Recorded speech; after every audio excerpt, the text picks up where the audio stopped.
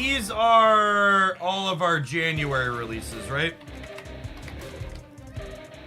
No, there was one more I'm forgetting. We had five weekly releases, right? Who am I forgetting?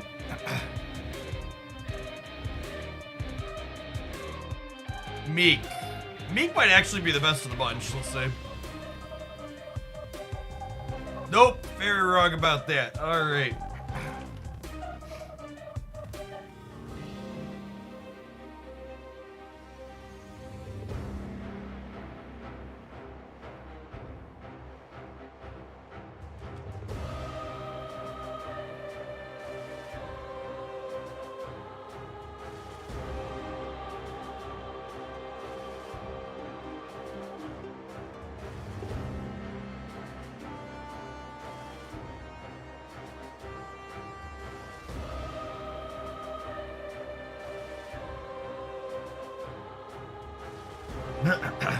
Thanks for the resub to start us off this morning. Zoe, I appreciate the 20 months.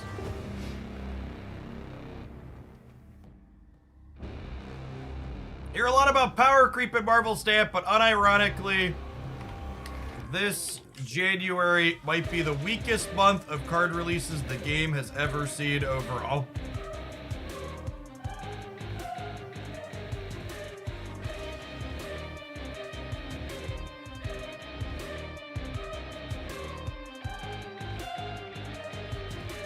Post it to threads.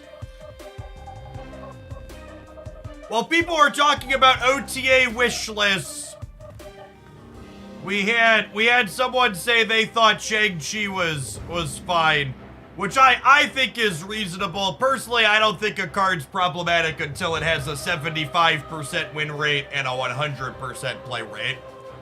So long as you're under a 75% win rate and a 100% play rate, cards fine. Not a big deal. No adjustments needed.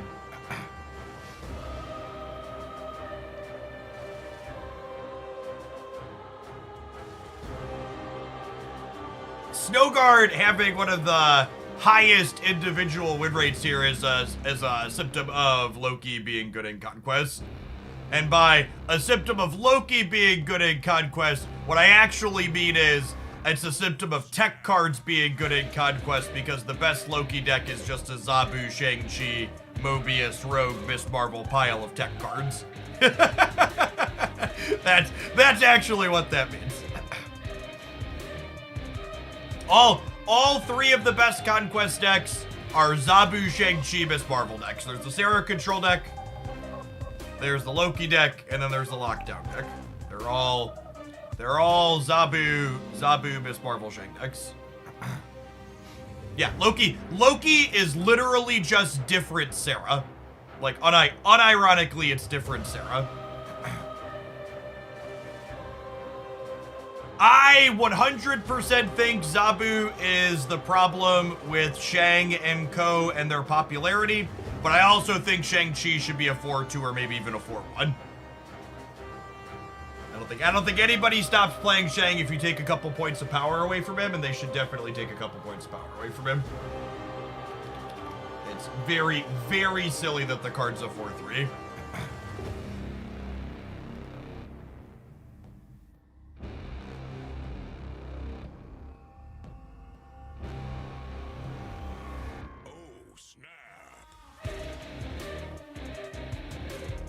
Meishu with 4-1 Shang is that Ravona reduces him to that. Alright, sold. 4-2 Shang, please. I agree. I don't want Shang to be reduced by Ravona. 4-2, though. When you mentioned that Shang's a minimum of a 13-point swing, it really made me rethink how I look at the card. Yeah.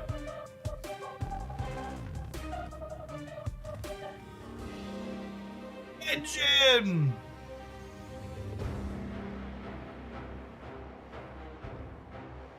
Thank you for the half a year. No, that's not it. It's all about tenure and time served.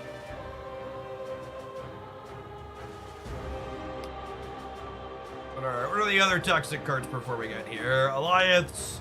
I wish Untapped gave me an option to sort by popularity.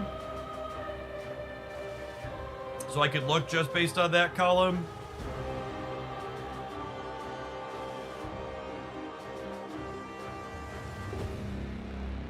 The Hitmonkey She-Hulk decks. I would be shocked if Hitmonkey She-Hulk decks are good.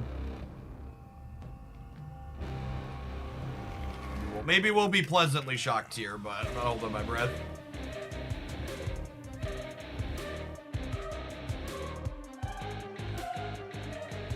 Yeah, we have like, okay, less okay, much less okay.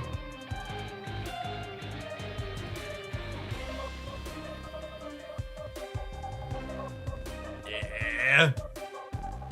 Oh, this is like card for card the list I was playing for a while. It's not good.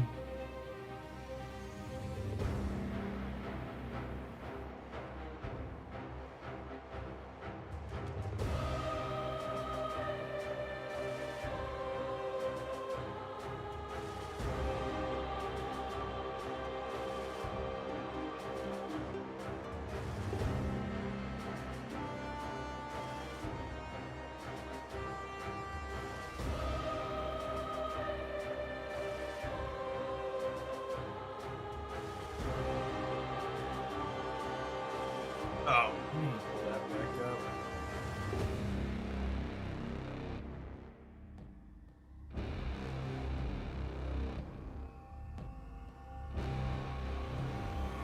Oh, snap.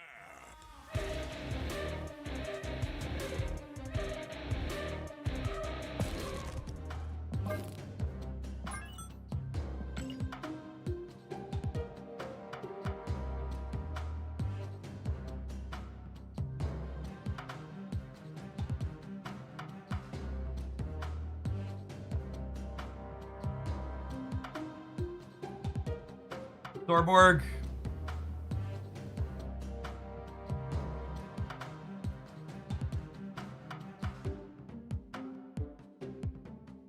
I'm skeptical that Odin's actually good in this deck. We'll play a few games before we touch it. Okay, so you want my culture? We're talking about cost reducers likely being the problem.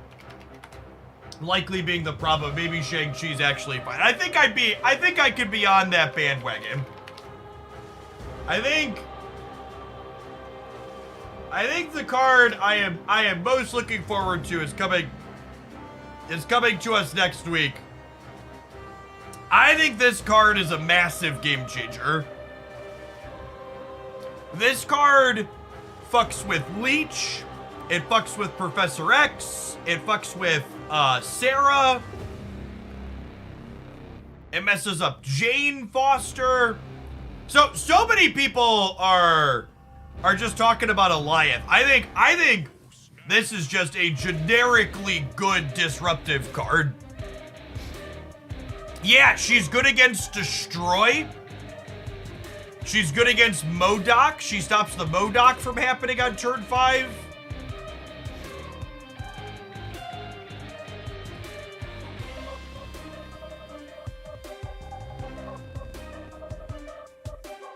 Yeah, like,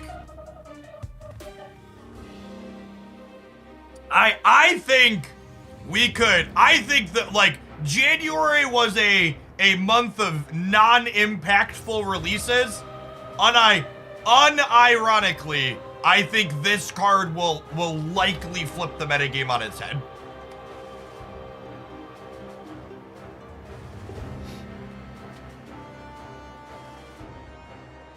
No, this is not the Season Pass card. The Season Pass card is also good. Black Swan. Black Swan is neat. Black Swan might put Hitmonkey back on the map.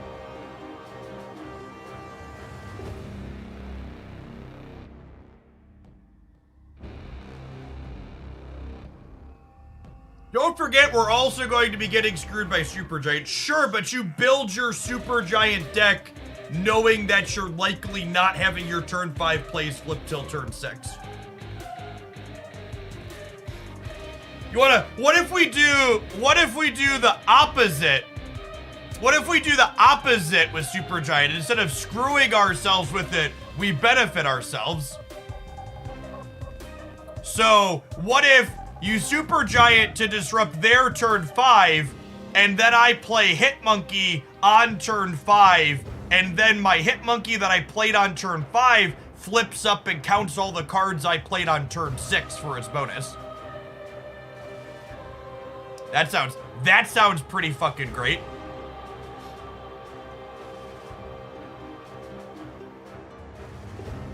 That sounds lovely.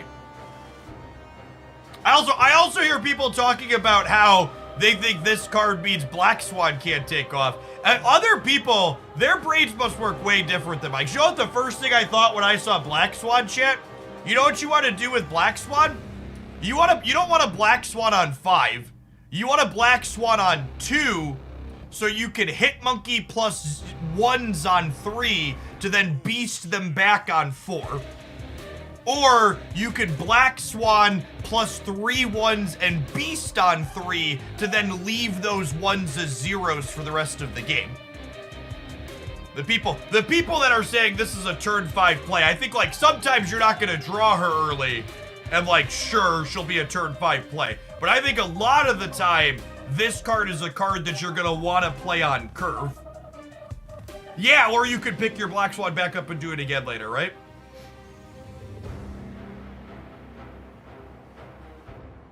Like I think both of next week's card releases are more exciting than the entire month of January.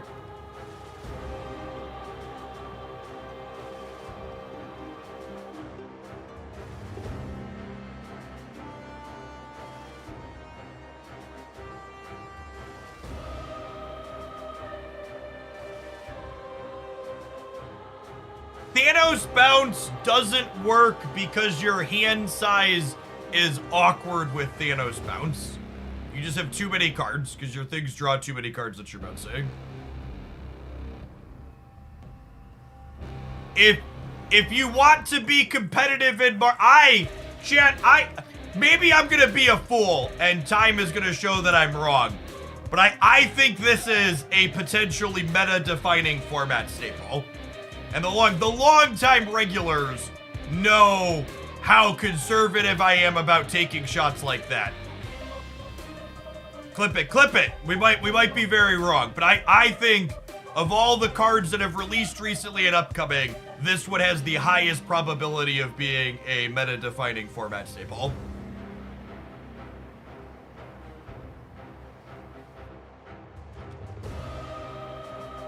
Does anything known about the OTA? The OTA notes go up publicly when the OTA releases and not before.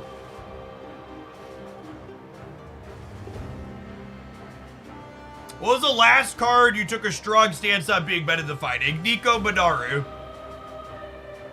Nico Badaru was the last time I was like, yeah, this card's really good before it released. But Nico Badaru was easy to know that she was going to be really good because any card that has that much text on a 1-drop is guaranteed to be stellar. And before Nico, it was Mobius. Yeah, those were my last 2 shots on cards that I felt were guaranteed to be good were Mobius and Nico.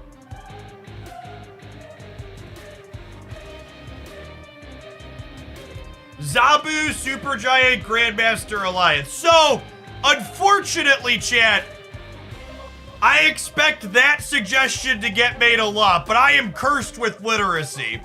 So if you play Supergiant on turn 3, you can't Grandmaster her on 4 because your Grandmaster doesn't fucking flip up till the end of the game, gamers. Holy shit.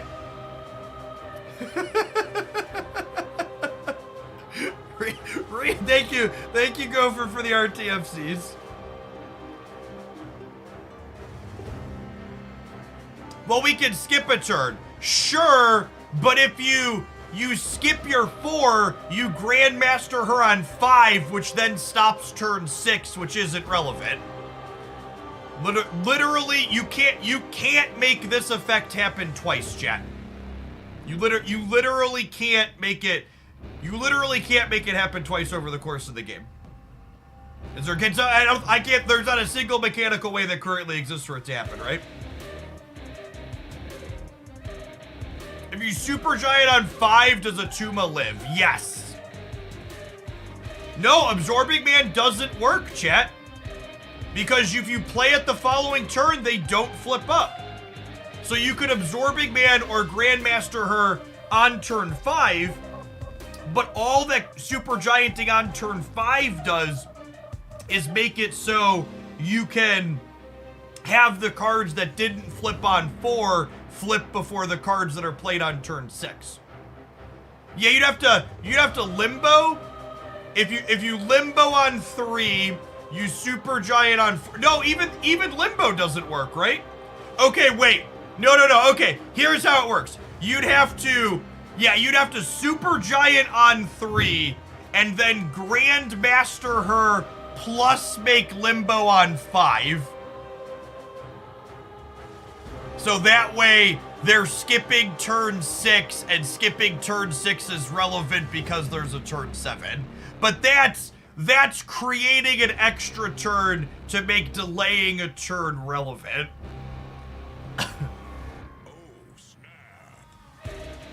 Which just doesn't seem good. Yeah, we're talking Crunchy. If you're coming in late, this is my pick for next meta defining card.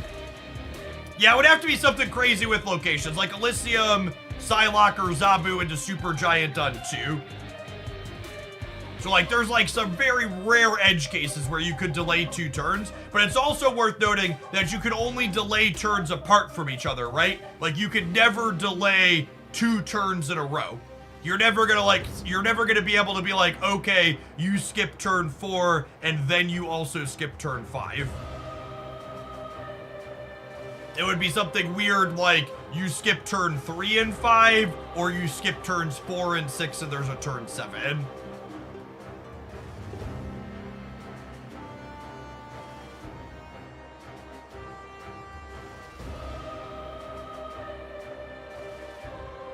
Luke's bar? No, because if you Luke's bar her the following turn when you play her, she won't flip up.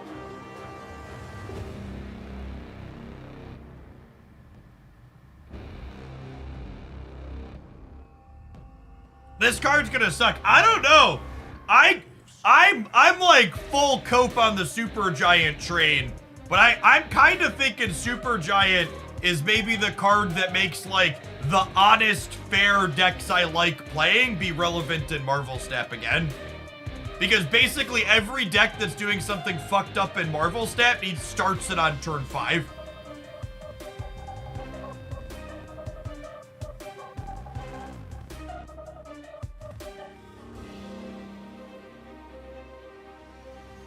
Can you Grandmaster or Absorbing Man on reveal 6-drops with her? Yes, see that's a great deck building thing.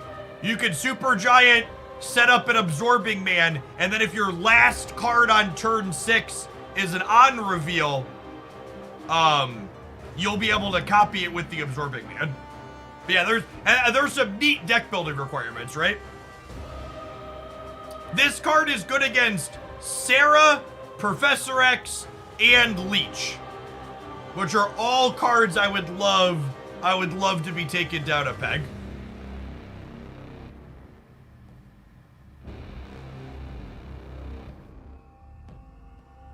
She is in caches with Darkhawk and Zabu. Starting next week.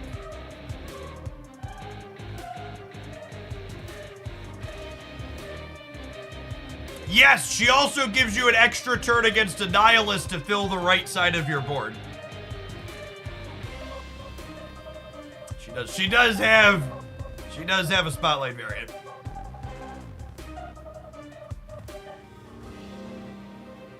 Interest! Thank you for the tier 1. I appreciate that. Welcome back. Absorbing Man Ally is probably going to be maybe. I think people are overstating the impact of that.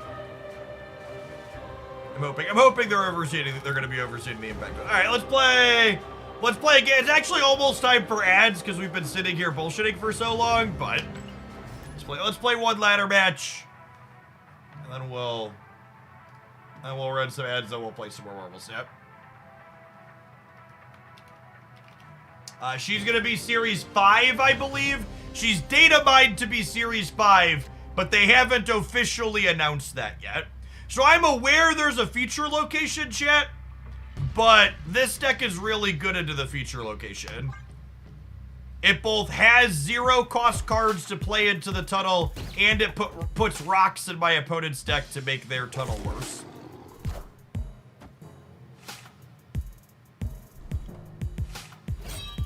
Oh, snap.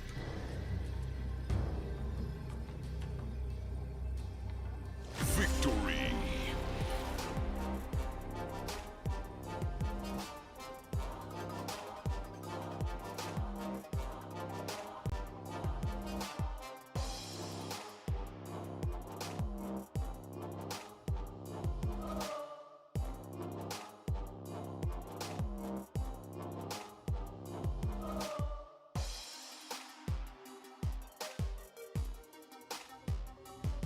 All right, chat. Adverts. We'll see you in 120 seconds. Don't go anywhere. Thanks for hanging out.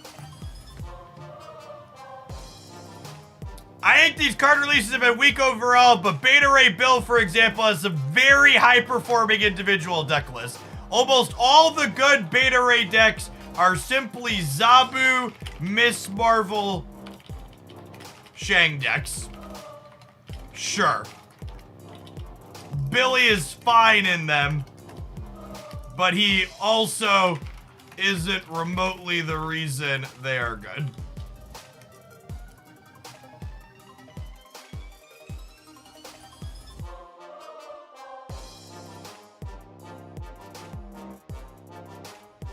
And unironically, that's why this deck's called Beta Ray and the good cards. Because it's just like, okay, what if we took the 3-card Beta Ray package and we shoved it in here? Yeah, it's kind of like the good. To set a low bar, I think it's better than the Rodent package, because at least like Thor, when you get to curve Thor, Beta Ray, Jane on curve, it's kind of reasonable. It's like this is fine. I'm not gonna say it's good, but it's like fine.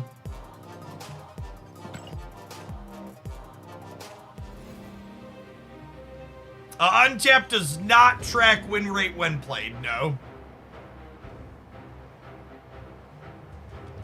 I'd be very sad if a Nihilist Bounce takes a hit in this OTA update. Based on the public-facing untapped metrics, I'd be kind of surprised about that.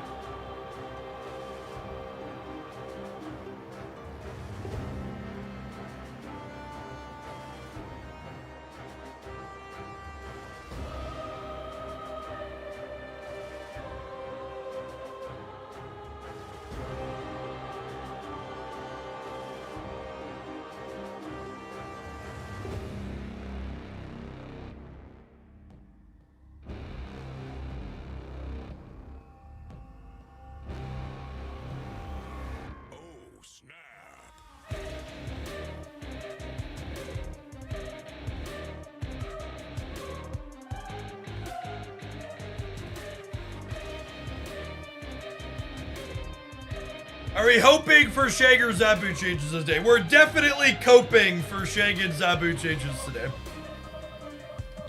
Definitely coping.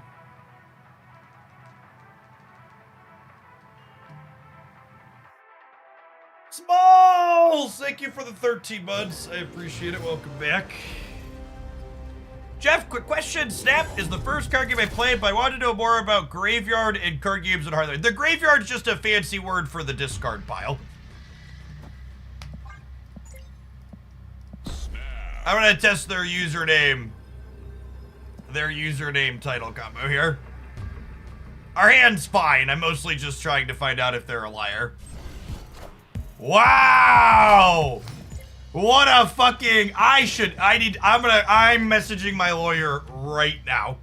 As I live and breathe, the lawyers are being summoned. This should be a reportable offense. Scum. Scum!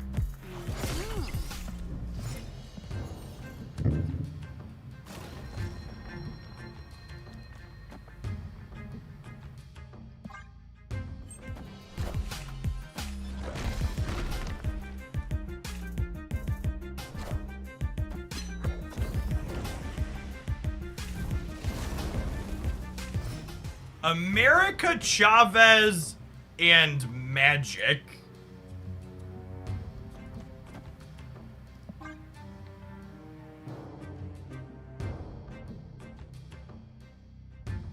Face the might of Asgard, Mjolnir!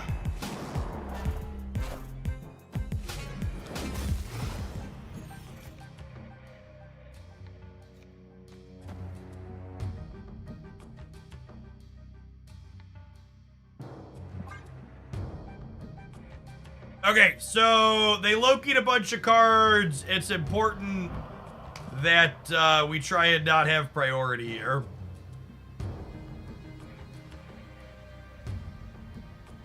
Because they could have our Shang.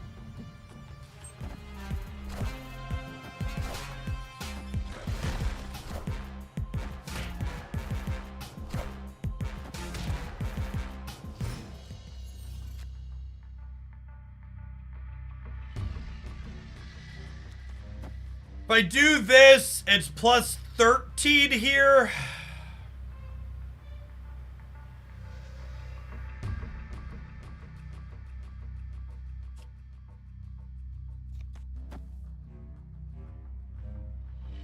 Meaning if they don't play anything, I could end up with priority.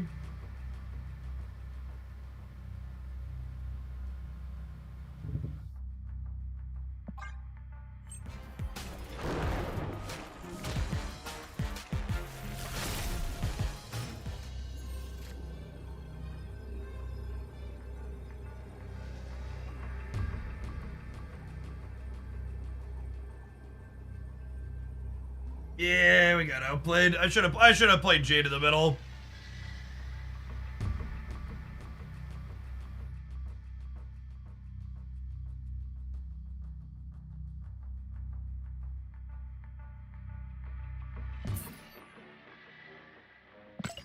Can it be a lose the Nexus, win the game angle?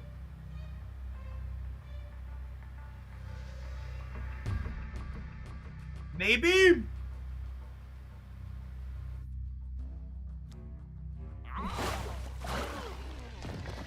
Was this win?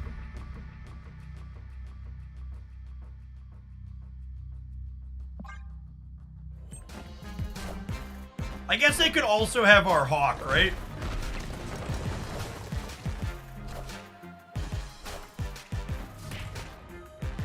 Fucking got him.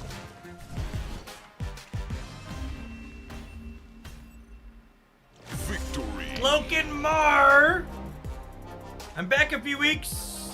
I came back a few weeks after being away for several months. How do I catch up with the cards that I'm missing? I don't seem to get tokens, and the cards aren't in spotlights for the next couple of months. So the answer is you have to wait for them to, if you're looking for specific cards, you have to either slowly acquire the tokens or wait for them to come up in spotlights. So you get loosely 2,000 collector's tokens a month free to play, and you get enough gold to buy a token Tuesday every month or so. You get loosely 3,000 tokens a month.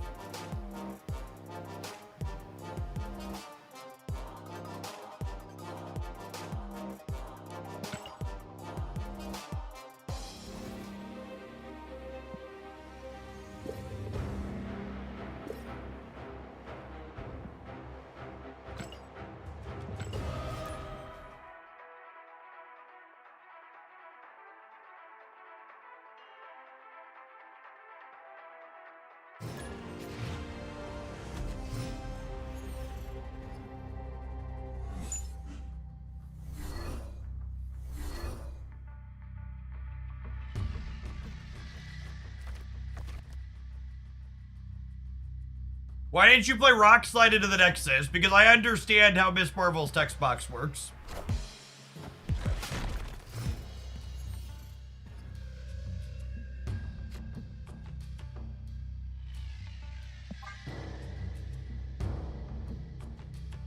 Reading is cheating. I haven't spent any tokens in like 4 months. I'm getting lucky with keys. Yeah, there's some real... That's the huge thing about the spotlight system, is that like you have to remember that if you are literally as unlucky as you could possibly be, the spotlight system is very similar to the old token system. And if you run even a little bit above average, it's significantly better.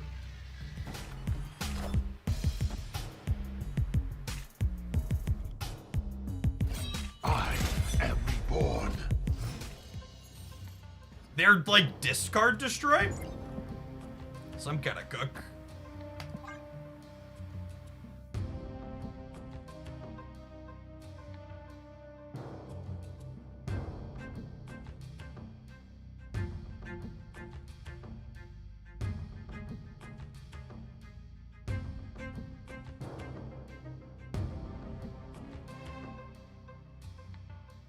Chad, I played a game of Marvel Snap. I didn't read the locations or the cards, whereas my opponent did. What can I do in the future to keep winning if I don't want to read? Unfortunately, they nerfed Blob, so I don't really have a good answer for you.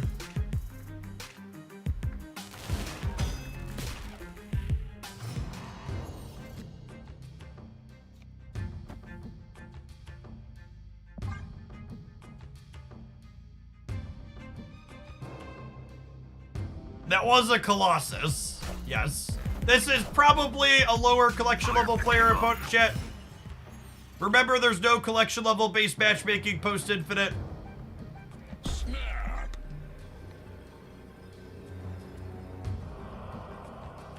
That is Spotlight variant beta rebel. Oh, Billy boy. Oh, Billy boy. Do-do-do-do-do-do-do.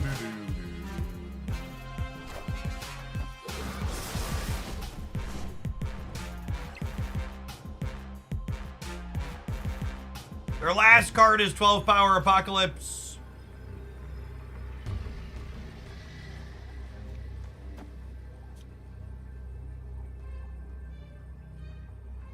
Victory.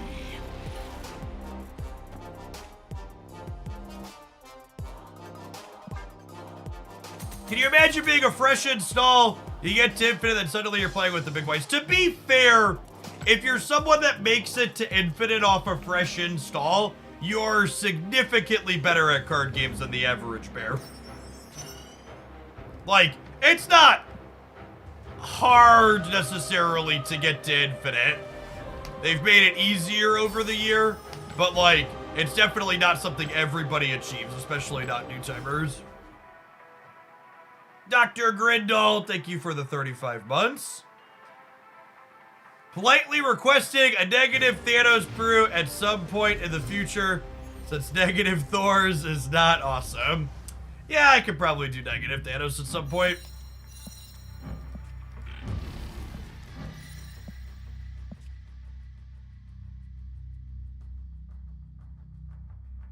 You think Spotlight Elsa is ugly? Kinda like Spotlight Elsa. Don't hate on my girl. Nor dimension into Quantum Tunnel features a little Monka. Speaking of things that are Monka, chat. Holy. Oh, snap.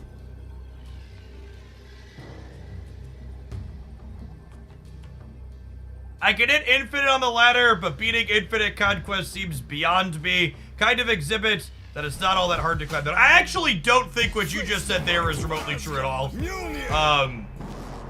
It's hard to be successful inside of, it's hard to be successful on the, what's it called, Infinite Conquest, because it's just super high variance, chat.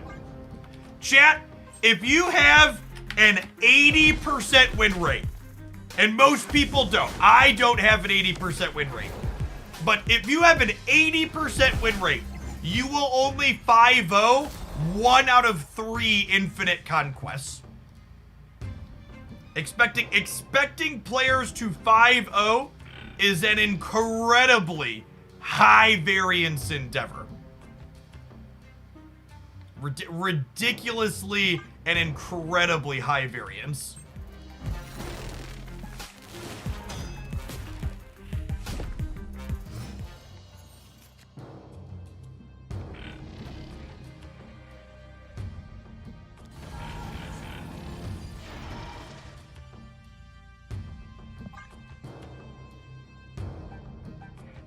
Hi, Jeff and chat. Would you spend 3K tokens on Ravona or Mobius? Ravona is an enabler, so in general, I would recommend you spend your cards to get enablers.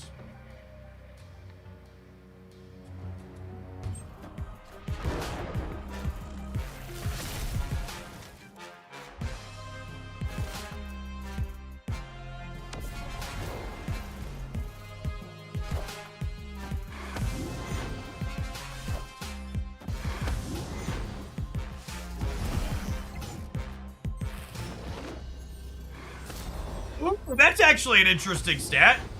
I forgot I could look at that on Untapped. It's also worth noting that not all of my Infinite Conquest is played in places where I have the Untapped tracker available to me. But it is an interesting stat that you can see what my my win rate is just inside of Conquest. Or Infinite Conquest. That I cook this deck. No, chat, this is the very obvious Thor plus the good cards. You might just die to a hit monkey here, chat. Play out the O1. Unfortunately, I am cursed with the literacy of understanding how Miss Marvel works, so I'm going to decline playing out my O1. Union, to me.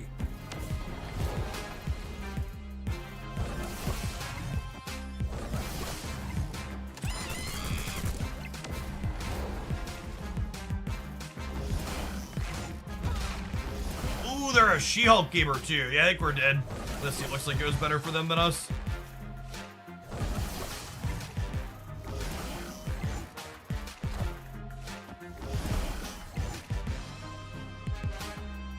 I wish this deck was good. It plays a lot of the cards that I enjoy playing.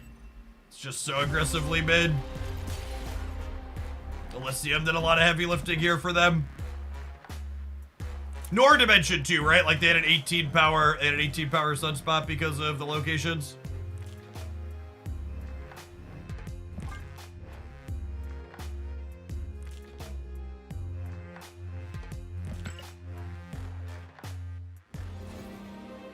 The funny, sad part is, we'd have won that game if we'd have drawn our Shang-Chi, right?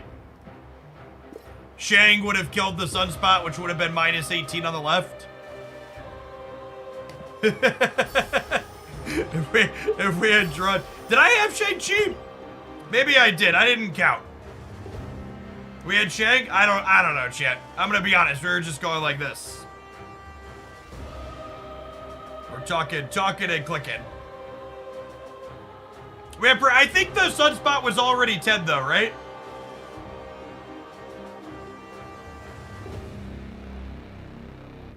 It's full moon deck mode, exactly.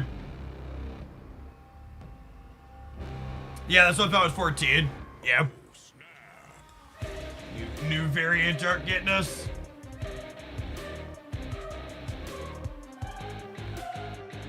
Now I'm curious. I want to look at my Infinite Conquest metrics and see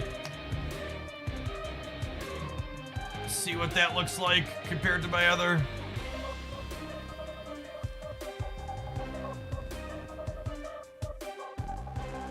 So this is my overall Conquest win rate. 36%. Oh, battle win rate versus... What's the difference here? Is this games inside of Conquest versus overall Conquest? It must be, right?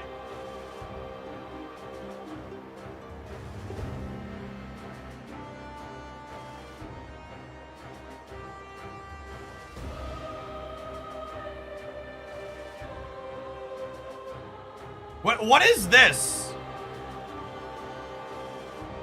Oh! That's a great this is how many times you finish the full Conquest. It's tickets converted. That's a great illustration that feels worth pointing out.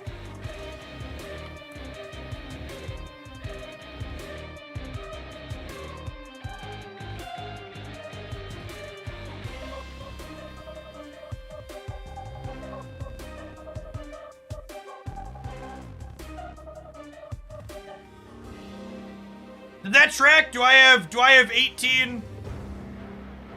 Do I have 18? No, that's Infinity Conquest only I just filtered for if you're just coming in. Oh my god, I can't search for Infinity. I think all my Infinities are favorited.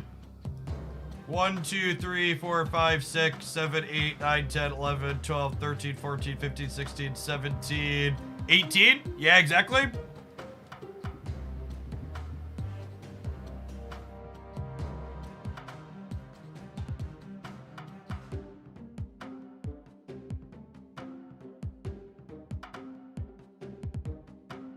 Where's the page I was just looking at? Did I close it by mistake? I must have closed it by mistake. Oh no, it's just half of my thing.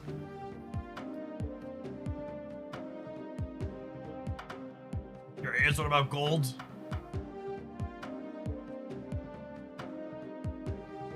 And then in Proving Grounds, they should match, right? Okay, that makes sense.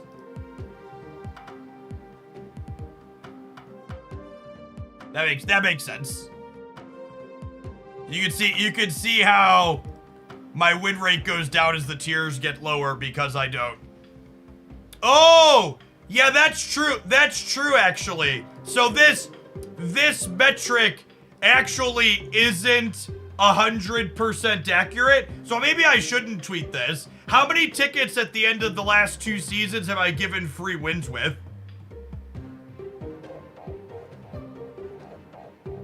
There's probably somewhere between 5 and a dozen losses in here.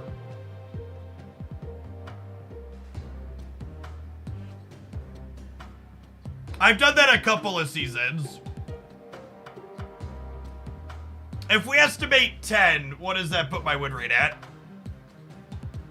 It would be 162 wins out of 162 plus 69. Actually puts me to exactly 70%. Almost exactly.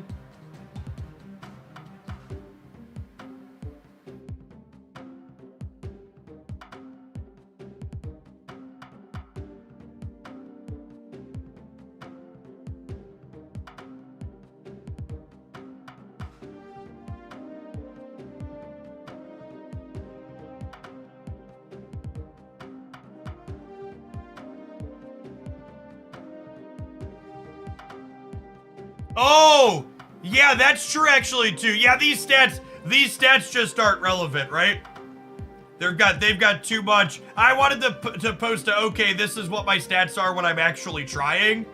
But like, there's also, I forgot about the first Conquerors tournament, the absolute shit show disaster that format was. I'd forgotten the speed running. Man, my actual win rate inside of Infinite Conquest is kind of absurd then, huh?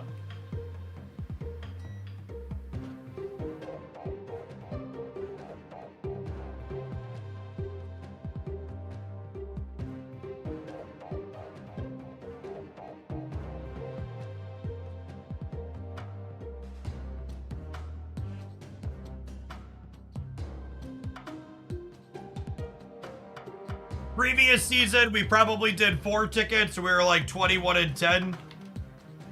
But it's also worth noting. It's also worth noting that this was played on stream too. I bet my months where we played, you know that hypothetical 80% win rate you were talking about? That's close to your actual rate. It honestly probably is. Those of you at home are going to be a touch lower than that, on average.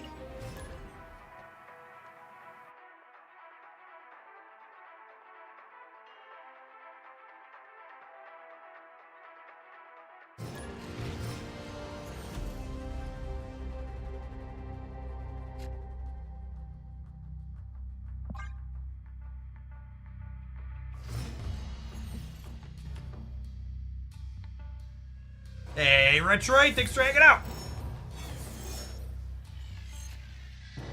If you're looking to continue your trend of free gift subs from checking out sponsored things, we're actually going to have a new sponsored mobile game rolling up tomorrow at the end of the stream that will have a free sub promo attached to it.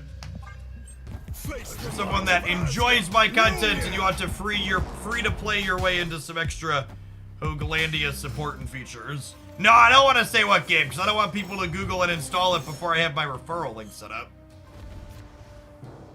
Can't have any of that, chat. Come on now. This ain't my first rodeo.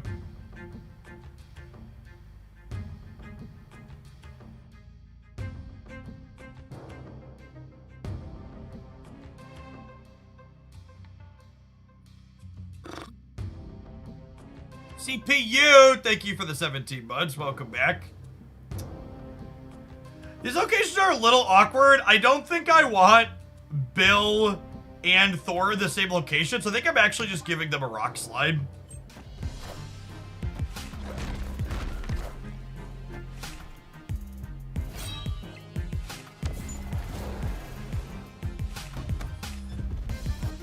Is a real deck or are we trying stuff? I think Shang-Chi, Zabu, and Miss Marvel are more than strong enough to carry the cards this deck is playing.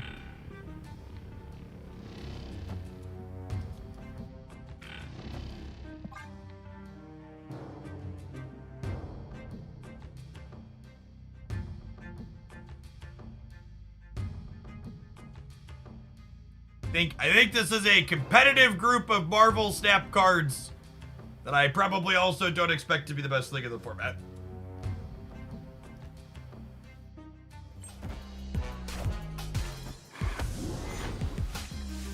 Ashtreed, thank you for the gifted sub. It's very generous of you. Good morning.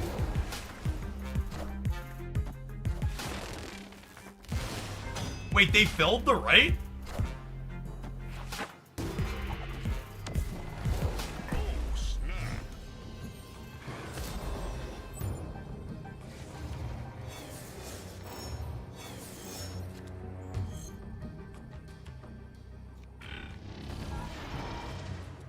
So, they're locked at 18 here, and they have 2 1s. Even if they had a Miss Marvel, it wouldn't work for them. This, I'm at a virtual 11. This puts me to 19 here, so I'm winning here.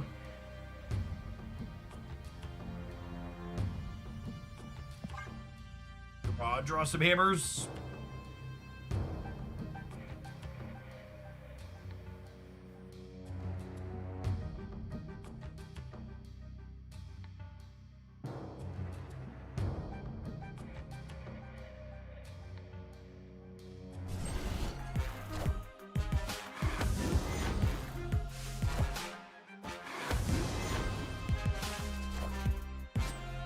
Why haven't we seen a Rise, an Armor, and Cosmo is so much Shang-Chi? Yeah, it's just because playing your own is better. We gotta worry about Magneto mid on the last turn. That's a good call out. We will make sure to fill the center location so Magneto doesn't mess with us. Ideally, we'll make sure to fill left and center. Just make Magneto a non-factor.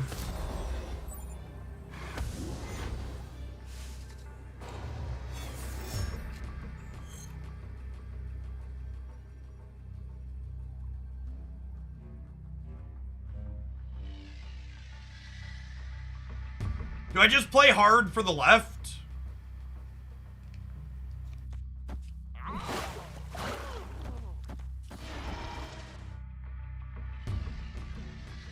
I guess there's no way they can play hard for both, right? So maybe we do just split it up. This is 8, 9, 10, 11, 12, 13, 14. I guess... That's not out to the right. Yeah, it is. We're going to 19. I don't expect them to put more points into here. I guess on the off chance they can put more points into here, playing for the center is good to that.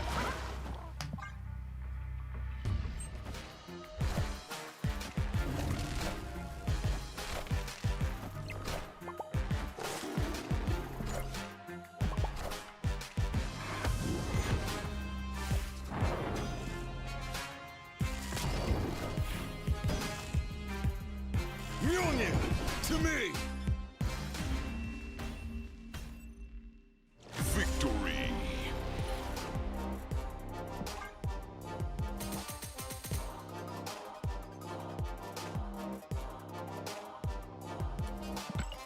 All right, gamers, it's about that time. We'll catch you in 120 seconds. I think we're just gonna keep playing some more of this deck. It's pretty reasonable into the future location. We'll see you then. What do you recommend for Infinity Conquest? Zabu, Miss Marvel, Shang-Chi, and 9 other serviceable Marvel Snap cards. YouTube gamers! I don't want you to feel left out. You can have some adverts today as well. That being said, there's almost 400 of you watching on YouTube, which is awesome to see, but only 80 like button pressers. When your significant other told me it took you 2 hands and a flashlight to find the button, I defended you. Don't prove me wrong. Find the button. Press it.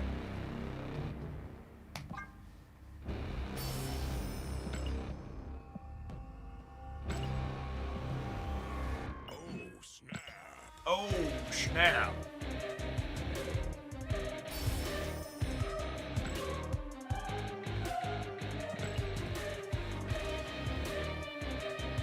What if you don't have Miss Marvel or 6,000 tokens? I'd recommend purchasing a time machine and then going back to buy the season pass.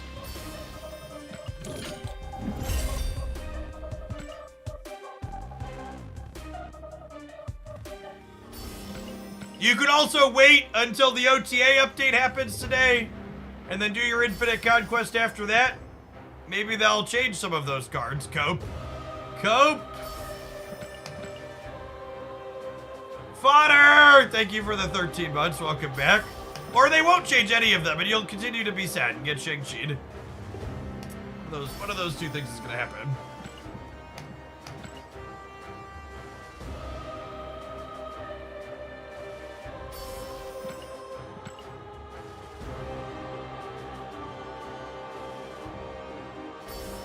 You wake up and feel like you're being shagged in every lane? Don't wait and ask your doctor about Cope OTA today. Oh, I need to stop opening reserves so we don't get gold tickets before the season ends. Forgot about that. The OTA typically goes live sometime between 9 and 2 p.m. Pacific. So could be any minute, could be a few hours.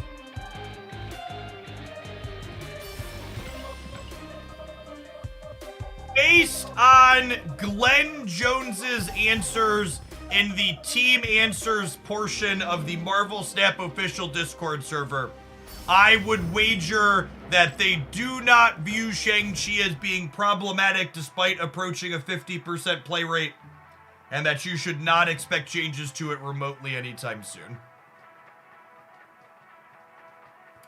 That would be my interpretation of some of the team answer stuff that has gone on.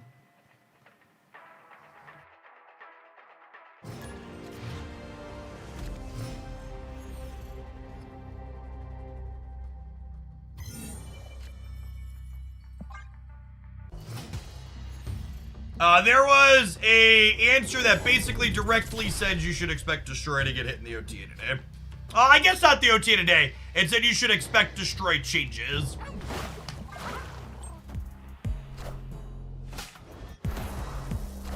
Hey, look, they can't shang my Thor now. Thanks, bud. Appreciate you. I think I want to prioritize rock sliding.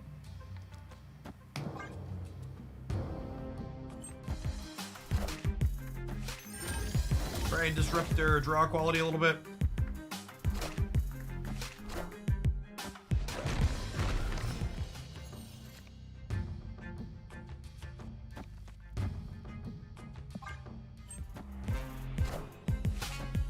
Face the might of Asgard, Mjolnir! Lower collection level gamer, but that doesn't mean we don't need to play around Shang-Chi.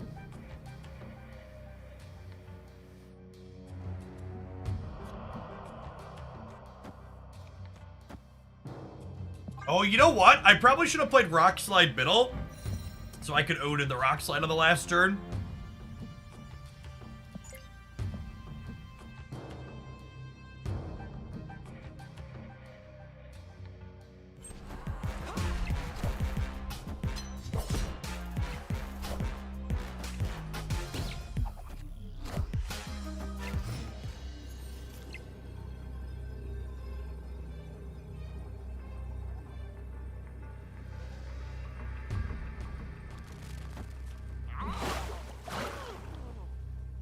If they shang me, they end up at 12, 16, and I end up at 10, 14. Oh, lamp, come get me.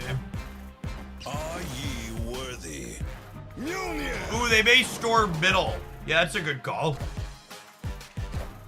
Okay, we good.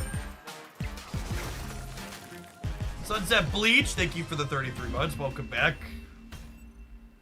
Victory!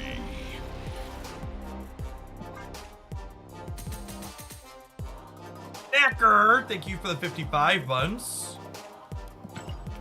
Good morning, good morning.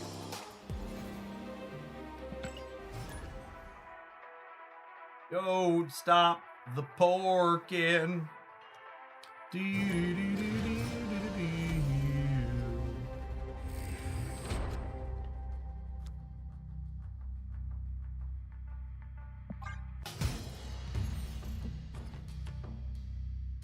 We've been sitting for an hour, Chad. I think it's time to stand up and stretch the old legs. Ugh.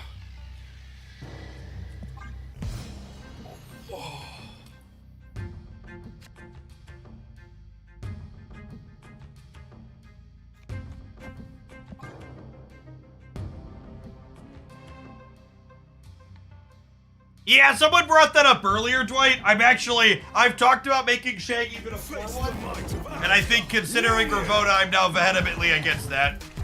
And my answer is solidly I want them to make Shang a 4-2. Final answer, no takesy backsies.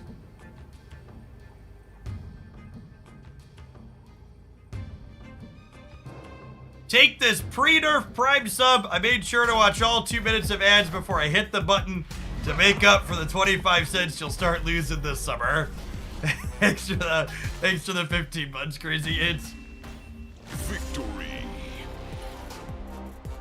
It's a good reminder, chat. Get your primers in before the OTA nerf this summer. If you missed it, Amazon has announced that they're gonna do a pretty significant cut to Prime subs from a number of countries, and then a smaller cut to Prime subs from the US and Canada.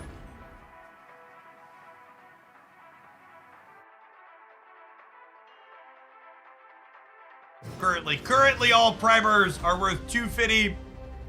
They'll soon be worth a range of 9 cents up to $2.25. Go Hacks, thanks for the 15 months. Welcome back. Right money. Thanks for hooking up those primers, folks. Appreciate it.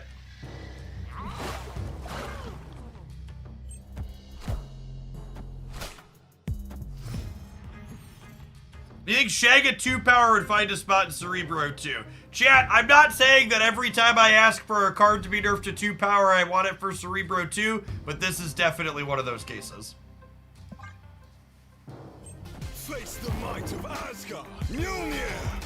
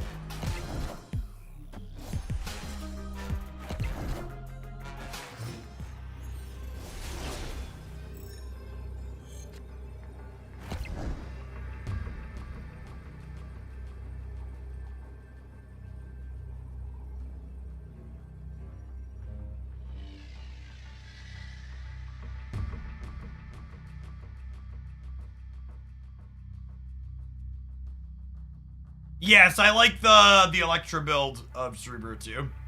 I think we're dead. I don't even think it's worth staying for one here. Escaped. And we're not doing anything big on the left.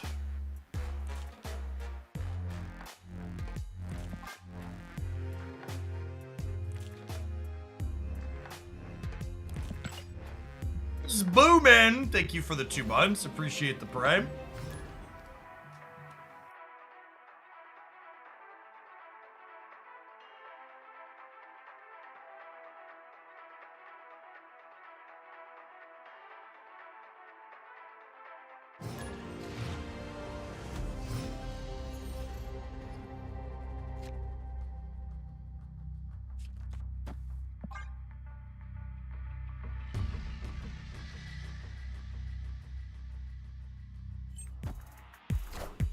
Yeah, I think the Pandar Professor X variant sweet.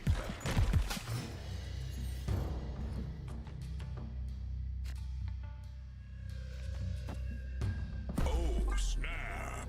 We're definitely a snap on the feature location deck.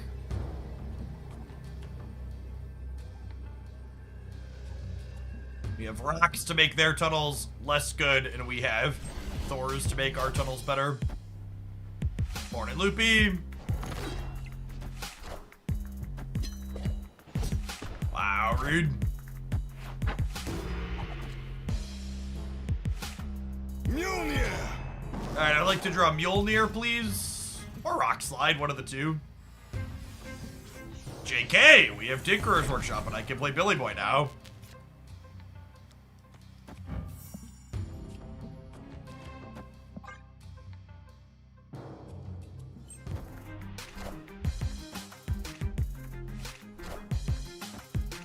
They've drawn our 1 core Grok twice now. It's hilarious.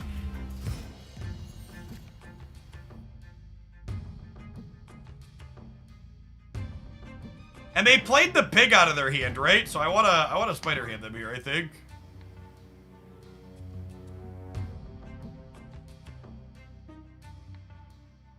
Spider ham too. This time it's personal.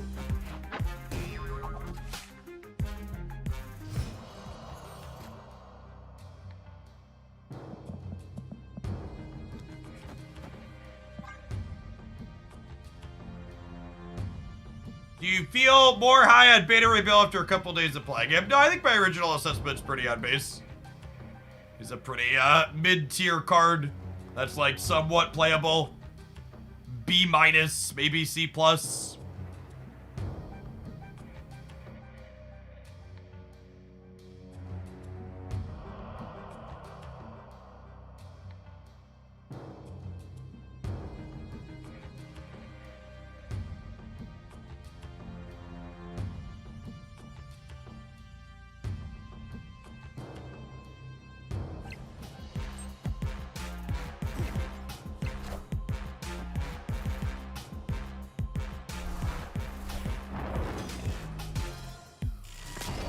He's shaggably delicious, you might say. What you might say. One could be inclined to say.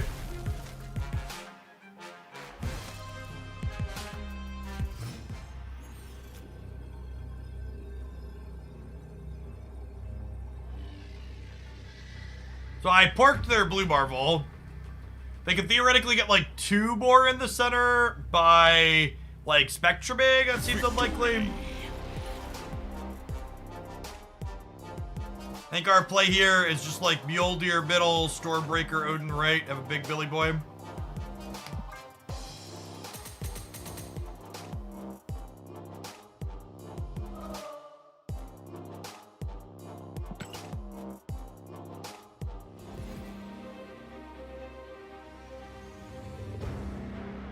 I think this phenomenon kinda highlights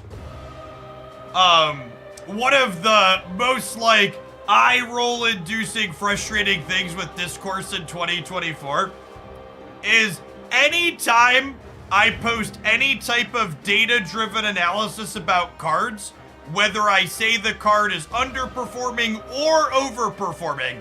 There's always some random chode who almost never follows me, by the way, almost guaranteed not to be following me, that comes to the conclusion in my comments that the data is wrong and the card is actually much better or much worse than what the metrics currently show. Just ignore all of the numbers. I will not provide any logic or reason for why I feel differently, simply that not correct. My vibes say different.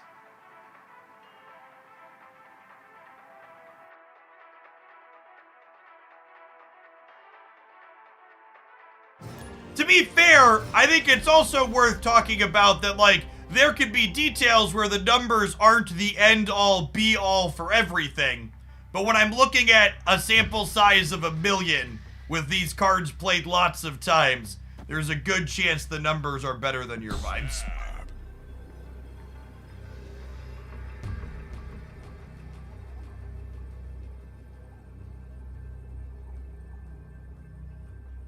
Apocalypse, thank you for the 5 months. Welcome back.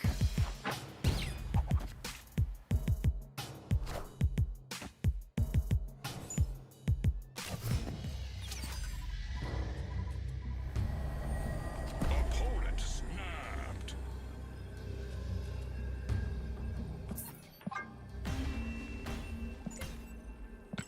Escaped.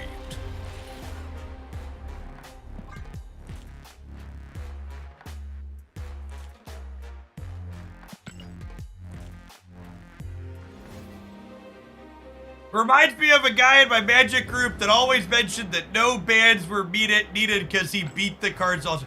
People, unironically, whenever you talk about any kind of balance, like, the argument that gets blocked from being thrown in my mentions constantly is literally summarized as, I beat the card 1 time, so it's fine. Counter card exists, or it doesn't win 100% of the time. So it's fine, leave it alone.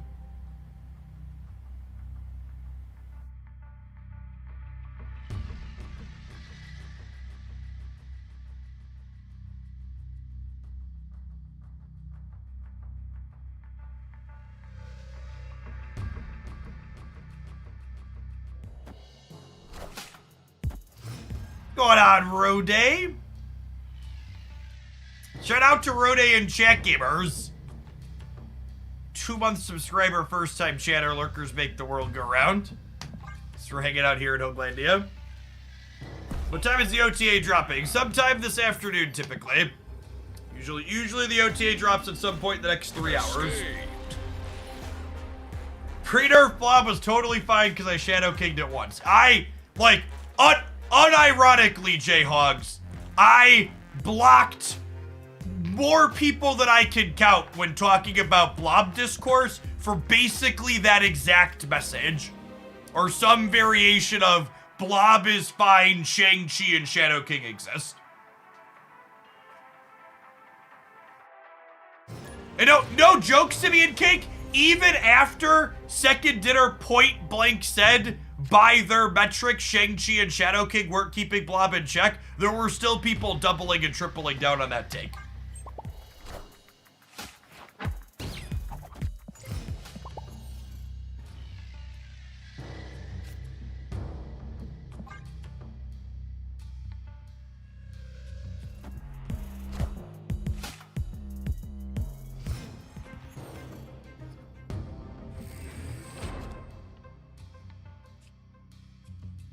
Unironically, so I'm in a...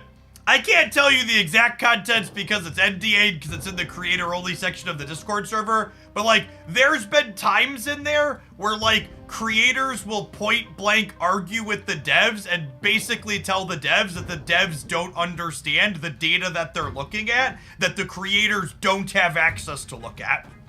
And I just, I'm pretty arrogant, chat. Like, I'm full of myself when I think I know something. But just, like, the sheer level of arrogance that you have to tell the devs they don't understand the data that you can't see is just like mind-blowing to me. Like it's just an entirely different level of just like so full of yourself.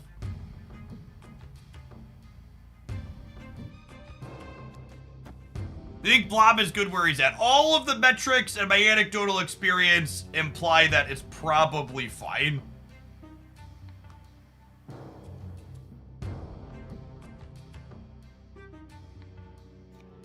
I don't think I can compete here is the problem.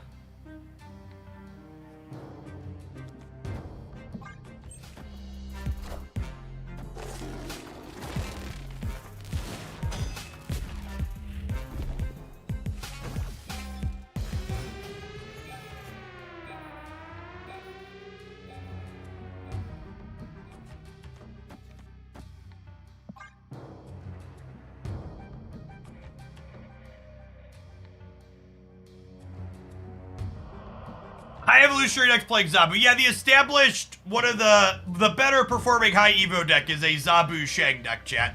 I don't think they're typically playing Miss Marvel, but they're Zabu Shang. Just because that's everything.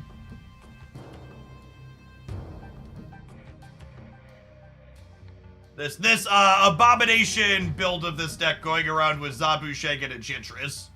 Which, again, I think is a testament to how strong Zabu Shang and Enchantress are, more so than anything else.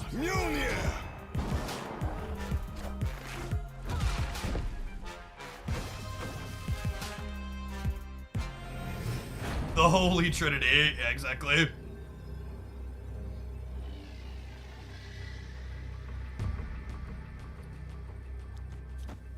I think we win this game, right? Most of the time? It would have been nice if this would have been Stormbreaker instead of Mjolnir, but I think we've got a shot here.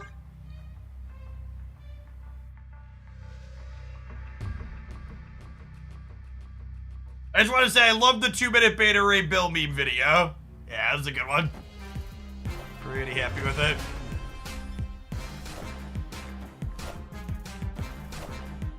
Woo! Close. Mjolnir, to me!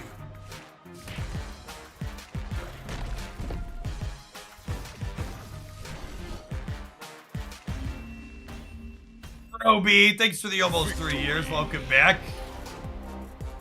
Yeah, the editor's been good with the thumbnails, I agree.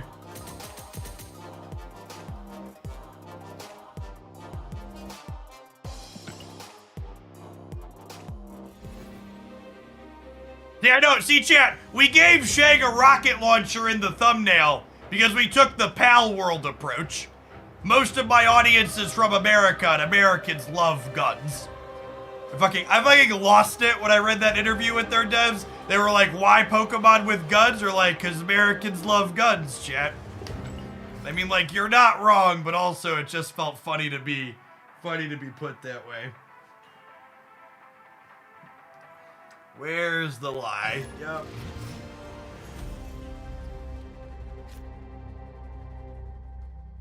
It's funny in a sad sort of way.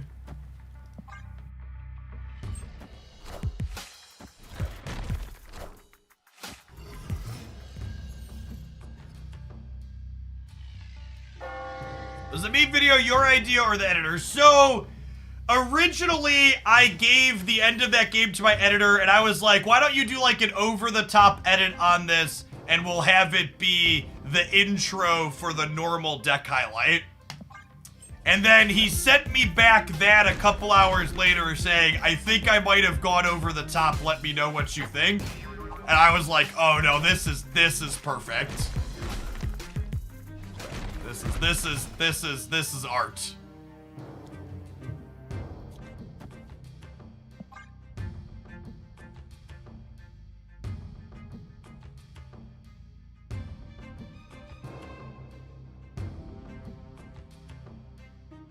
Chad, if you haven't watched the Beta Ray Beam video from yesterday, you need to take some time to make that happen. How is Loki in this meta game? Is it the savior we need? Loki is literally just Sarah with a different coat of paint. So, yes, Loki is actually very good in this metagame, but it's also only very good because it's just a deck full of fucking tech cards. Yeah, and some of the Loki builds are also playing Sarah. Does your editor also play Marvel Snap? They do.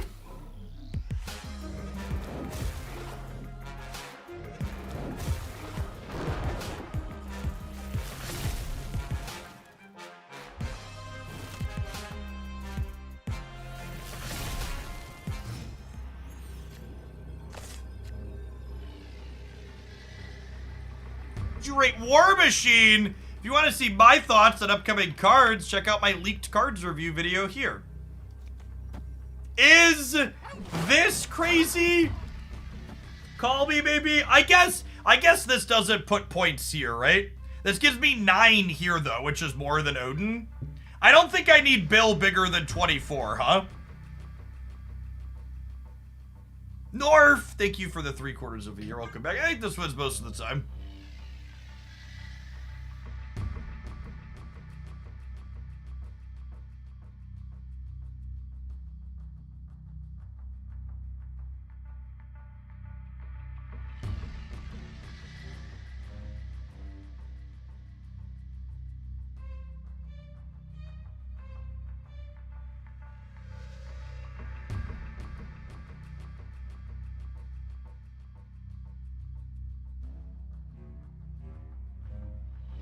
Doom.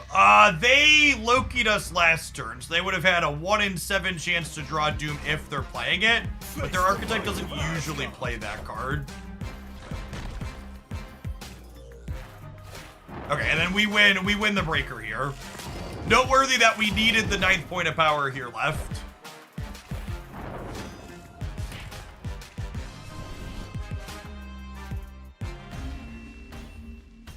Victory.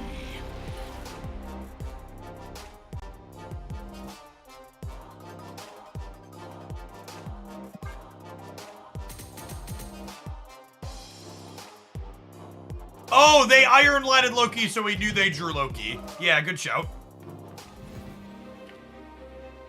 Hey, Infinity, there's a sub-link for Prime on Mobile made easy. Thanks for hooking that up, appreciate it.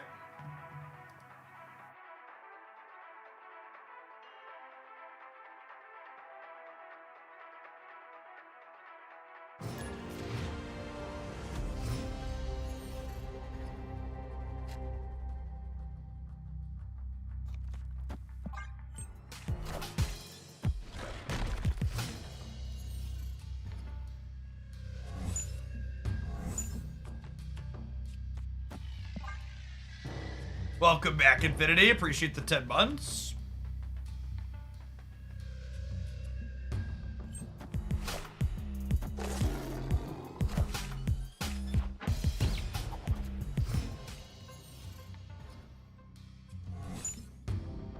Yep.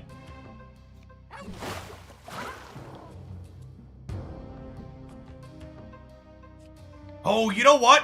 I shouldn't have played Zabu left because I was going to want to move Jeff there. And if I move Jeff there, I can't get a Miss Marvel bonus on the left.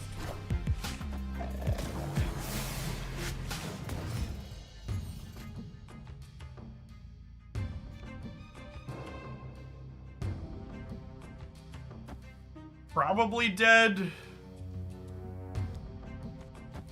To Wolf and Kunlun. Bad Sin, thanks for the 1/4 of a year. Welcome back. Appreciate it. Face the might of Asgard. Mjolnir.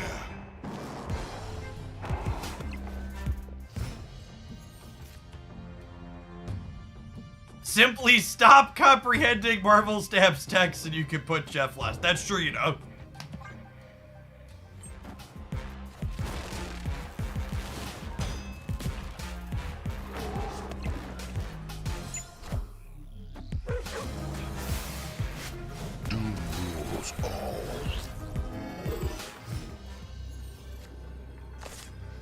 And then no priority here means I can't Shang the Wolf, so I probably need to leave.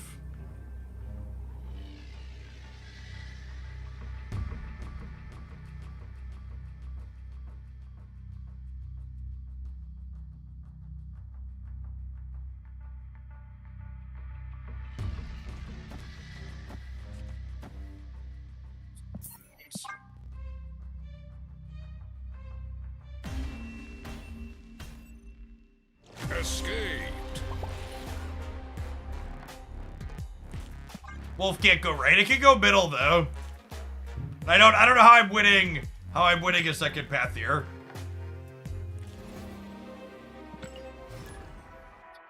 Likely.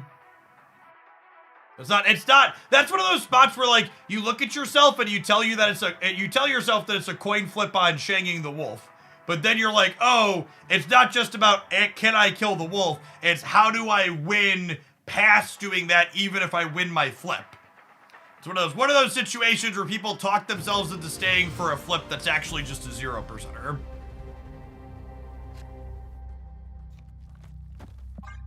A bad sin. Thanks for the quarter of a year. Welcome back. Good morning, good morning.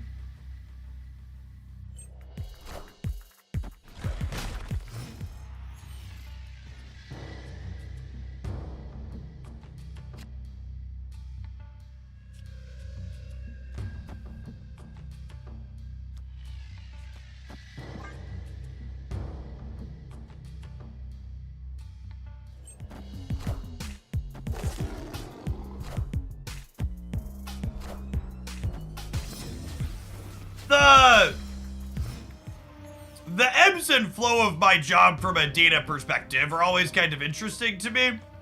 And something that is an interesting anecdote is that January actually ended up being a little bit... Oh, I should play Bill first instead of this. This is a mistake. I was talking and clicking. January for me ended up being a little bit lower than November and December in terms of average viewer count, and we got punished. But it actually ended up being my my most subscribed to month out of those 3 months.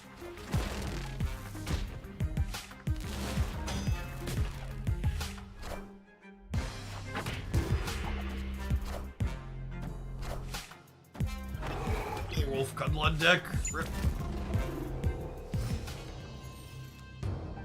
Leaves the batch and then you die, chat.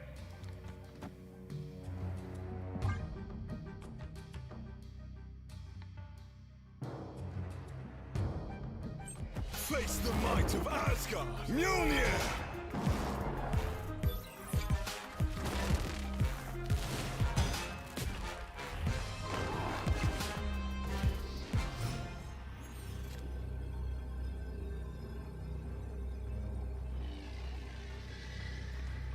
I'd probably win left and right here if I shang the wolf, right?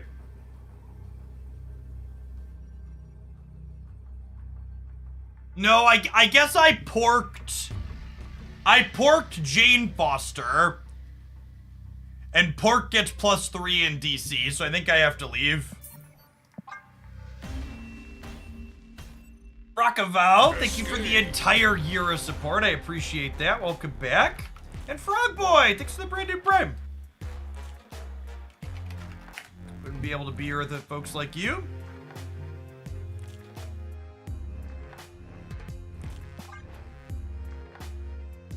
This is my second longest running subscription of all time. Keep on killing it and teaching us how to read. Thanks for the 15 months, Skull Dog. Welcome back.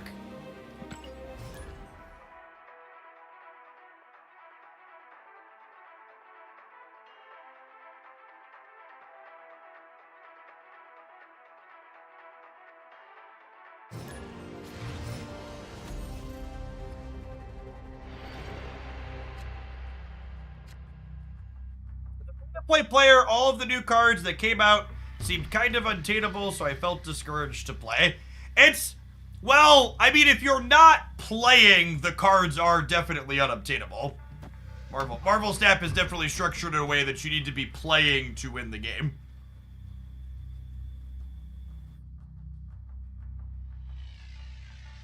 To get cards. It's also worth noting, though, we actually posted a tweet about this morning, that basically every card that released in January was some form of a dud. Quite possibly January will end up being one of the weakest months for card releases of all time in Marvel Snap, which I assume means we'll get some OTAs for some of them eventually, but as is, it was a pretty scuffed month. Face the might of Asgard, Mjolnir!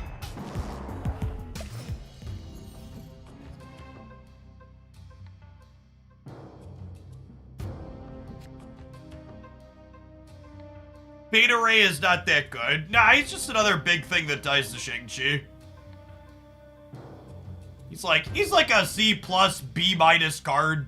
He's probably playable. But like, even take a look at this deck, right? Like this is probably the best known Beta Ray Bill Shell. It's not a deck that's winning because Beta Ray is good and relevant in it. This is a deck that's going to be successful in large part due to the fact that it's playing Zabu, Shang-Chi, and Miss Marvel. Basically every good, strong deck in the format is a Zabu, Miss Marvel, Shang-Chi deck. And there's some other ones that you could like kind of play games with that are varying amounts of less consistent, but they're all less consistent. And Conquest really highlights how much worse those less consistent decks are. Like, you look at the Conquest metrics and all the really strong performers are this Zabu, Miss Marvel, Shang-Chi show. The latter lets higher variance things that are a bit less consistent be more successful than Conquest, but still, by and large, the cost reduction, powerful 4-drop decks are the ones to beat.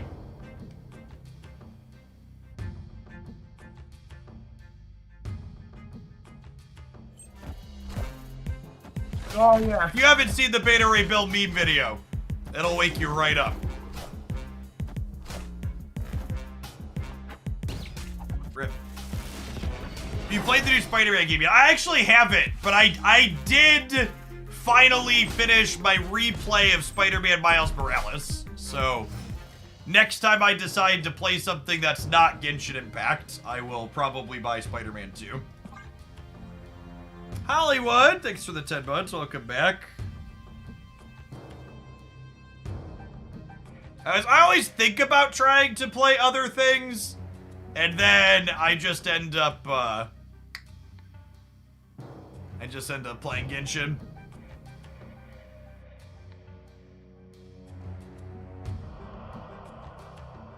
It's not Winmegas. I've only played 3 rounds of Conquest today. All of them were playing Miss Marvel and Shang. Yep. I did pull for Sin Chao. I have a triple crowned Chao, so she's like my dream support. She's quite lovely. I have a triple crowned Chao and a C6 Farazan. She's lovely. What's going on, Sockman? Thanks for the 13 months. So, I'm having some buyer's remorse about Lorcana. I actually haven't opened the Lorcana starter decks I bought yet because I feel like I was a little lied to. I picked up the starter decks because people were like, Jeff, the cost came down. It's gonna get Shang-Chi to die, I'm leaving. But it turns out the cost came down for a paper TCG means that the decks cost $300 to $400 instead of like $500 or $600 or whatever absurd price tag they previously had. Because paper TCG gamers have brain worms in terms of what price comes down mean. So I haven't cracked the starter decks I bought. I think I honestly might just return them or resell them. It's just not I don't want to enter another mini stock market. I'm a moderator. Is every 12 months sub a moderator? Every 12 months sub is a moderator, and you have 0 responsibilities. I do 99% of moderating on the channel myself because it's really not that hard. It was just kind of a channel meme that you get a sword and a shield when you're here for 12 months, and it lets people click on deleted messages without an extension. And occasionally dole out complimentary timeouts when they want them. Hey, what's going on, Baruskadoo? Sometimes I miss them. Alright, chat, you know what I don't miss, though? These advert rolls. We don't want them to go over gameplay, so we're going to run them now. Catch you in 120 seconds. I noticed that for me, too, and I plan to do absolutely nothing with my power, which is setting me up perfectly for my future in politics. Oof. Unironically, the Republican senators saying the quiet part out loud that they can't pass the tax reform bill because passing the tax reform bill would give Biden a win during his presidency on an election year. Just like, actually just a fucking game where their only goal is to prevent actual governance.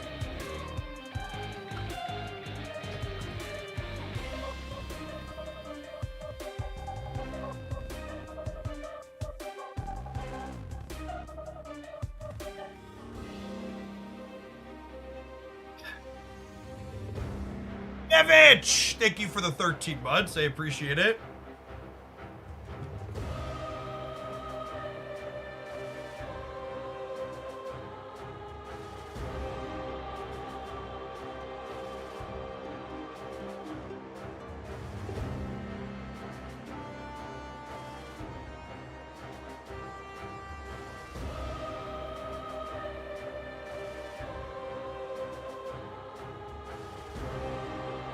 I do play Star Rail still, yeah. In fact, the lads in the Star Rail channel on the Discord server helped me finish levels 11 and 12 of the Forgotten Hall. I forget what the terms are. I always mix match Genshin and Honkai terms. I think it's Forgotten Hall. I didn't 3-star them. I only 2-starred them, but my characters were able to beat 11 and 12. What's going on, Gideon? Got some more mods sorterinos to hand out. Thanks for the 16 months and for the 12 months, Micah Pearson.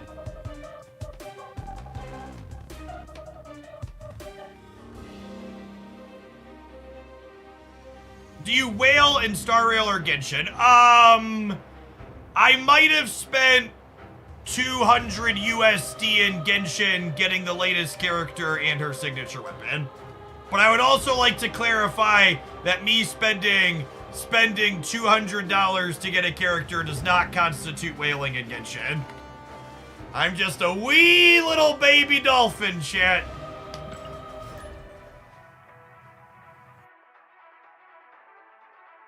Yeah, I think you gotta get like into like the 4 figures a month. Only 200, you poor guppy. I don't do that on every character.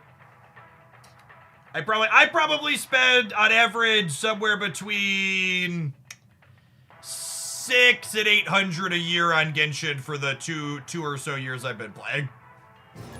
Alistair Stone, thank you for the 49 months. Welcome back. 50-ish bucks a month for my hobby is not terrible.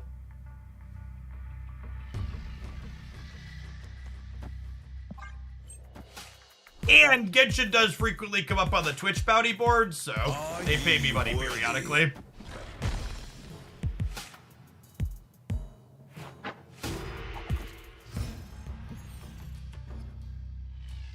The 50-50 Genshin line. My wife played the Zinyan story quest last night and decided she liked her jump, so she just started ripping her primos and she hit Zinyan in 50 while also winning her 50-50.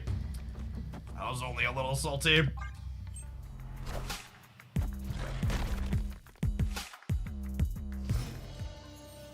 I mean, good for her. I'm glad. Sure. They'll put rocks in their deck next turn. Face the might of Asgard. Mjolnir. Hey, you got Elsa. I think Elsa's due for a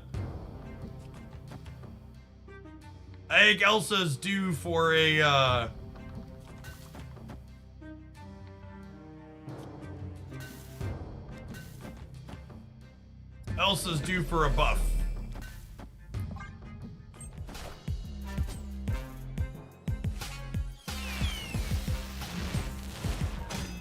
Yeah, they told us Elsa's going to get a buff, right?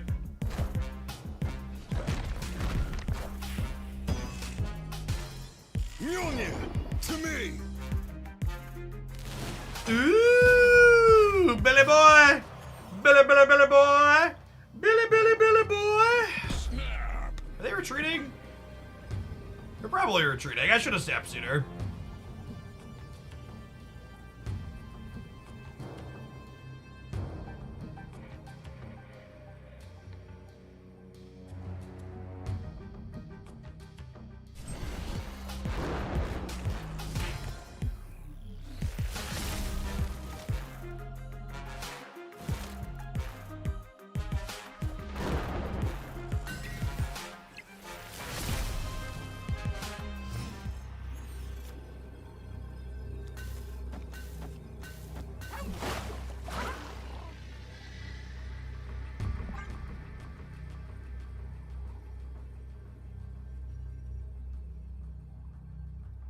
My play loses to a Lyeth right, I suppose, but that's usually not in the output range of their deck.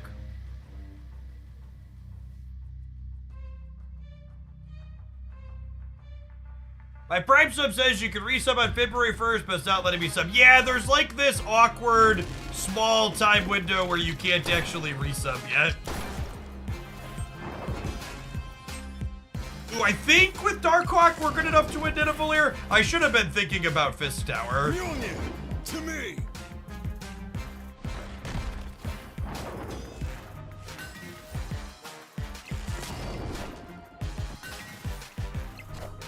Yeah, cool.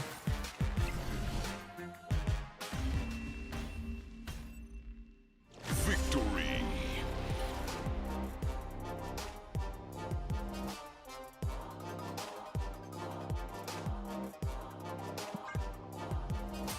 Yeah, I kind of want C2's in Yinmetsu, but that sounds a little expensive.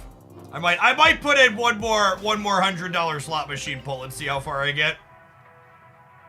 Or if Genshin comes back up on the bounty board, I might take that as my spending limit.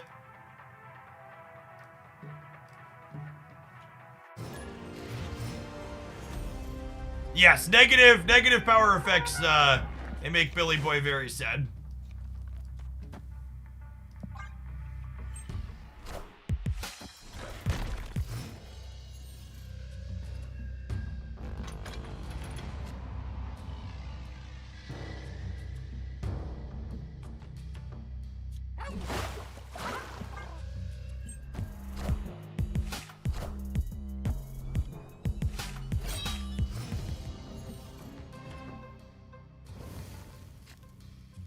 We might do more Genshin TCG at some point. I was enjoying that. I don't want to. I don't want to put a second one here because of Miss Marvel, and I don't want to play the Vibranium Mines.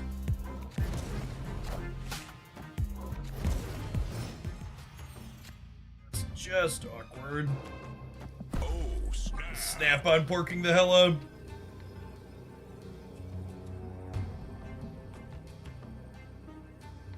We could Jean Grey the mines because of Darkhawk. That's actually an interesting line I didn't think of. That might have been okay.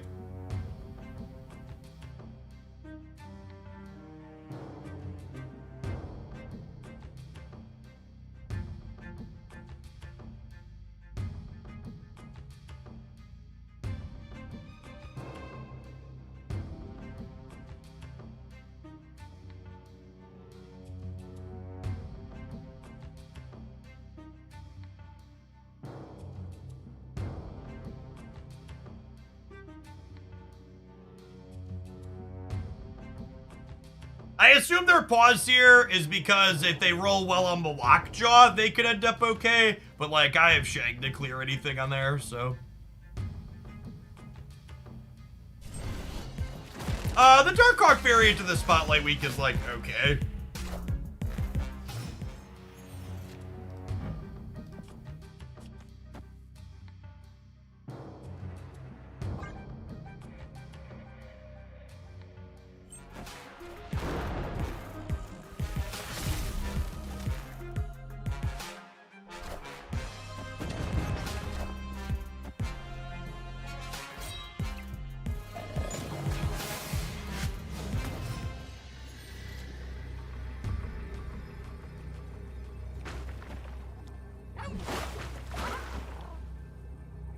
Again, dead to Eliath, but Eliath's not in their typical output range.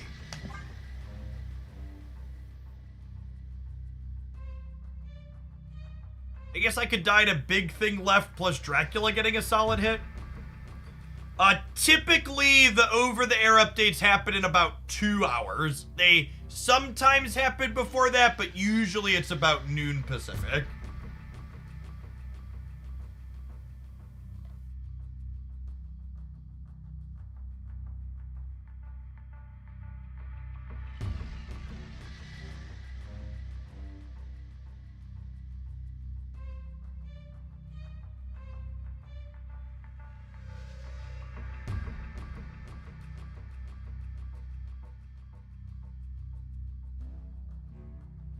Talking about whaling, I'm going to DreamHack in Denver for Magic.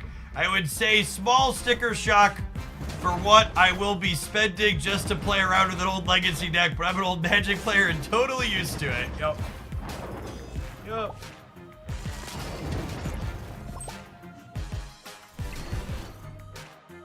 What's up, Pantheon, Dracula? Victory. Oh, it's a Pandar one.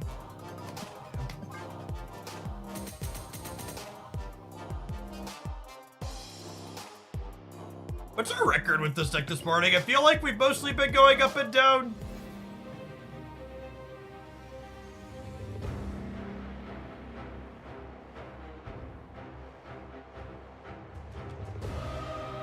I clicked find decks instead of my stats.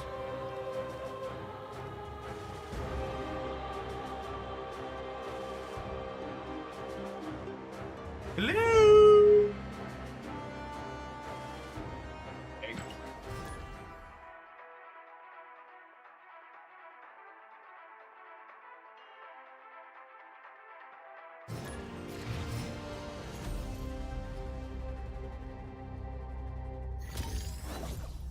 We are 11-7 and currently up 18 cubes with this pile of cards.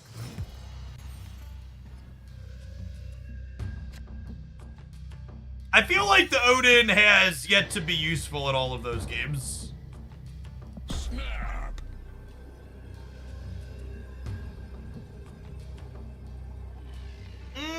Maybe I'm supposed to save this for Billy, actually. I wanted to spread my power out a little bit, but it would have been the more fun play.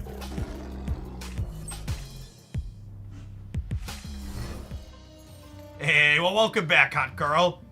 Appreciate you taking the time to hook that up.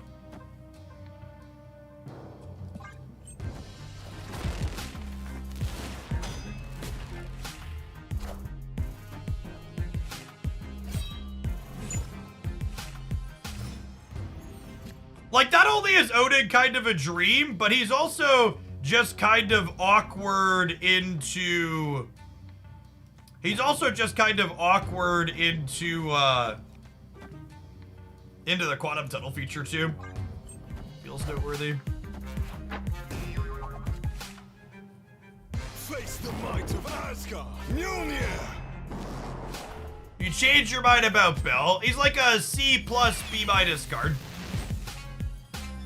Minions to me. Well, the timing here could have been better, but overall that seems like it's fine for us.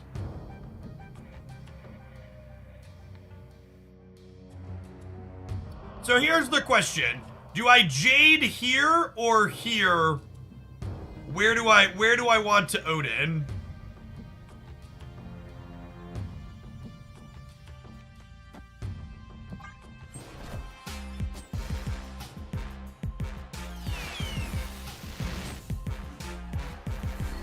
Oh, we want to Odin the Shed. Is that good enough, though? Because remember, the Odin's going to loop into the deck, right? I only have 8 here, and they're at 14.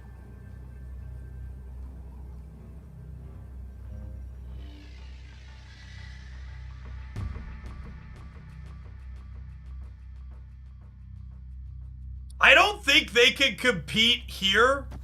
I think we just do this.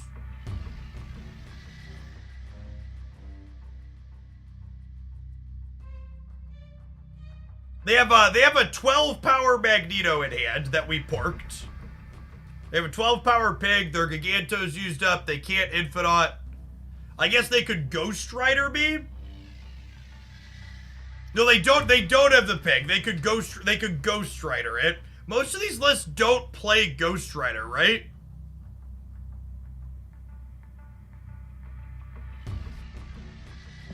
With the pig discarded, though, they also probably just can't beat 24 here, right? They've played all their big numbers, unless they're on, like, Hulk.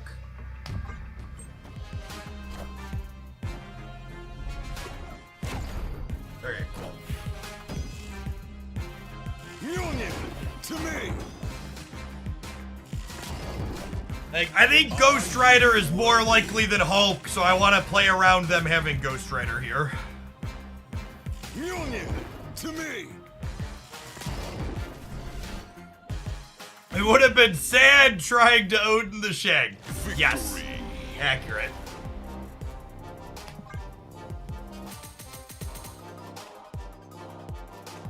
Big true.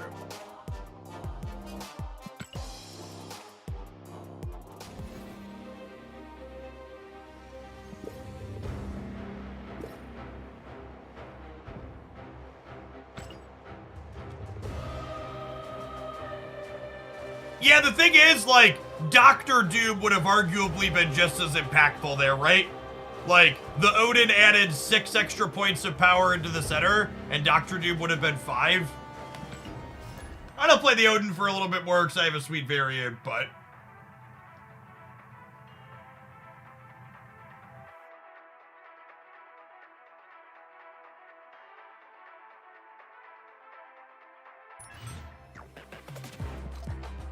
My matchmaking's been interrupted. Has it been interrupted by an OTA update? Bueller?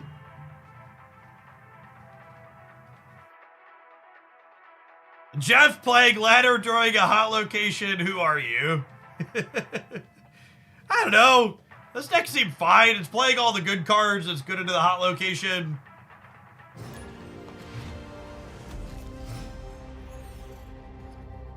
Yeah, I was feeling it.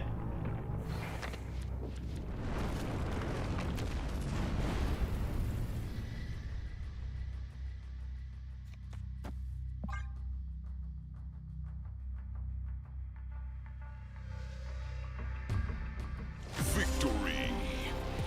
They're Thanos. 12 cards got destroyed.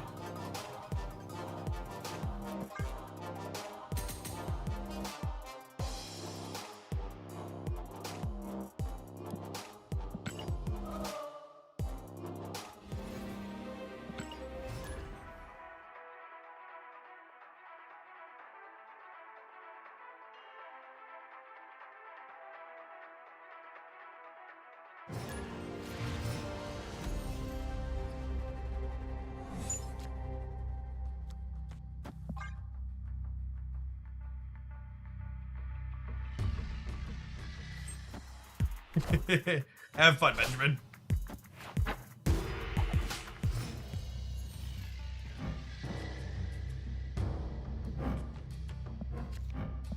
Wow!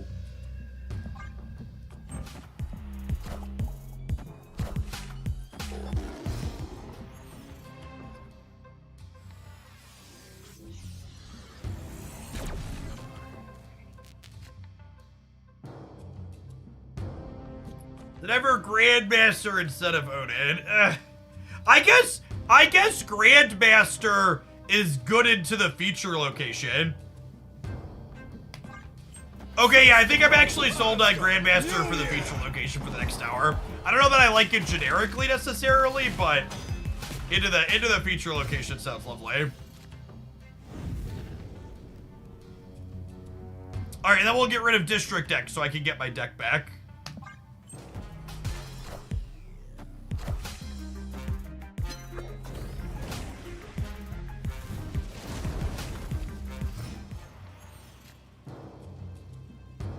Only if only the woodpecker cries. Only the bark on the tree were as lovely.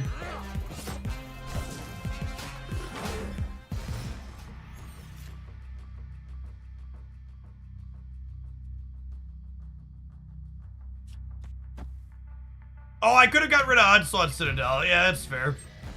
Hello! So happy! So happy!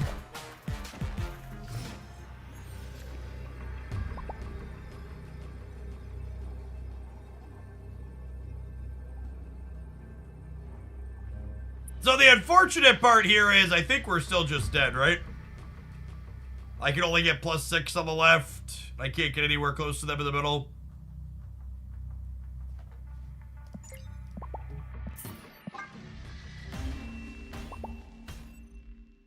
Escaped.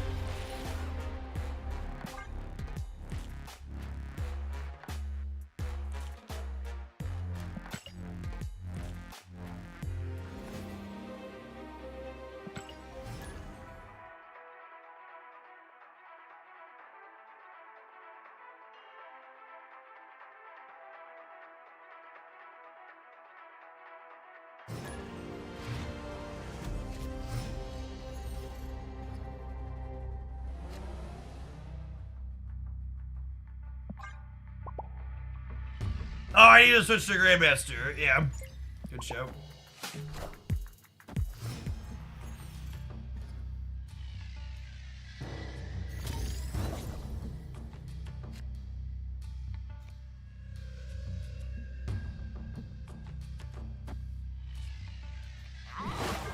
And this is the feature I want to play Korg into it next turn.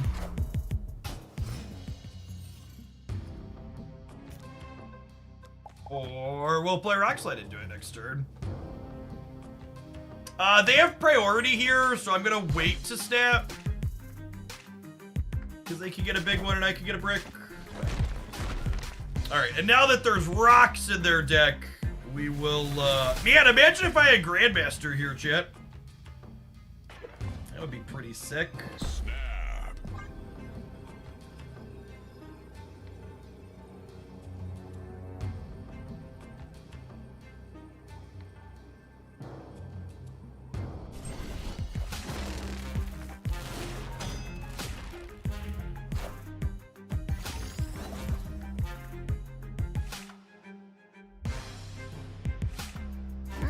Okay, this is fine, chat. We're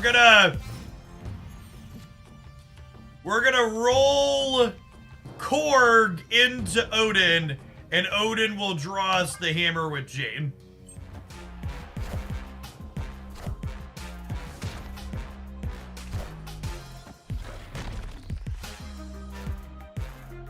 Mjolnir. Unlucky.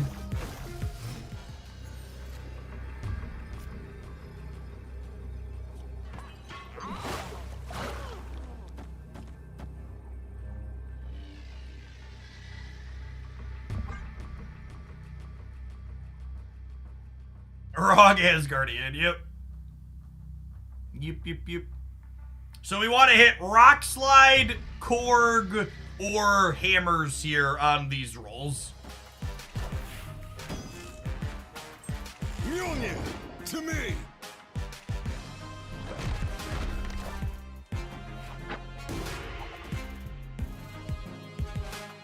Mjolnir. Ask and you shall receive.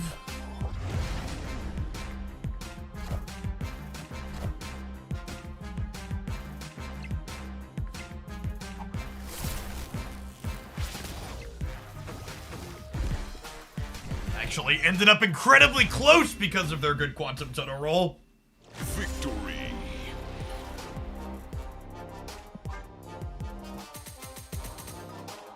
Our rolls were also pretty good though. We just didn't have a bunch of rocks in our deck. They did. Grandmaster, Grandmaster, Grandmaster, Grandmaster, Grandmaster.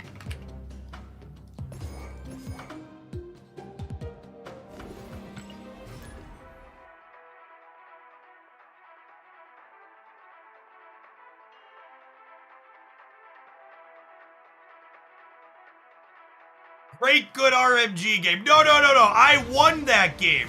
So it was skillful. It's only an RNG game if I lose, chat.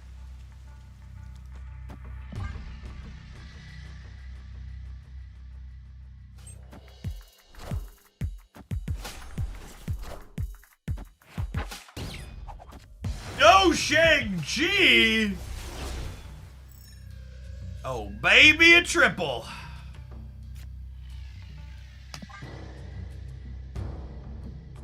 Oh, snap.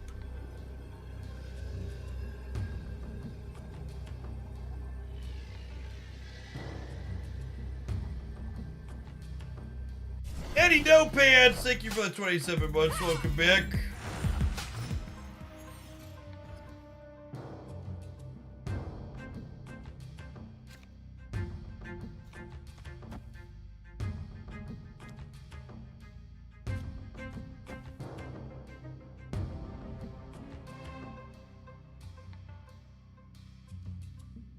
I don't want to try and get this into the middle.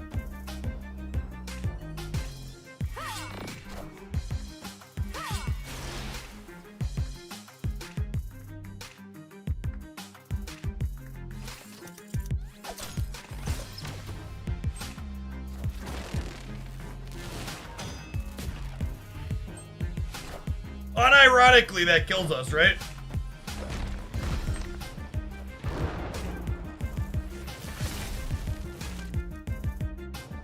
Face the might of Asgard. Mjolnir. I guess it depends on what else they roll.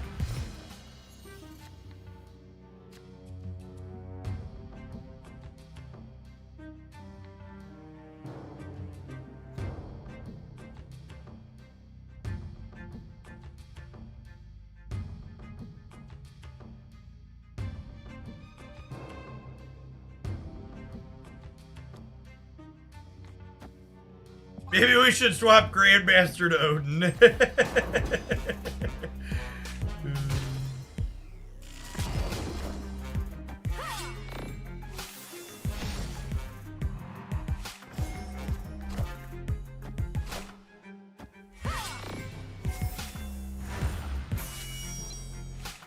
Looking for Darkhawk here.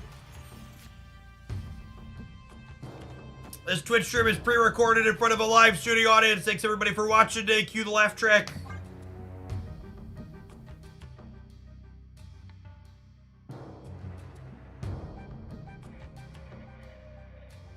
The real question is going to be, can we win the center?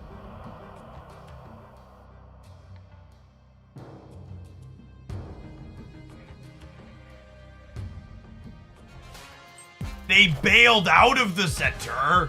Well, that bodes well for our hero.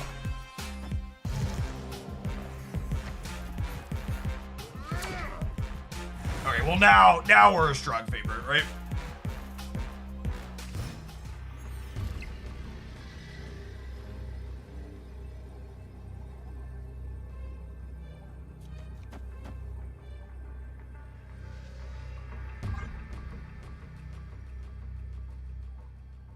Could obviously lose to some tough RNG in the center, but for reference, we spider-hammed their Shang earlier this game, so I don't have to worry about that on Billy Boy. Why did Grandmaster not move Thor there? Grandmaster only moves stuff to the center.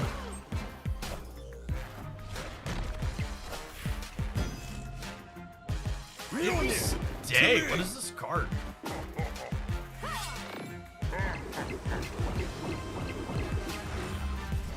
Oh. Oh. Victory. Well, thank you, Blob Nerf. Appreciate you. Okay, 1, 2, 3, 4, 5, 6, 7. 7 cards. If he'd have eaten 8, we would have lost. If they played Blob Middle, would they have won? No, it would have gone into their deck and gotten replaced by something else. The OTA is live. All right, let me restart my client and see if that's the case.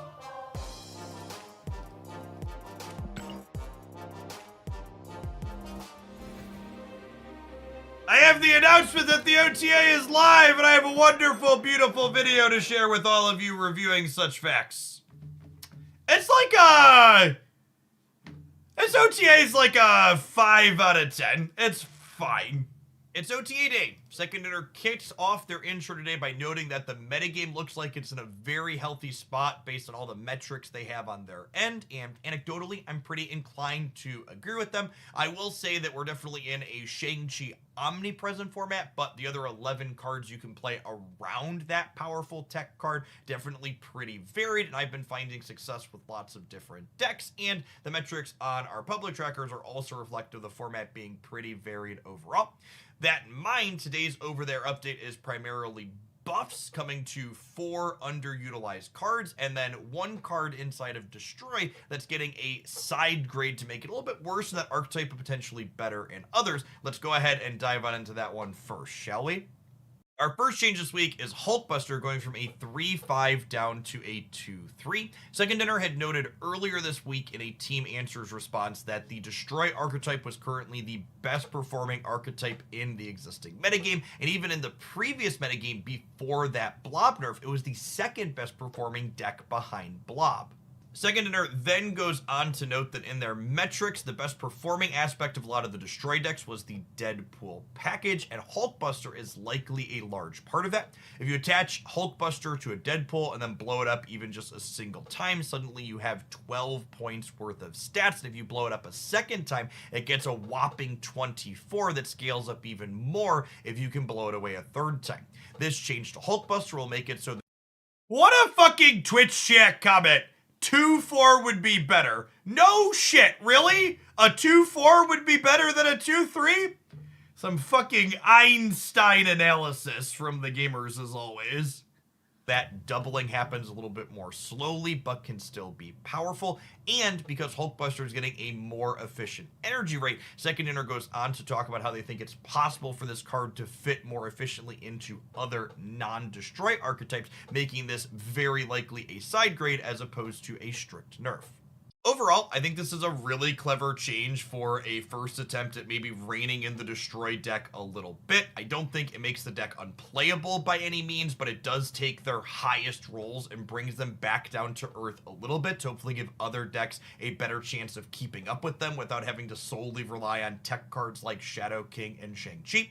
I think I'm also inclined to agree with the assessment that Hulkbuster at 2 energy has the potential to be better in other decks like Movement and perhaps even as a Werewolf by Night enabler, since it could give us an on-reveal effect into a lane that's otherwise full that you then jump your dog into. Our next change this week is to Luke Cage. He is being changed from a 2-3 up to a 3-4, but his ongoing effect is going back to his original text box of stopping your cards everywhere from having their power be reduced.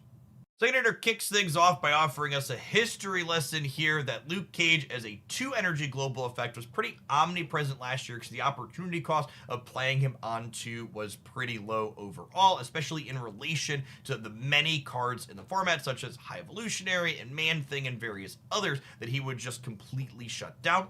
Since they changed him to a localized effect at that time, they've been following his progress, but even in decks like Cerebro 3, he was really struggling to perform. So they are moving him up the cost to 3 so he can have that global effect like they want, but also have more consideration inside of deck building because that 3 energy slot on the curve is really where decks want to start advancing their own game plan, so there's a much larger opportunity cost.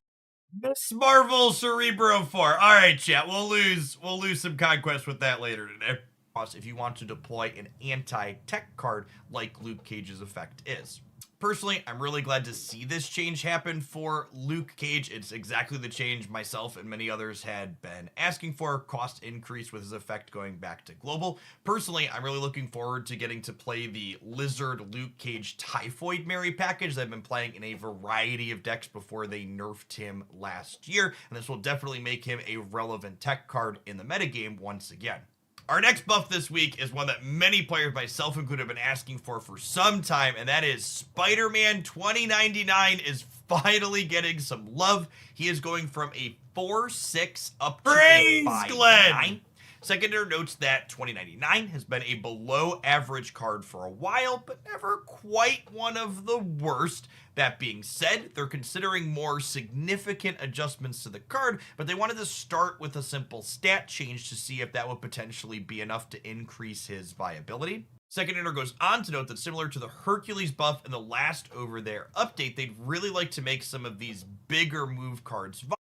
I know what some of you are saying. Now, the Hercules buff's a good call out, but like, you should be aware of what Hercules' metrics look like. They're trying really hard to make buffs to bigger movement cards work, and after the last update, Hercules stats up to a 4-7. They did improve, so maybe there's a chance that 5-9 Spider-Man 2099 is a real thing. Maybe, we'll see. And this first stat line change here is to try and figure out what numbers might make that possible. As for my thoughts on this change, to set an incredibly low bar, I think the 5'9" stat line is almost assuredly better than his previous 4'6". The kind of thought that goes through my mind when analyzing this effect is, okay, how much power does 2099 actually need to blow up to be efficient in the realm of a 5 energy play? You know, other big 5 energy statistics like Gamora offer 12 points of power, so Spider-Man 2099 blows up something 4 or more, he's likely above rate, while also being able to dodge Shang-Chi, which is pretty common. Maybe this card is real. Definitely excited to play some games with my sweet variant and find out either way. Our next buff this week is a very minor one. Heimdall is going from a 6'8 up to a 6'9. Second Hitter had mentioned in the previous update they were going to be evaluating most of the 6 drops in the game and make further adjustments when they had buffed the Destroyer up to 16, and Heimdall is the next card in that evaluation. Second Hitter notes that when Heimdall was initially created, it was given 8 points of power to allow it to duck Shang-Chi, but Shang-Chi now destroying 10 plus power cards gives them a little bit of breathing room to add an extra stat line on to Heimdall here while still allowing him to duck that powerful opposing tech card. Perhaps there's a world where we're curving Spider-Man 2099 on 5 into Heimdall on 6. That's 18 points worth of power between the two, and 2099 kills something, and maybe you slide a dagger or a vulture around the board as well. Maybe that's enough to keep up. I'd like to think we're living in a world where it might be. I'm definitely going to try and find out either way. Finally, we close on a change that I think perhaps has the most potential to be impactful from today's over-the-air update. Ghost is getting a sizable glow up from a 1-2 to a 3-5, while retaining her ongoing effect, your cards are always revealed last. Second Hitter starts off by noting that Ghost has had a pretty similar path to Spider-Man 2099, i.e. she's always been a pretty mediocre card, but not necessarily one of the worst in the game, and they're going to start in a similar manner simply by adjusting her stat line before they consider a larger rework to see if that can bring her to relevancy. I say this change is potentially the most concerning from our over-the-air update today because of the impact it has around a card I've talked about a lot, and that's Shang-Chi. Specifically, what I would argue is the best Shang-Chi / tech card deck right now is the Sarah control deck that's playing things like Enchantress and Shadow King and Shang and even Grandmaster sometimes to reuse those effects, and that archetype really loves making sure it can go second. With Ghost being an efficient stat line, that deck is going to be able to almost always go second, except when Ghost is either removed or both players have Ghost and then they negate each other, giving it another axis that will make it difficult and likely pretty frustrating to play into if you're trying to do anything remotely proactive. In short, I think this Ghost change is going to accomplish Second Dinner's goal of making her a relevant and playable card, but I also wonder at the same time, is her being a relevant and playable card in decks like Sarah Control actually a net positive for the format, or is it just going to take what's arguably currently the best deck and push it to be a little bit better than it already is? As always, all right, chat. We're gonna build some decks and play some games, but yeah, I think the biggest gain from this OTA is probably to Sarah Control, which is concerning to say the least. If you enjoy my OTA breakdown, please consider giving the video a watch on YouTube and giving it a thumbs up on that platform. I would appreciate that. Help the metrics over there.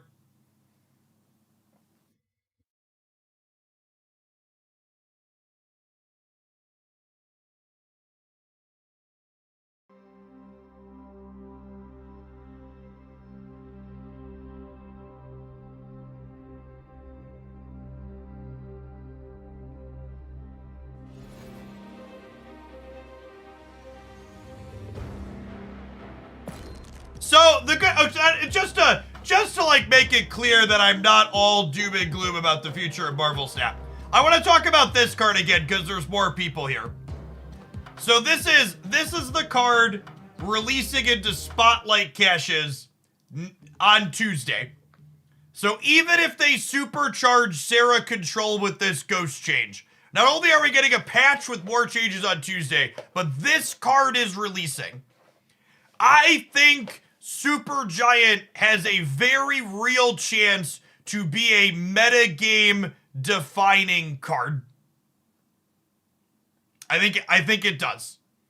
And for reference, for people that are new here, I don't make strong calls like that too often. The last two cards I had this strong of an opinion on were Morbius and Nico. Or Mobius and Nico. We both know how those ended up. But this card makes Sarah awkward. It's good against Leech. It's good against Professor X. It's good against Destroy. It's good against MODOK. This card potentially solves so many problems in the format. I think there is a good chance as they must-have format-defining card. And you talk about why Ghost as a 3/5 is more viable on rate than a 1/2. Because 3/5 is much better than 1/2. I don't know, like the ratios there are just better compared to what you get. You also don't Killmonger your Ghost by mistake, because a lot of the Sarah decks are Killmonger decks. Thanks for the 42 months, Bez. Welcome back. Deck 1 is Surfer Tech with Ghost, Mobius, Rogue, Luke Cage. Sure, we could give that a try, Duck. Thanks for the biddies. I'm going to take an ad break while we get some decks put together, and we'll dive on in here in a moment. Do you think it's a problem when you need one card to completely change the format? It requires folks to have it to run/play it to stay ahead. Well, so that's the thing, though, right? Like, Supergiant potentially creates a similar situation to what we saw with Mobius's original release, where if she becomes omnipresent, suddenly you don't need to play her because nobody's playing the decks that she would hose. So she has like her own natural kind of equilibrium state, right? Speaking of YouTube, if you're watching the YouTube live stream, consider tapping the like button. Over 500 people over there and only 200 likers so far. All right. New Age Surfer. Start with the obvious.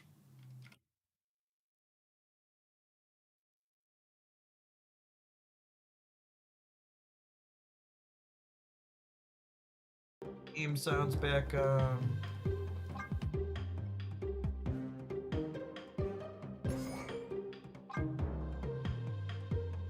Luke, Ghost, Shadow King. What was the other card you said? Rogue. Hey, thanks for the 5 months, Failed Destiny. Appreciate that support. Josh, thank you for the entire year. Let's get you a sword to go with that shield. Welcome back.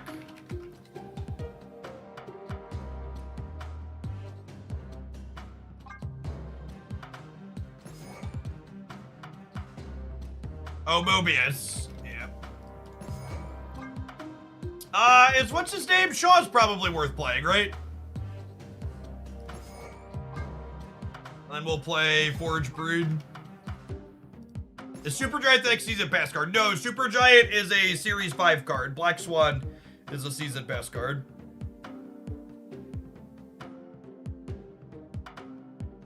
Yeah, Cosmo could be good. Although it's worth noting that Cosmo and Armor are a touch awkward with Ghost. Oh, chat, I have 688 Ghost boosters. Should we go for a good split? Monster Puss, thank you for the third of a year. Welcome back. How do I have 600? I'm pretty sure I hit Ghost multiple times in the Conquest roll. Alright. Because I hate my money and appreciate you all, I will spend my own money to see if we can get a 4th split ink. I'm not rolling more than that. Junery, thank you for the brand new prime. I appreciate it. Welcome back. Let's go. Let's try for the 4 split ink, Tom.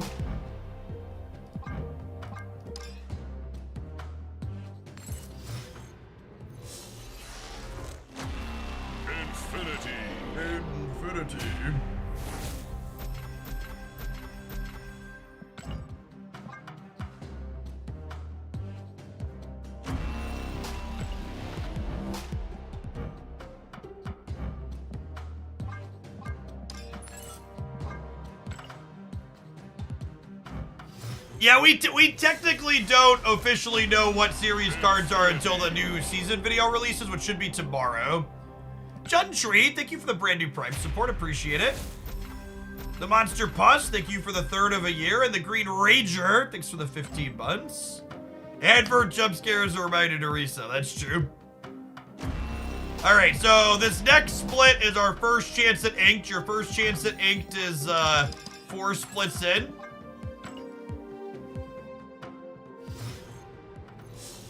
Why am I splitting the other variants? Because those variants already had some boosters spent into them, and your chance for a premium split counts all splits across all versions of the card. So this split has a 10% chance to be inked, so that's my 1, 2, and then you can't see me now, I'll change back, 3, 4 total ghost splits. Rhinova, thank you for over a year. Colombian Poppy, thank you for the half a year. Jode, coming in hot for over 50 months. All right. Swing and a miss.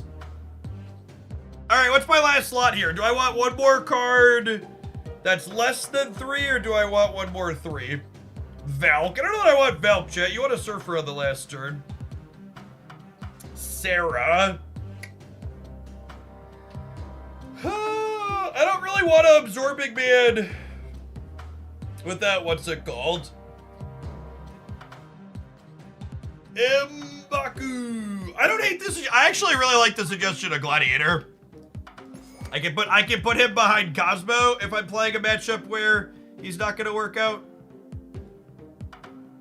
Nico. I don't think I have enough good Nico targets.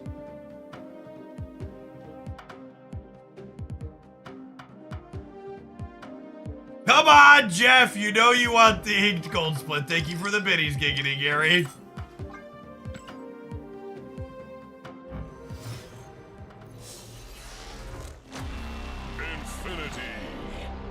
Hoaglandia whales, chat. They're a different breed. They like shiny things more than most. All right, hit me, bro.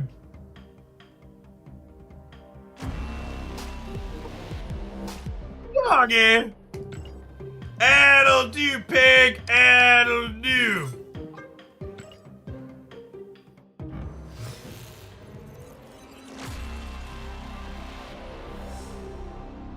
What a purty card. Yeah, the red matches the glow on her visors too.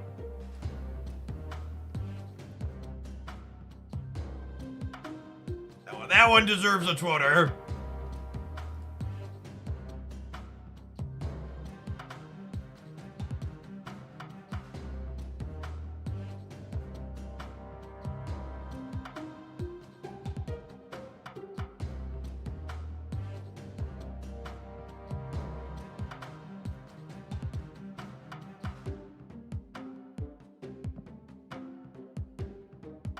World's first gold ghost. Probably not, but probably not super common right now. Dr. Paj, thanks for the 10 months.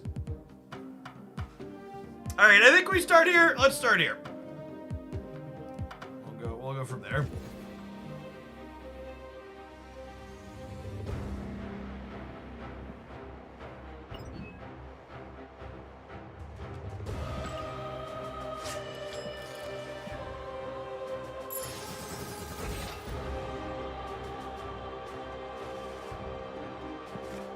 Do I have a gold rogue or forge? I have a gold rogue. Oh, is the deck almost all gold? Hold, please. It is almost all gold, isn't it?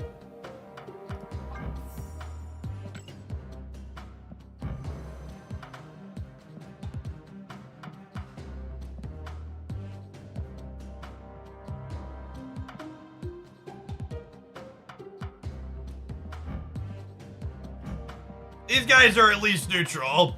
Yeah, this forge is kind of sitting here making the deck unplayable.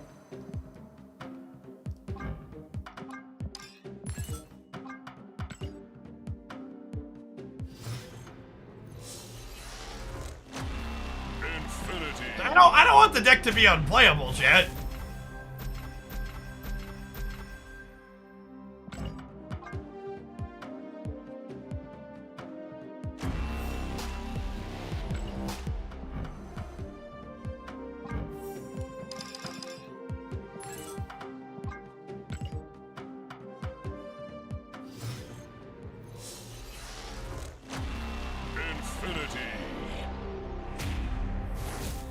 I can't afford to split cards. Listen, Giggity Gary just cheered bits for our deck to be beautiful, okay?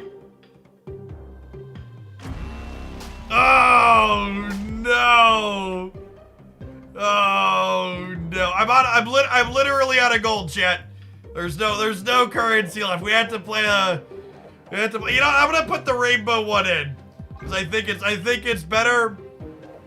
But I know you all are disappointed. Think of how disappointed I am. I can at least put it to a gold border, right? Oh no! I don't even have enough gold to put it to a gold border. Wait, I can collect some credits. Hold on. Hold on. Hold on. Is this what the free-to-play players are like? You have to collect your resources off the track, or you can't upgrade your stuff? Is this how the other side lives? How do you survive?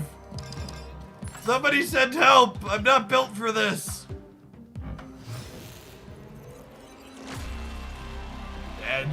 Sag Madge Life. Unsubscribed. Unfollowed, unsubbed. Unwatchable content. Alright, that's a little bit better at least. It ain't perfect, but it'll do in a pinch. Double star stamp, thank you for the half a year. Welcome back. It's a credit eat credit world on the other side of the tracks.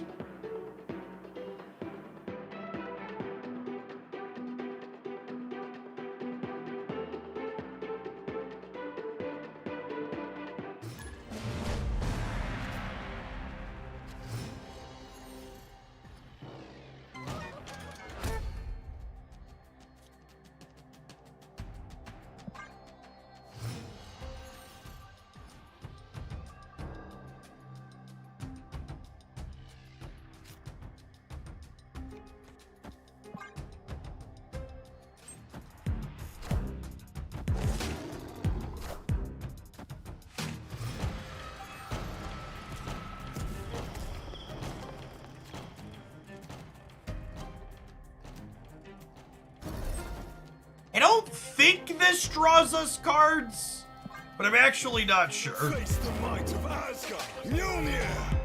Heard you didn't split money. Here's a prime. Thanks for the 10 months, Totem. Yeah, because it pops them out simultaneously.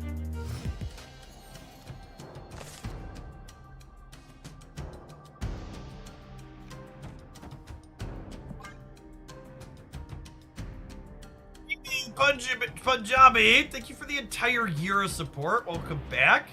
Let's get you a sword to go with that shield.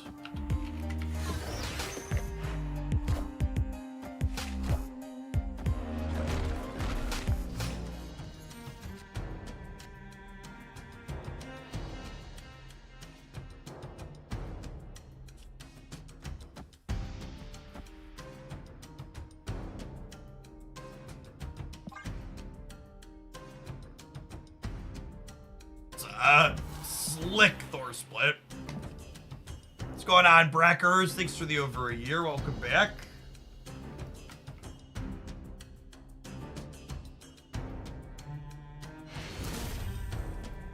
Victory.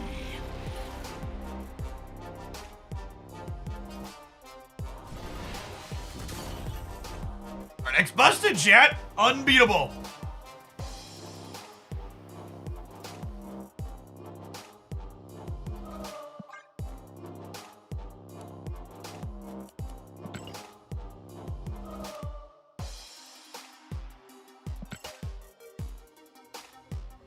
Meta broke.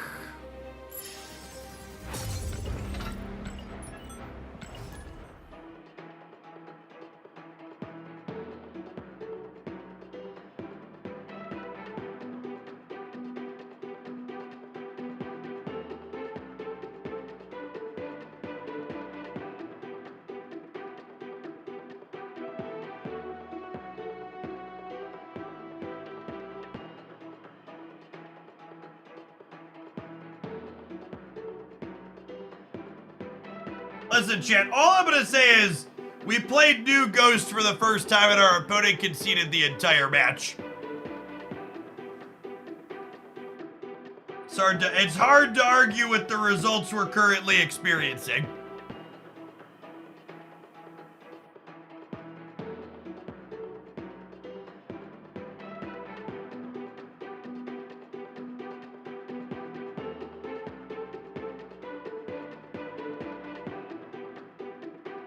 They saw the Rainbow Forge and thought, this man needs the win more than I do.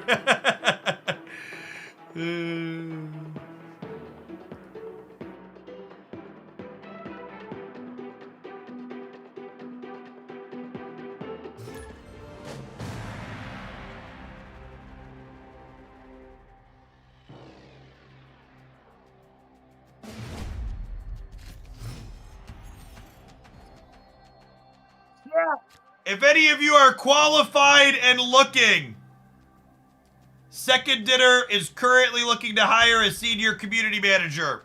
It's a remote role, so consider applying. Learn more at seconddinner.com.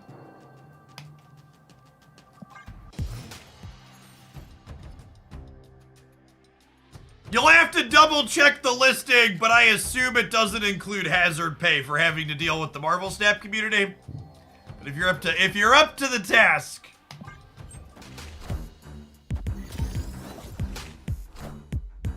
And unironically, being a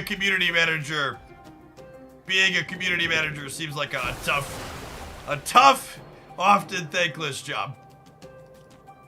God bless the ones that do it. Thanks for hanging out, Lotech Mav.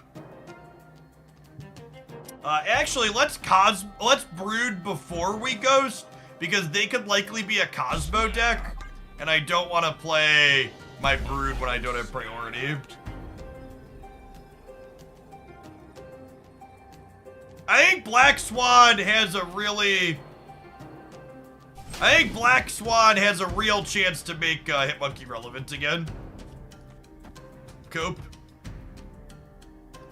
This could be a 3-drop. I think I actually play Ghost over here to hedge this being Cyclops.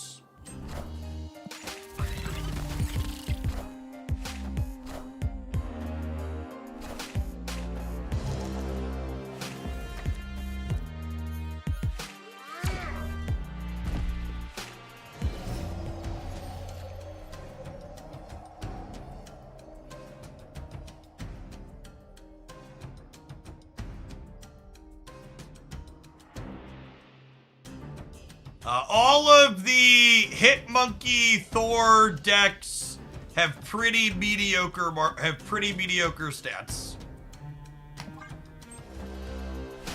So by the metrics, they are not currently great choices.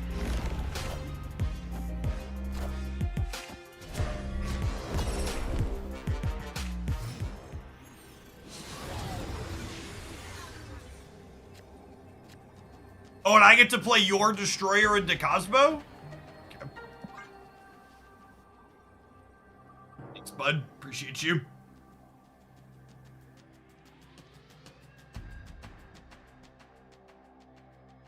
The Ghost split and variant is perfect. Fantastic new split for a fantastic new card.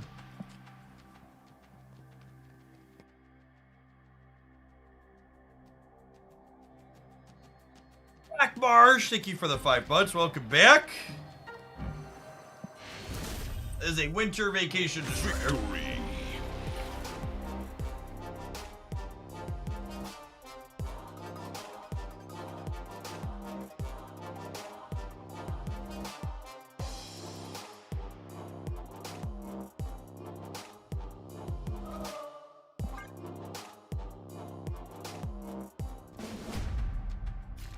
Ring 5 Ghost is basically releasing the card for the first time. Yeah, in a way.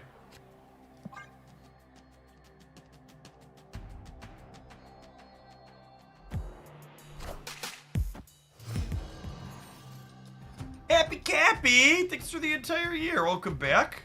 Appreciate it.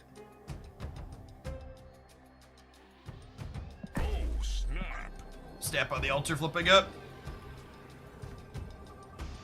Opponent snapped.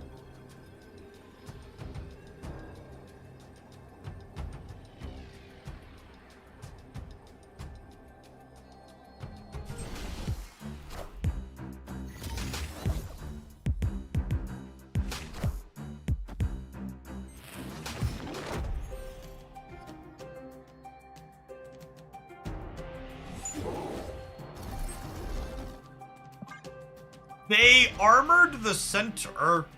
I guess they're planning to Professor X the altar then?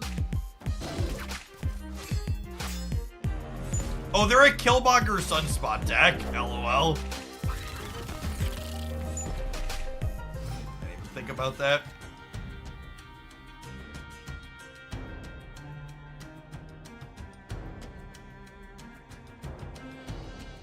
Mobius basically doesn't have text here, right?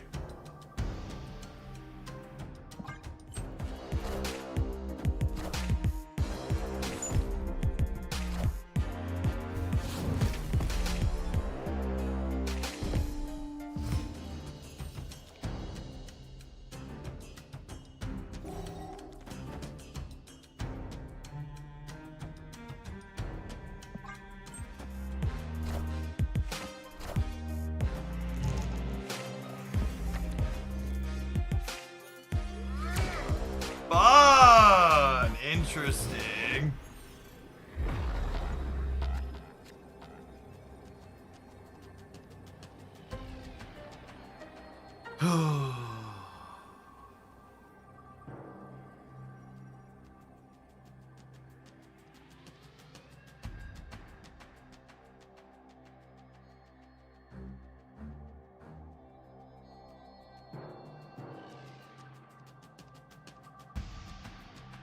What's the biggest thing they can play, though?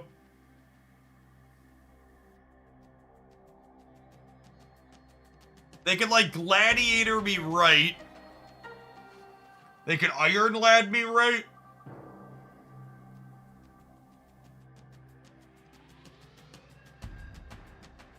Oh, careful there, Cappy, with the buttons.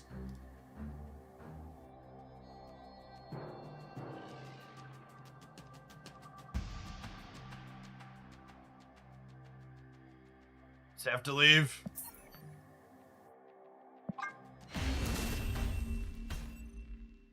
Escaped.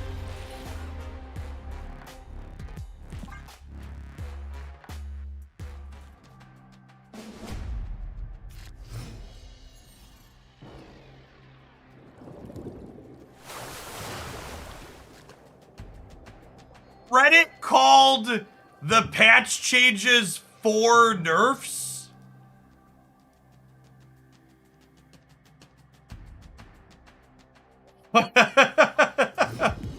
Man, that's pretty stupid even for them.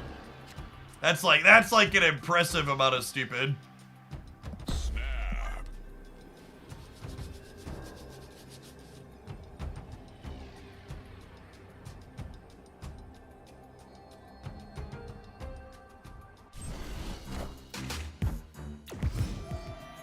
I like how Second Dinner was like, we know C3 likes Luke, so we bumped him to 4 power. That's not what they said at all. They actually point blank said that Luke Cage was underperforming in Cerebro 3. So basically, they're saying you suck at evaluating the cards in your Marvel Snap deck, and they're saving you from yourself by pushing his power up.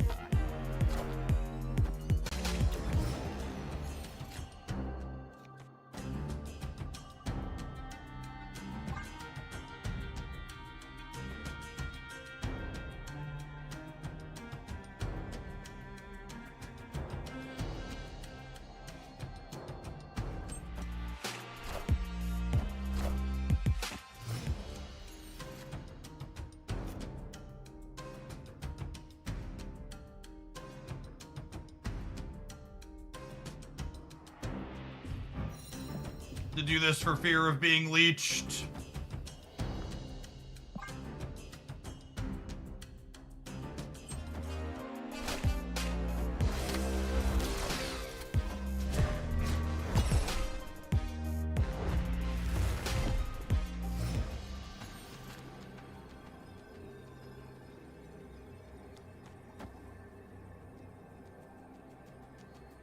The biggest card they can play center.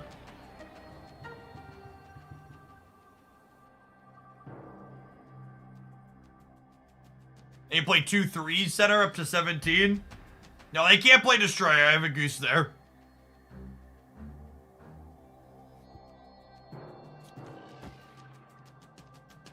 This puts me to 11 on the left and puts them down to 7.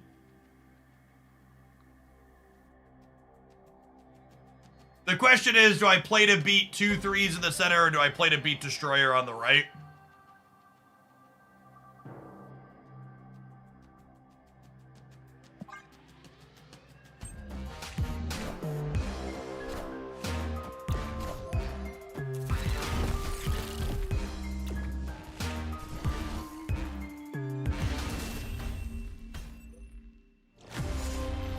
I hate Leech so much. It's such a frustrating card to play into. Just like, we lost this game because I elected to play around a Leech that then didn't happen. It's just such a, those are the worst kind of cards. The ones where you're fucked if you play around them, and you're also fucked if you don't play around them.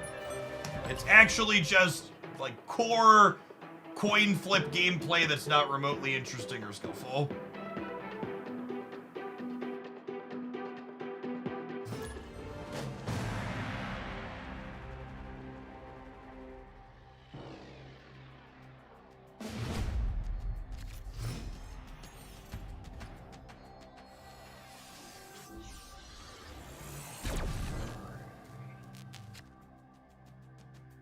Oh, snap.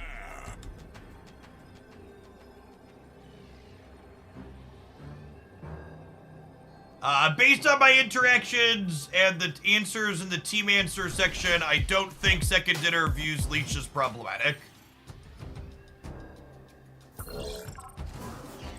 It's just gonna be one of those cards that we have to grit our teeth and be like, yep, this fucking sucks. Mike Scarborough, thank you for the 3/4 of a year. Welcome back.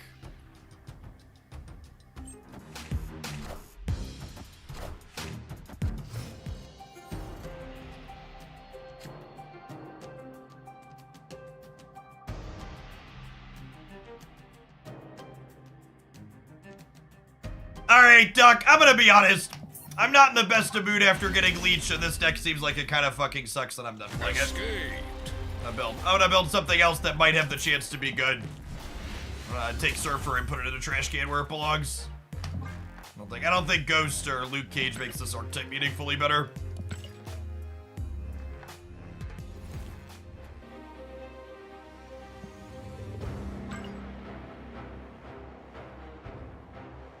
For what it's worth, I think I still have it in my deck editor here. We played this Surfer deck list the other day, and it has pretty reasonable stats and performed relatively well for us, if I recall correctly. But this deck doesn't really need Surfer. Surfer's a deck that typically plays disruptive elements like Warhead or Cosmo or others that want you to play for priority, so Ghost isn't really helping there. What's more annoying, Leech or Sandman? Would I rather touch a hot stove or slam it in a car door? I could just say they both feel bad. I would rather do neither. Can I just say they both feel bad? I would rather do neither.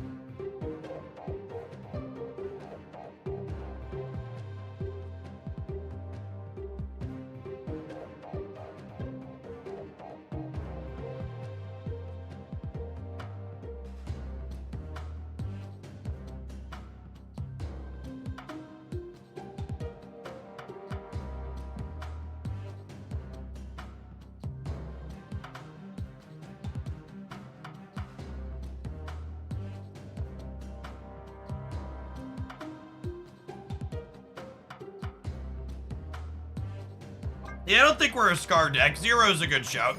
Zero works with Lizard and Mary. Atuba Scar. We are kind of heading in the Atuba Scar direction, aren't we? I need like 2 more 10s for that is the problem.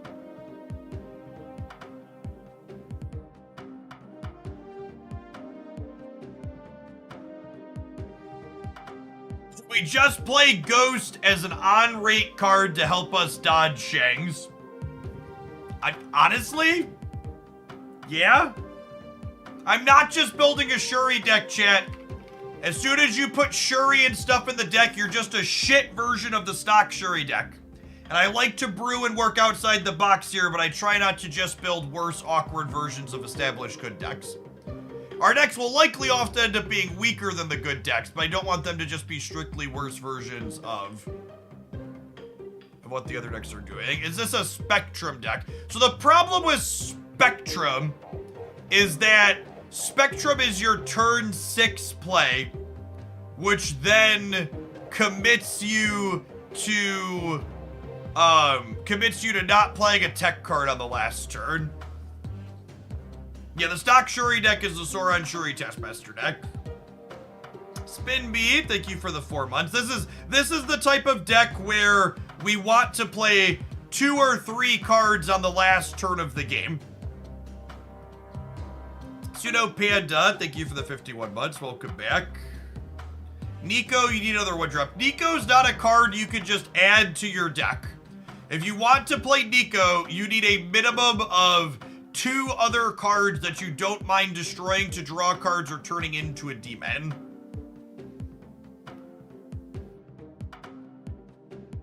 Good 4 + 2 is Shadow Kings. I mean, more tech cards doesn't often make a deck worse.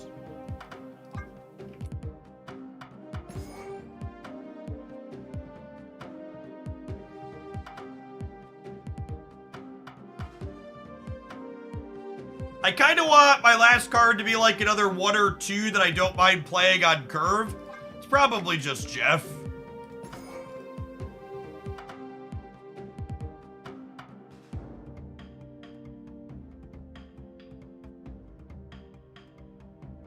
Is that too many 2s for Miss Marvel? That's true. With the Shadow King, it might be too many 2s for Miss Marvel. I like how I took the time to explain how I want to play more than 1 card on the last turn of the game, and then people are continuing to suggest 5 and 6 energy cards. This is why you can't build decks, people.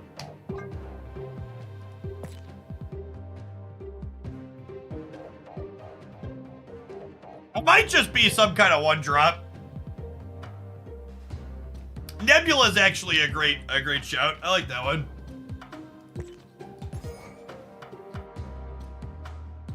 Spider Ham's a good suggestion also.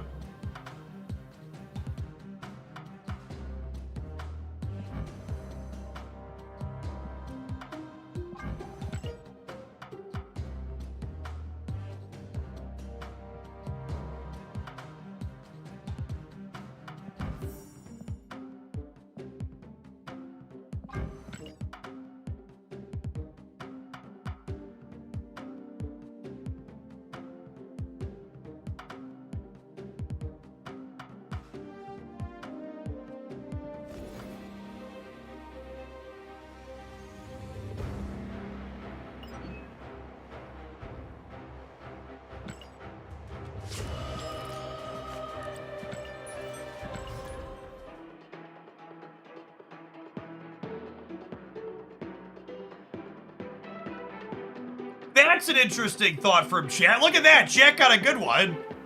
Ghost makes playing Titania easier. That's a big fucking brain takeaway, chat. Holy. Yeah, I think we're playing on curve too often for Sunspot to be good. Yeah, that might be cooked. Every time, chat. Every time. New deck, loaded up, district decks, Weird World, ship it. Thank you, bro. Appreciate you wasting my time. Set your clock by it. Tried and true Marvel Snap classic gameplay.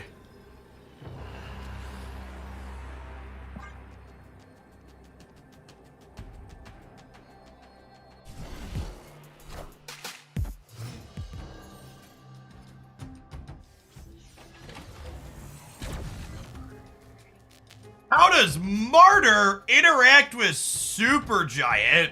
There's $1 million question.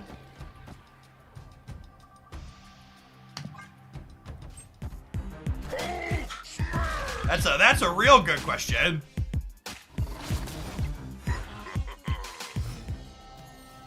That could be a slick combo.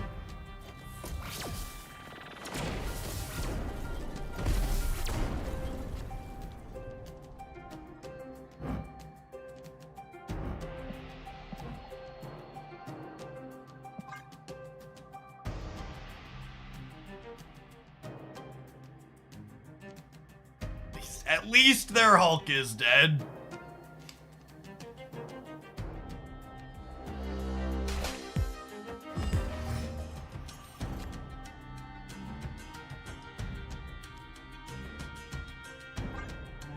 We'll vibe for a turn, I think. Now, I actually supposed to play the berries. We did Enchantress. Yeah, but it's the proving ground. Snap the button and we'll move along. The truth is out there, and so are the biddies. Thank you, Service Slot.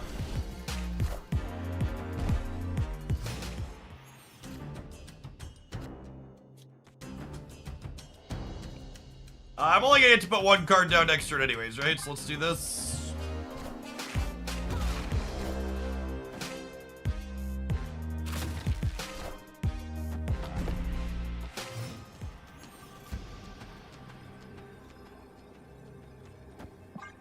Light 'em up.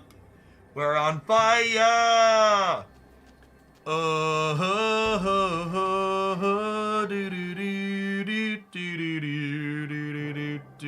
With Luke getting his global effect back, do you think Elsa will get the same treatment soon? I feel like if they were just going to make Luke Cage or Elsa global again, they would have done it in this most recent patch. Or this OTA. I feel like because Elsa didn't get her old text box back with just a higher cost in this update, it probably means that they have something different planned for her, but that's purely speculation. Yo, it isn't speculation though, chat. These adverts. We'll see you in 120 seconds. Thanks for hanging out. Don't go anywhere.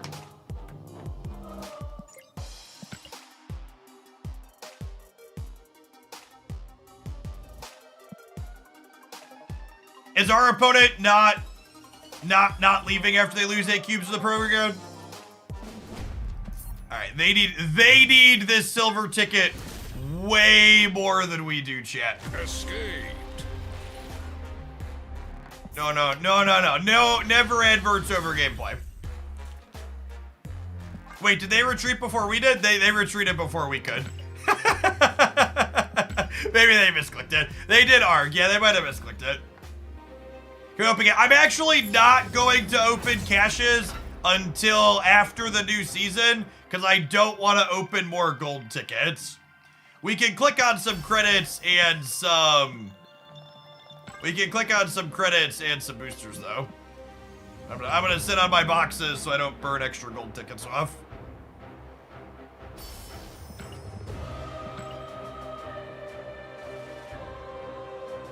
Oh, our shop is about to roll over, yeah. We'll wait a second to start our next game until after that happens.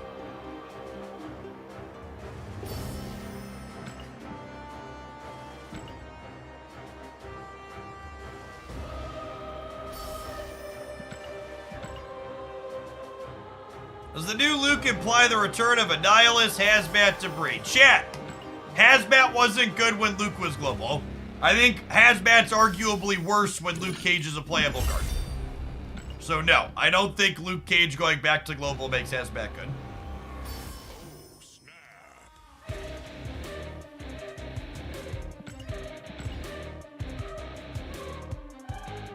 That which was dead may never die.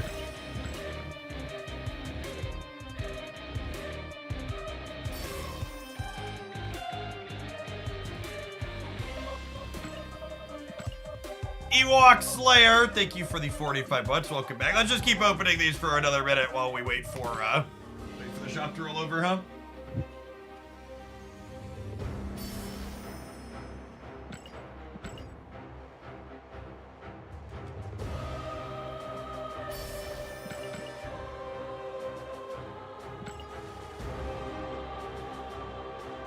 What do you think of Hulkbuster as a buff for Phoenix Force? Yeah, I mean, the efficiency on it is nice. Another minute, so 2 button clicks. Yeah, basically. What's going on, Squire Yan? Thank you for the 15 months. Welcome back.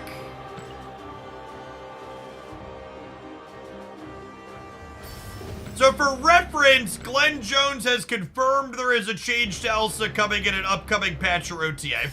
It's just a little unfortunate that they didn't have time to ship it while she's still in Spotlight caches. I'm sure Reddit's gonna be really happy if it happens in the patch or the next OTA.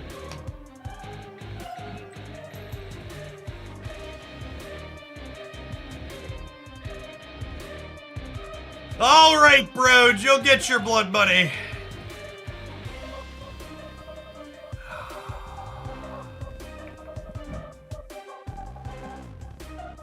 Wow, is that the best Green Goblin? I think that might actually be the best Green Goblin yet.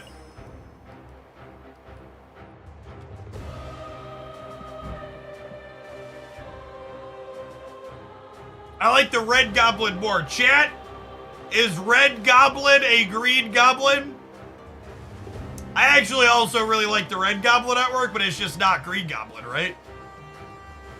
It's just not. Most of the good Green Goblin variants are actually just this Red Goblin.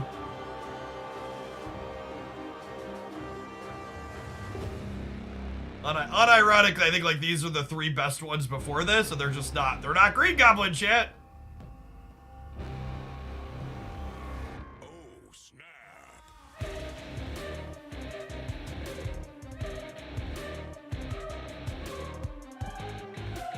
I might make poor decisions with this later when I load some more money up into the account.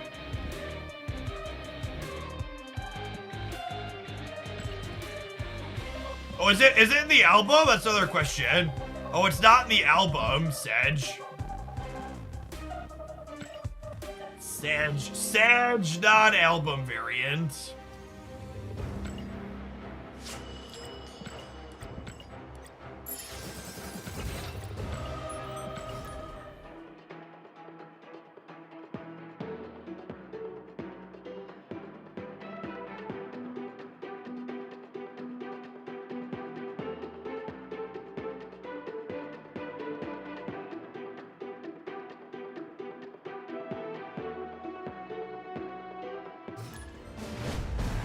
How does Supergiant interact with Leech? Leech is almost always played on turn 5, so if you Supergiant on curve, i.e. turn 4, their Leech never gets to flip up and be relevant. They would have to accelerate into Leech from another source, which isn't impossible, but it's not the norm.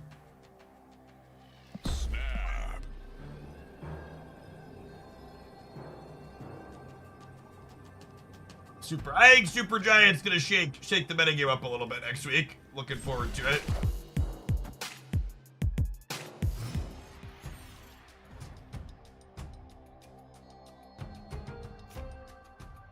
You want to explain why Elsa doesn't work anymore in bounce? She's just not quite as powerful as she used to be in there. And the stats she had to the board said to be worse than the other payoffs you could play. Also, most bounce decks these days aren't playing Kitty Pride. They don't have room for her. Eliath hits Supergiant cards, sure. This just in. If they want to spend Eliath to delete the turn 5 plays instead of deleting the plays from turn 6, the more powerful turn, that sounds fine, right?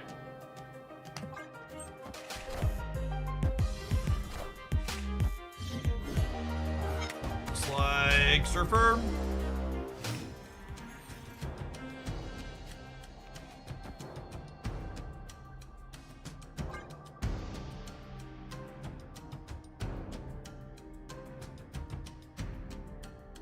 That's also true. When you fill Elsa's path with Falcon or Beast, they no longer get bigger.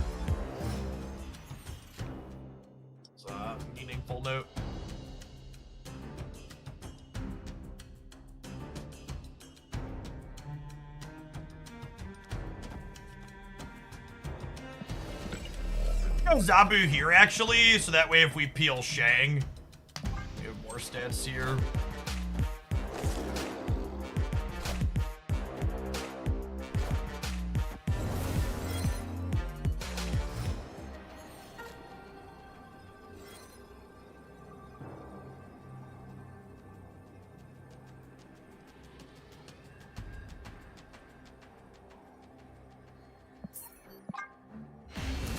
We'll try some 2099 after this deck. Just wanted to start with something that's maybe a little bit better.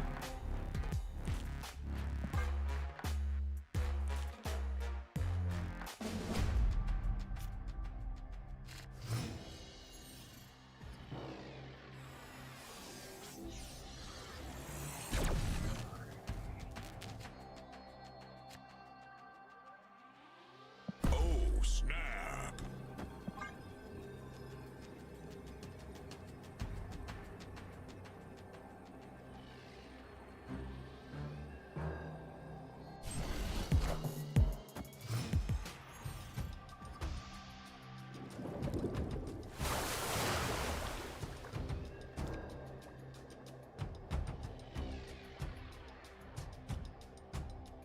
We just vibe. I don't want to like draw a good 3 and then be forced to 0 my 3 or wait a turn.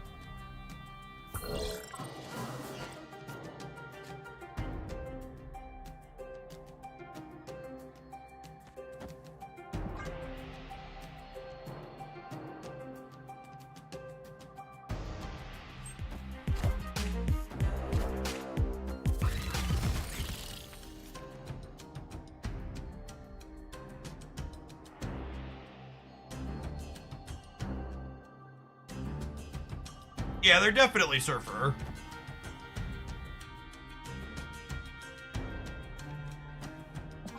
Just don't compete in the Brood Path. They're probably a Killmonger deck as well, so Nebula's not long for this world. And Ghost means I'm not gonna have the opportunity to armor to protect it. Oh man, that's so unfortunate. We need to draw Luke Cage now. Shit. Oh, I was banking on being able to Enchantress this turn.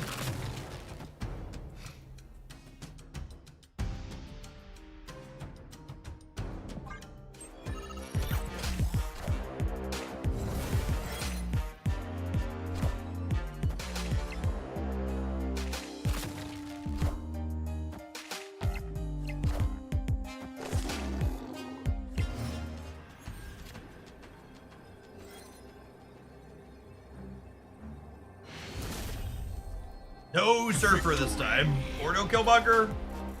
No nothing.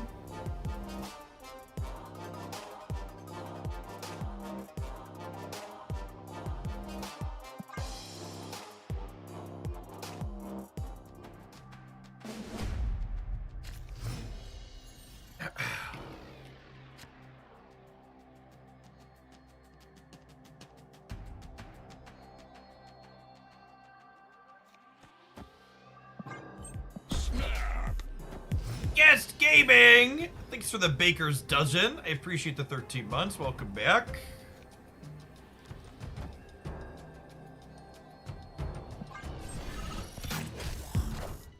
Oh my gosh, you know what? Okay, now I need to work on Cerebro 5 and Cerebro 3. I just made the connection, chat.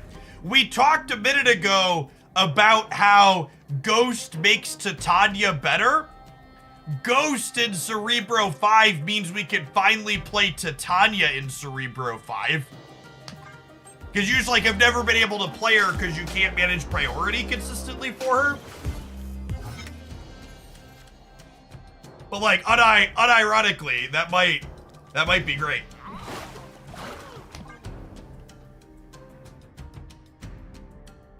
Obviously, we'll try Cerebro 4 with Luke Cage and Miss Marvel at some point, too. There's a lot to do. We'll be live tomorrow all day as well. Or stream for another, like, probably 3 or 4 hours tonight, and then we'll be do a full day tomorrow. I've got some stuff I'd like to try, to say the least.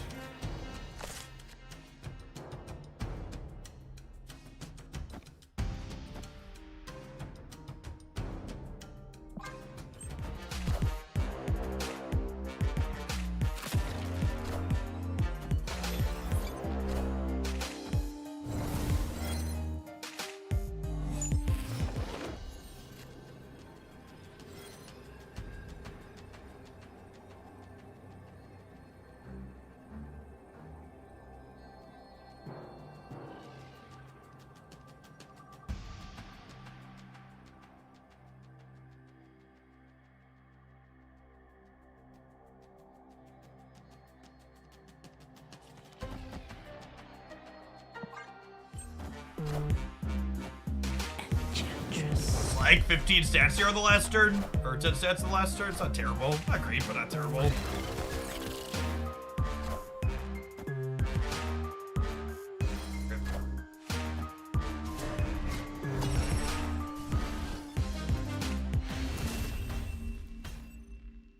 You know what? I should probably just assume that they're not going to play for the Typhoid Berry path and then move the Jeff Center, huh? Especially because if they fill, they think they shrink the Lizard and that's not happening. Yeah, we totally could have won that.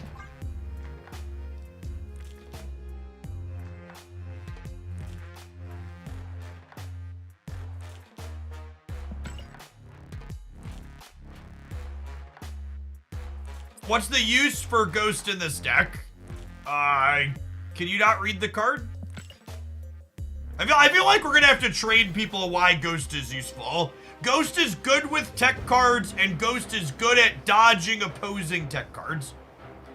Ghost means that your Shang-Chi always flips second on the last turn, and it means that your opponent's Shang-Chi's always flip first. It's also literally just a 3/5. Goliath is a bitch. Yeah, that's part of the reason why armor is in the deck.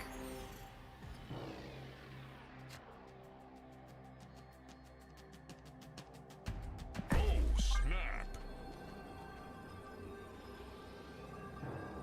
Perfect Hulkbuster to hit destroy as a good approach. It's honestly one of the... It's another example for the pile at why Second Dinner and their balance team is just so much better at coming up with changes than anybody else. Like, of all the changes, you could have asked me, Jeff, what do you think should happen with Destroy if they're gonna nerf Destroy? That would just, like, literally would not have been on my list. It's such an eloquent change.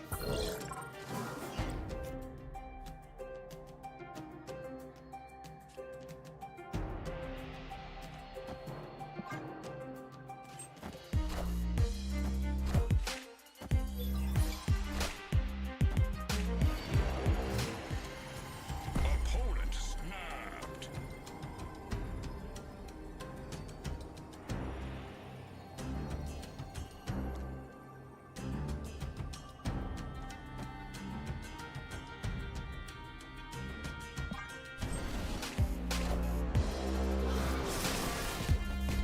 Enough said, bub.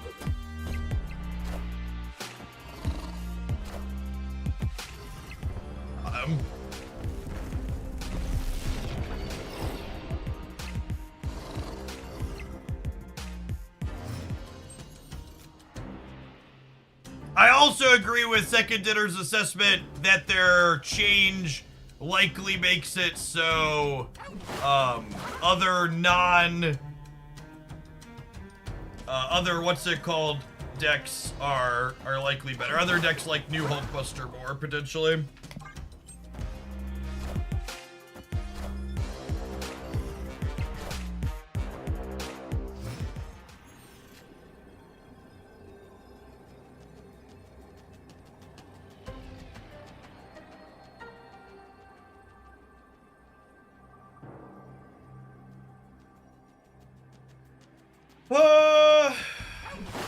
If I do this, I commit to it. I commit to it.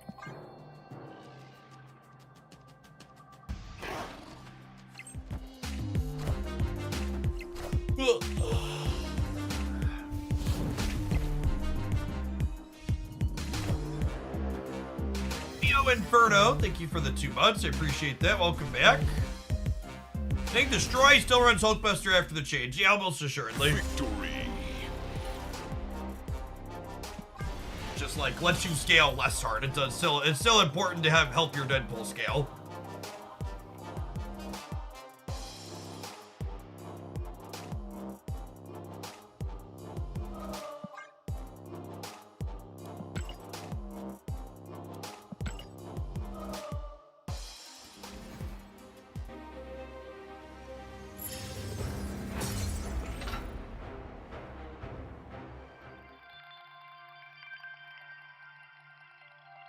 My Kingpin deck weeps with the return of Luke Cage. Yep.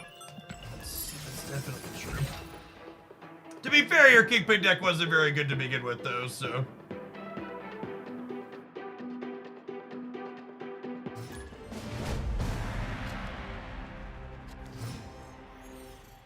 Snap.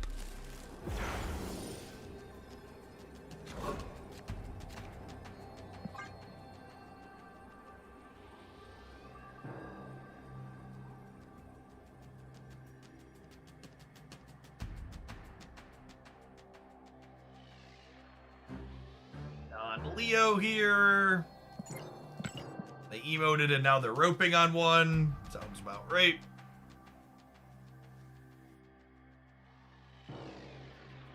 Yeah, I think that's a good assessment, Duck Doolittle. They raised the floor while lowering the ceiling with the change that they made.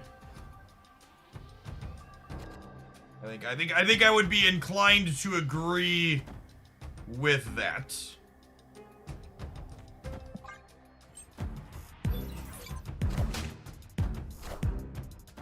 Rip. Enough said, Bob.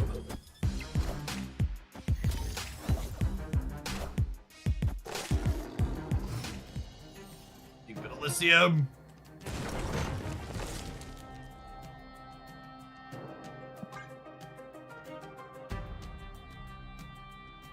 I think Goliath may come back. Goliath never went anywhere, chat. Goliath is literally one of the most played and highest average cube rate cards in Marvel Snap. Never stopped being anything fun.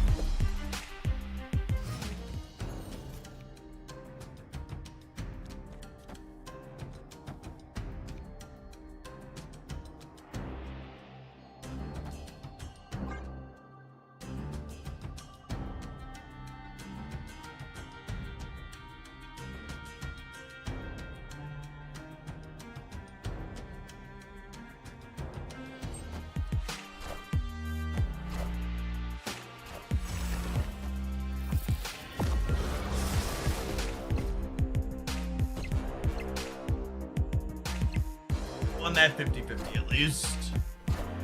Also gives us a juicy Shang target in the middle.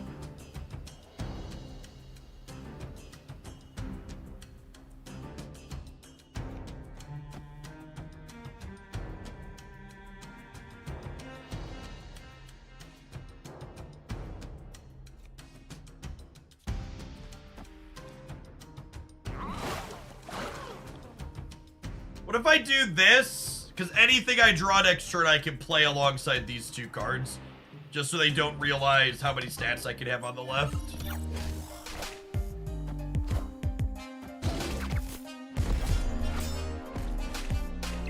Might be overcommitting there, though, too, because they're locked at 2 power.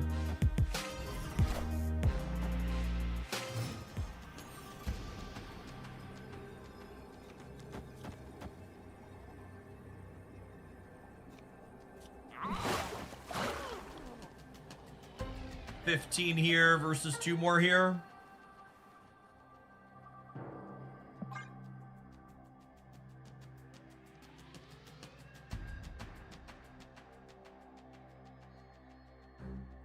Versus 13 with the Lizard and the Jeff. The infinite borders really do earn the gold backs. Yeah, I agree. It's just like, I think the infinite borders look pretty reasonable on the inked cards, but on the gold, it's just a weird clash. Enough said, Bob. Not a fan, personally.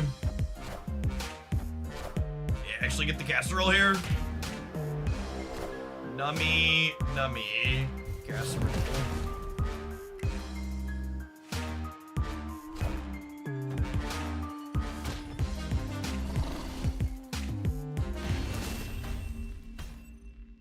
Victory.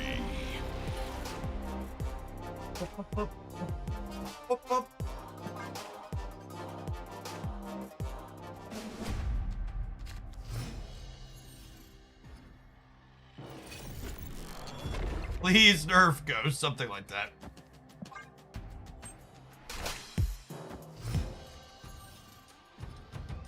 Cage is back on the menu. I'm gonna play Jeff in the center because this gives us the best chance to grab priority, which is important if we draw armor. Beanie Bot, thank you for the biddies. It's very generous of you. Appreciate the support. It's not the armor I wanted for Christmas.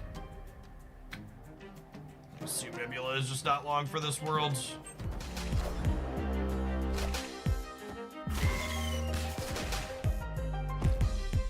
Enough said, bub. Ghost can be slotted in Sarah Control as well. Yes, I would assume Sarah Control wants to play Ghost moving forward, yeah. I'm gonna wait on this copy of Mary because I might want to zero it out.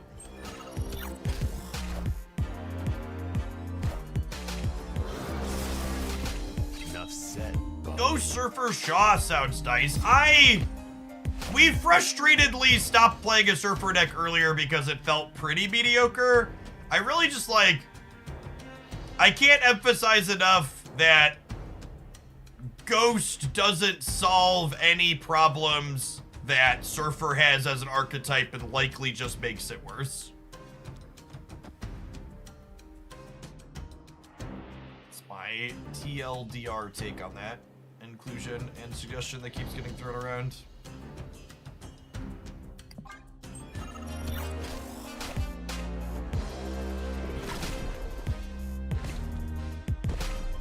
Enough said, bub. Enough said, bub.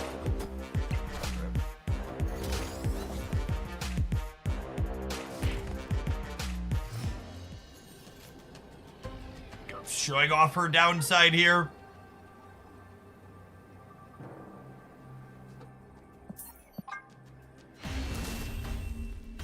Definitely not a card that's stellar in this matchup when you're trying to play armor.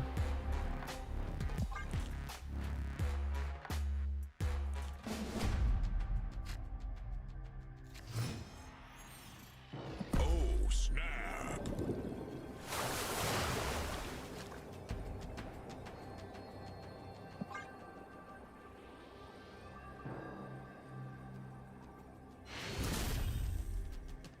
Victory.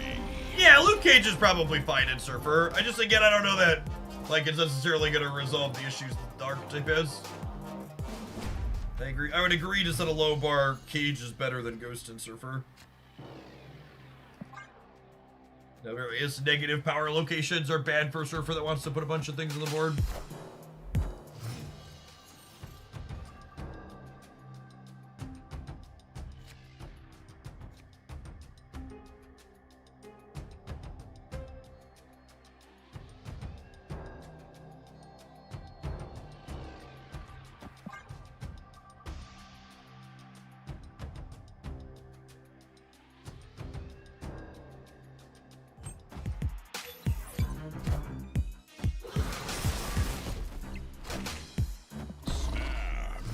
Snap against this opener from them, it's real mediocre.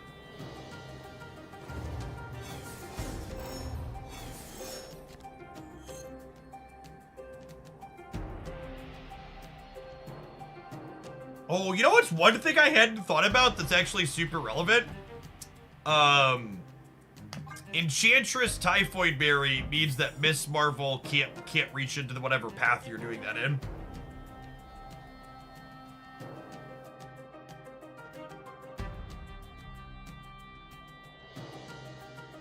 The biggest problems for Surfer is meaningfully filling the curve. Playing a 3-cost card on turns 4 and 5 often feels bad. I think that's an apt summary that shows understanding of one of the problems. I would agree. I'd be inclined to agree with that. Enchantress. Then Enchantress by Lizard here not only gets rid of his downside, but he gets to get bigger in DC.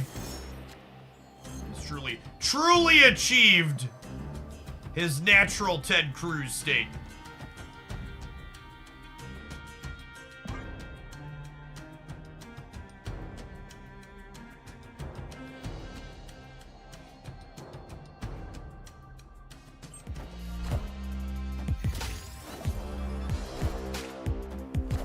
Ah, rats. Hoping we'd win that flip.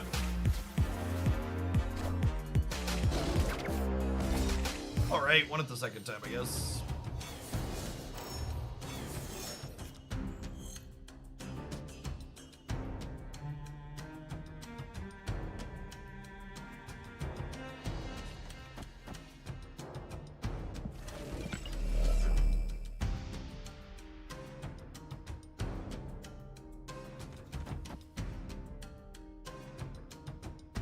Oh, I really need to draw.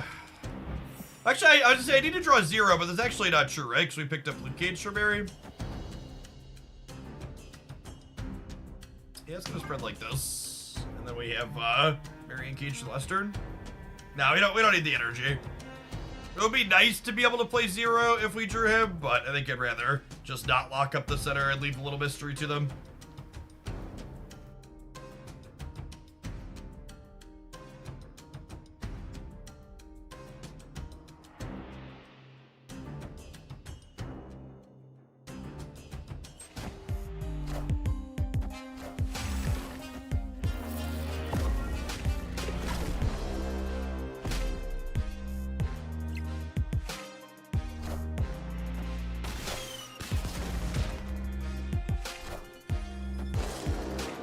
They have a 2-power Deadpool.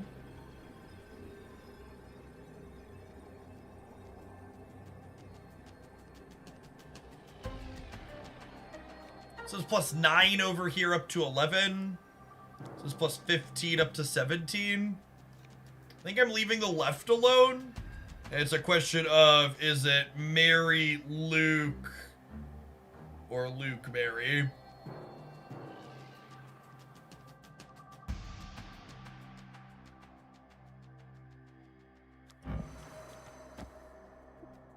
I think they play from the left to the right.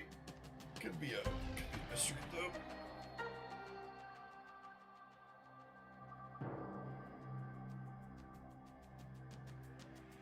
They could have Zola as the last card in their deck. Yeah, it's possible. Nah, their last card's probably Null, right? We haven't seen Null out of them yet.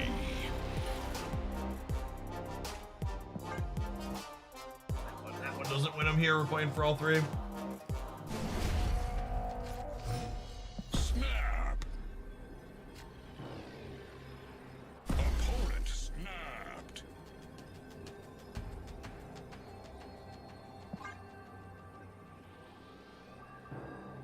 Vibe on the 0 for now, because I don't really want it to be exposed to Killmonger if I can avoid it.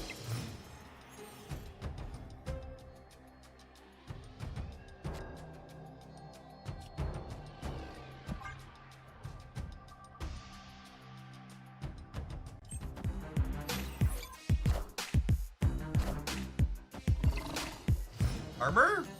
Armor? Armor? You're no stranger to ego. And this is my You know the domain. rules, and so do I. Do do do do do do do do do. Be do do do do do do. All right, you know what? That's not the best play, but Ego hasn't zeroed itself yet, so we're gonna call that a blessing in disguise. Obviously, Ego's not really good at playing any decks, but I think it's probably worse at playing Destroy than it is at playing ours. There's a lot of sequencing decisions. No, Ego! Don't commit seppuku, buddy. You've got so much to live for, Ego. No, don't do it, Ego. The Monster Metropolis, Ego. Whew.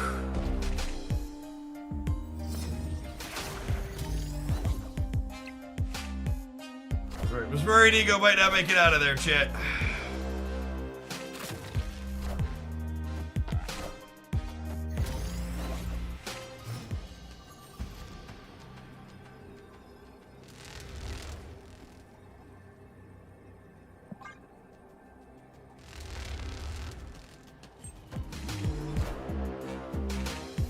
Zero into Jeff was honestly good for us, chat, because if he doesn't zero Jeff there, he moves it center every time. His Ego always moves the card. So like, unironically, the zeroing the Jeff was good for us. You know what else is unironically good for me, chat? These adverts. We'll see you in 120 seconds. We're gonna play a little bit more of this, and then we're gonna check out some Spider-Man 2099, I think. Don't go anywhere. Thanks for hanging out.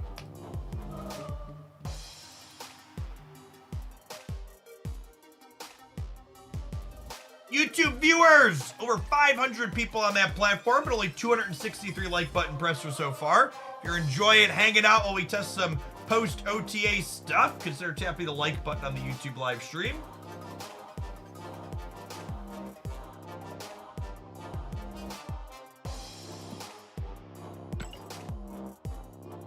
$500 YouTube gamers. Yeah, the YouTube live stream actually has been getting pretty solid concurrent viewer counts when drops aren't going on. During drops, people tend to watch on the Twitch side for the free rewards, but pretty consistently break 500 on new content days on the YouTube side now. I think our record is like 800 over there for concurrence. Is Zabu Go Shag a 3-card package now? I don't know, maybe. Could definitely be. Also, don't forget to include Miss Marvel in that package yet. She is an important part of the Zabu cards that win. Do you have any worry about the cannibalization of one channel over the other? Like the YouTube cannibalizing Twitch or vice versa? No, especially with Twitch announcing that they're nerfing the support that Prime sub give. I think it's more important than ever for me to be streaming to more than one platform and diversifying my sources of income. Wiz Blizz, thanks for the 3/4 of a year. Welcome back. The content creators that are all in on one platform over the other are making a mistake. The only reason I wasn't streaming to other platforms sooner was because it was against the Twitch TOS, but once they opened that, it made complete and total sense to make sure that I'm always broadcasting in more than one spot.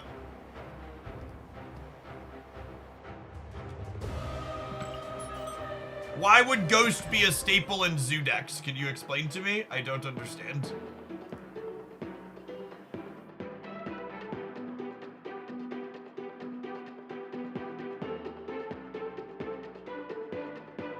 Lushim, thank you for the 2/3 of a year. Welcome back. Appreciate it.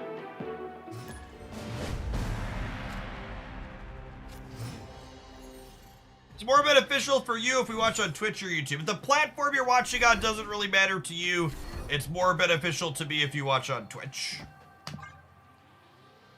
But a YouTube view is definitely better than an on view. But this is the Sokovia. This is the Sokovia Reddit wants, chat. The exact same stats for everybody all the time.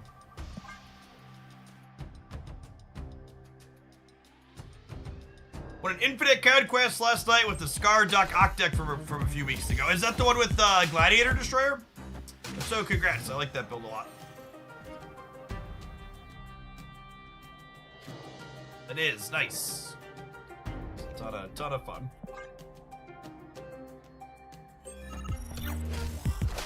They are kicking a card into the center. Is it bigger than a Jeff? Definitely. Yeah, the same.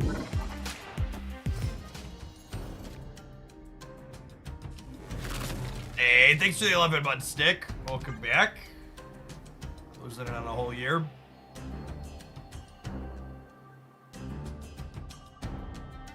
Is there anything wrong with the black crackle effect? No, all the black border effects are just very faint.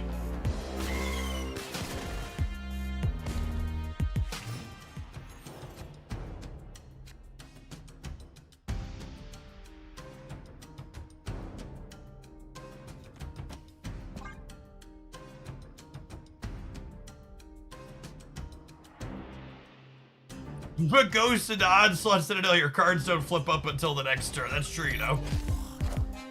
Just the facts.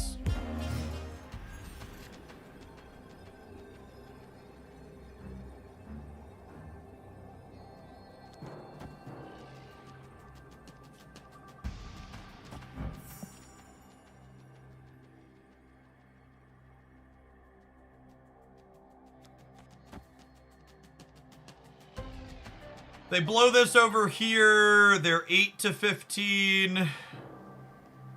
And I'm 18 to whatever. Yes, Wednesday.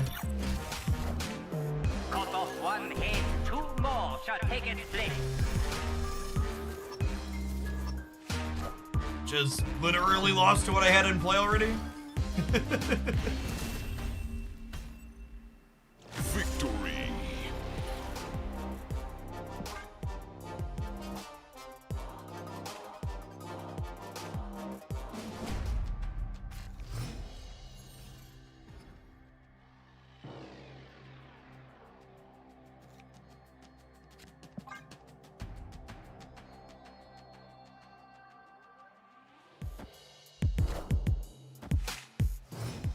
They have the draw mode, and they didn't snap us. Lovely. Appreciate you, opponent.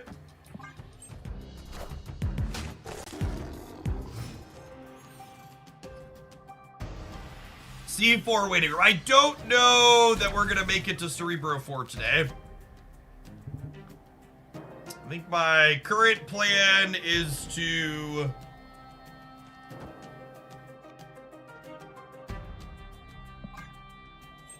I think my current plan is to play some Spider-Man 2099 after this, and then we'll see where we end up at after that.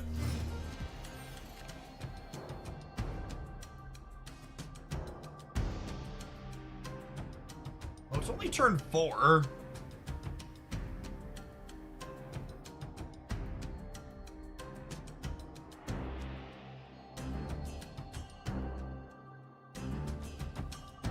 Well, Luke Cage for now. Hey, Luke Cage, I might 0 Ghost. Is that crazy? 'Cause I want priority in this matchup, right? I think that's actually the play.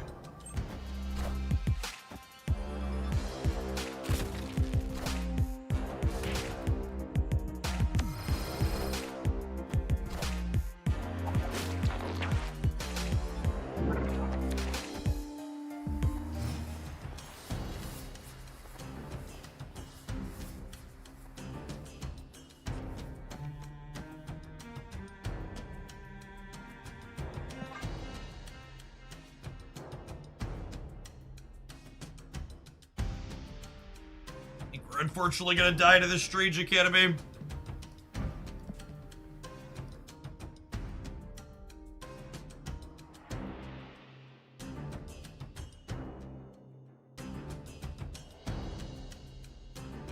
Losing the Marvel bonus. Yeah, but I don't want them to be able to eat the multiple man and then like Phoenix force to move it around in the last turn. You and I both know you can roll a gold split on that check. Yeah, when they give us the ability to customize our cards, I will likely resplit that check looking for gold.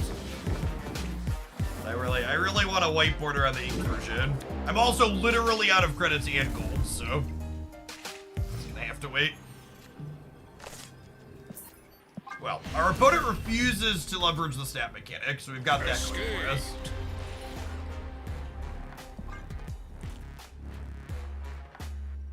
Many points where they were ahead there, and it just didn't matter.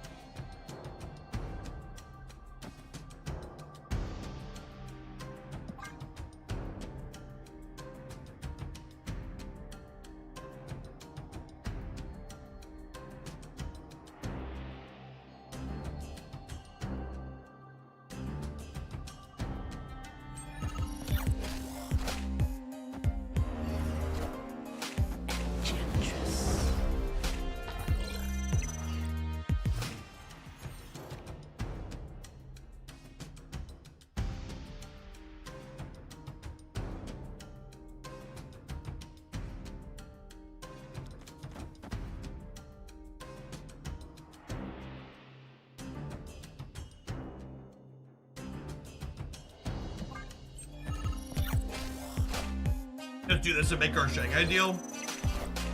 This could be a Nimrod in the center, though, and then we're in trouble.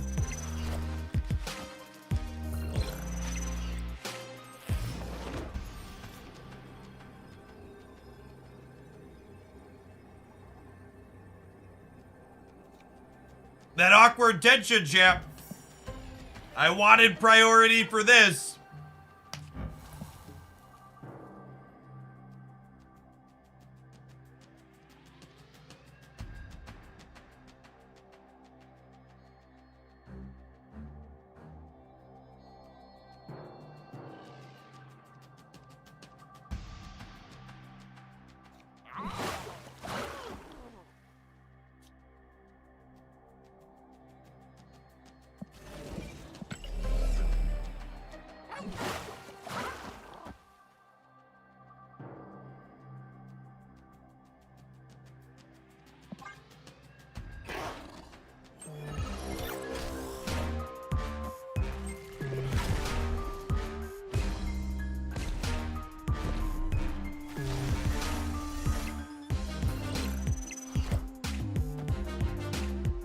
Got him.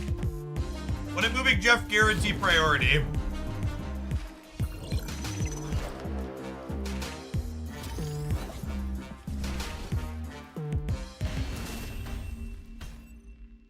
Victory.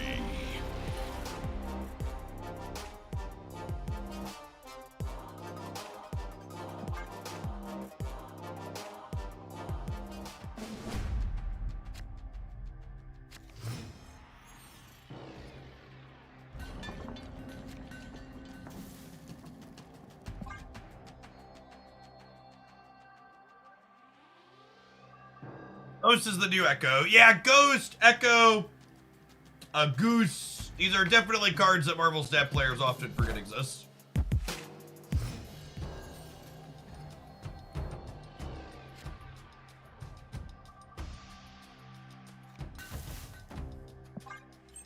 They're most likely to play here, so we'll armor there.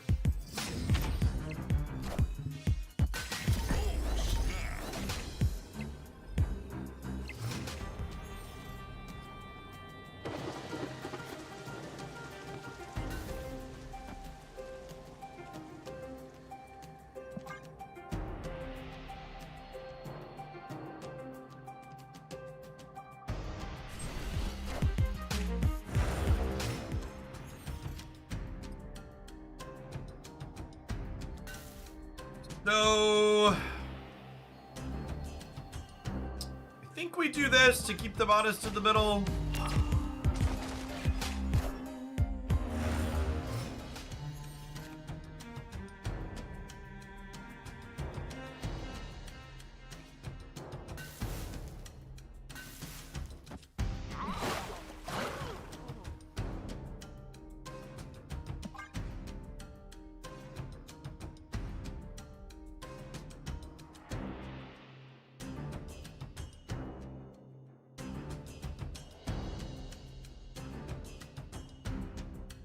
A ghost and an echo are things you can't see in real life, so Second Dinner nailed their designs perfectly. It's true, you know.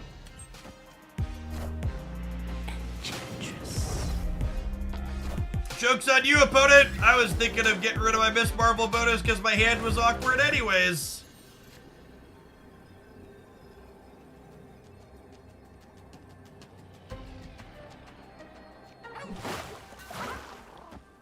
Yeah, it's just like this, right? Plays to all three real cleanly. Victory. Drax! Speaking of things that are invisible, thank you for the gifted sub, appreciate it.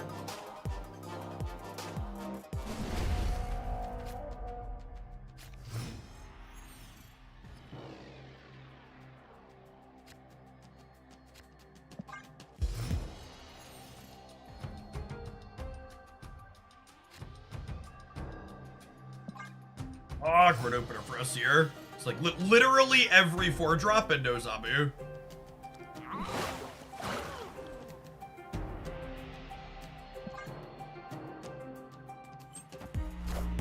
Hey, Lucas, thanks for the gifted sub. Continued generosity is appreciated.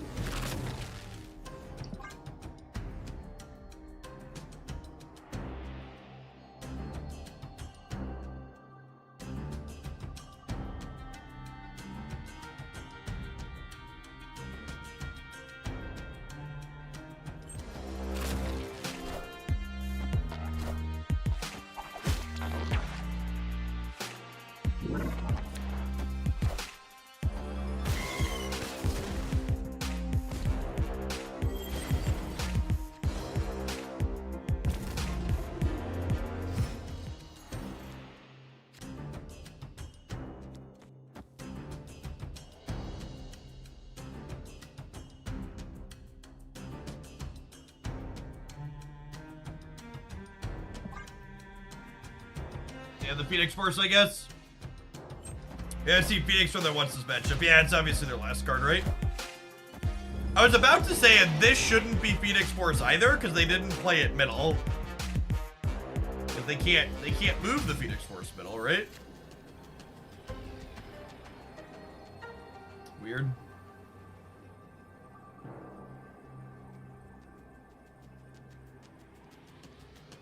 In range.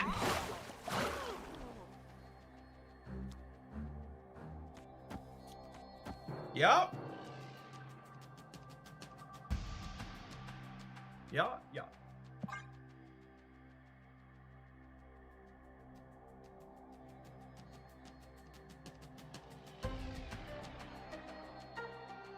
Are you setting up for Zola left? They could have set up for Zola left regardless, though, right? They just, like, move and then Zola? Yeah, maybe I'm supposed to put it up on the right to beat, I'm probably supposed to beat 21 on the right. This is probably a mistake on my part. Playing for center. Oh, they played 2 cards.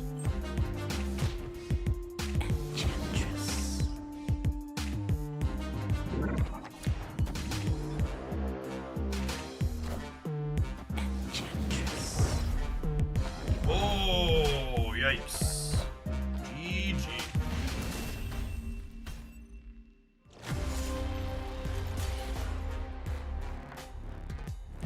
Alright, you gotta win 4 more, bud. Can you do it?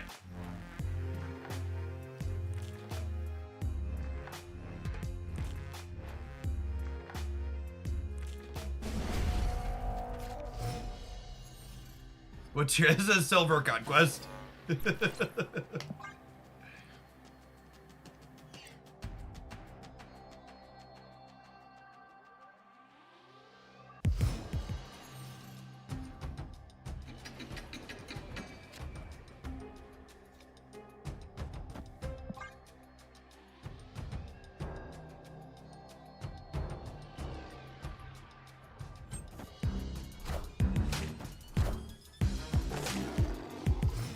You know, I should have played Lizard to give myself the best chance to have priority here.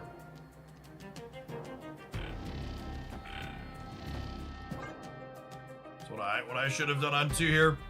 Just play for priority against there. Destroy him, I think on turn 3 is ideal. Yep. They likely easily win this game if I set this up correctly. They might not have the Phoenix Force, but if they do, we could have played around it.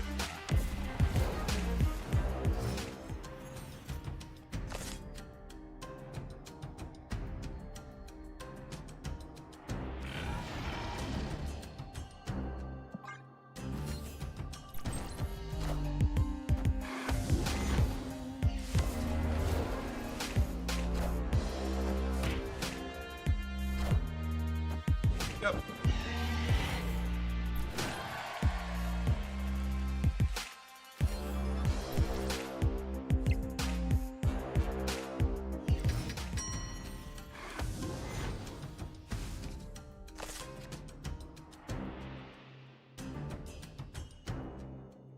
Dead to any series of reasonable plays from them here.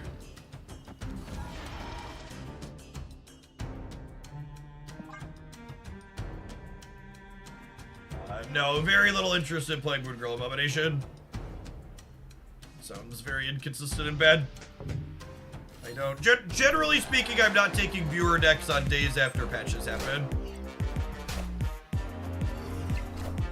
Viewer decks are for when the format is established and I have a backlog of content. I need to play decks that have the potential to be good on new content days. I put the Typhoid Berry in the center because they've linked to Enchantress my Miss Marble. They get to go ahead and undo Mary there. Cut off 1 head, 2 more. That's really interesting that Ghost doesn't make it so your Grand Centrals go last. That kind of surprises me.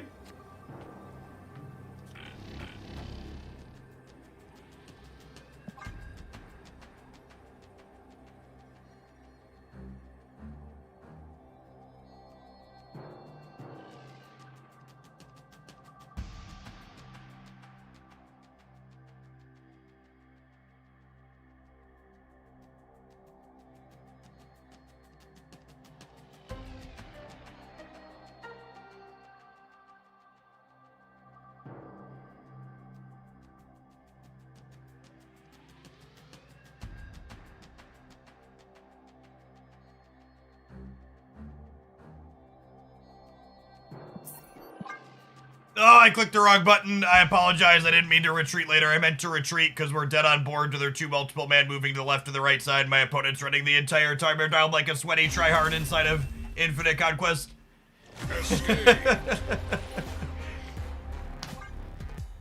One of my top feature requests is actually being able to retreat after I retreat later because I clicked retreat later by mistake out of reflex.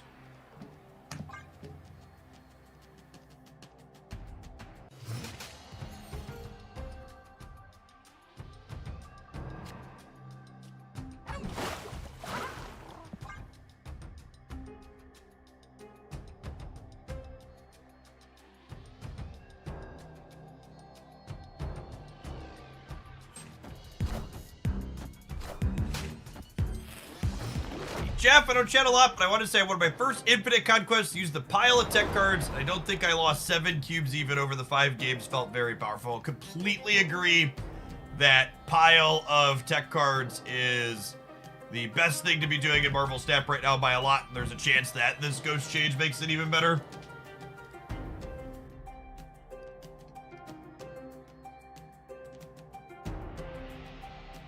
They nerfed the natural tech card Predator Loki into the ground.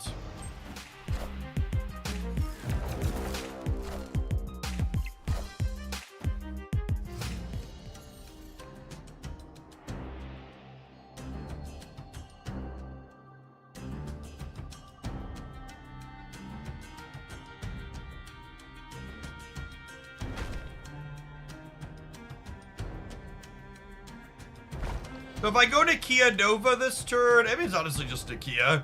I probably play 2 or 3 of these cards outright. It's probably reasonable.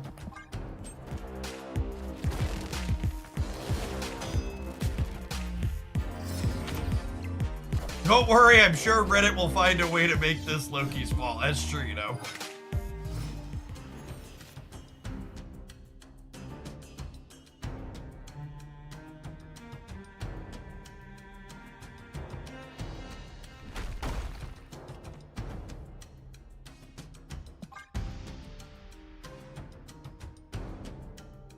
Another Jeff Bezos before the nerf. Thanks for the 7 months, Delicate Beast.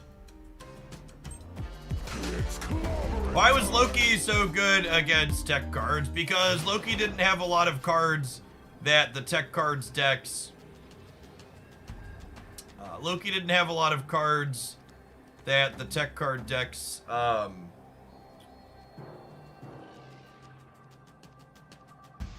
Well, my brain is mush and I'm counting. I think this is the best we could do. It's gonna come down to if they have a destroy card. There's no strings on me.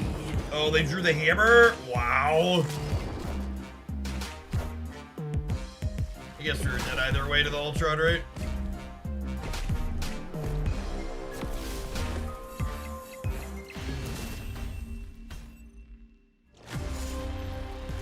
Oh, I shouldn't have messed up.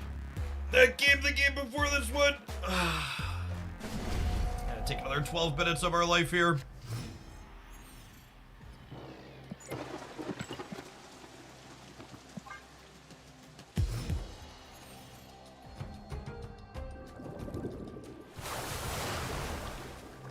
This is gold ribbon. This is silver conquest. Our opponent's definitely playing like there's a Texas strat though.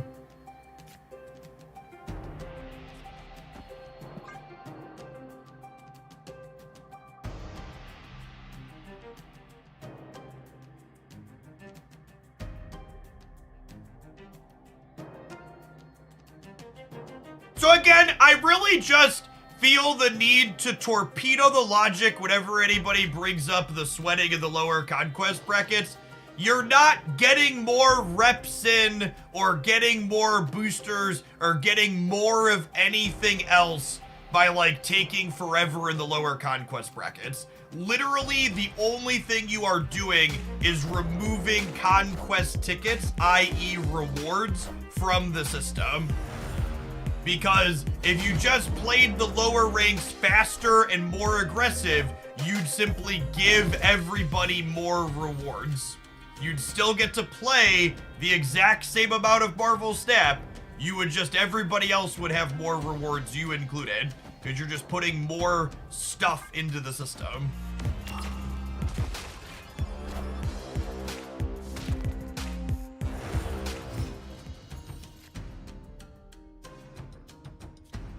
Sorry, speaking for yeah. There's just a lot of people like I hear that comment unironically frequently. It's hard to know.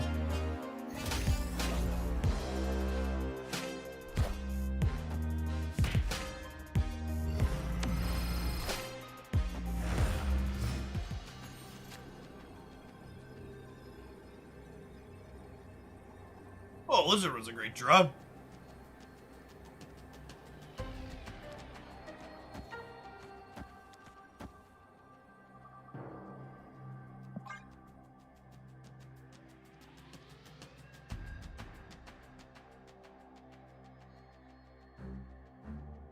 There's people that play through round 3 and then retreat. You can complete, in order to complete your daily missions, you can't retreat before round 4, I believe. So there's some people that do that just to get their missions in.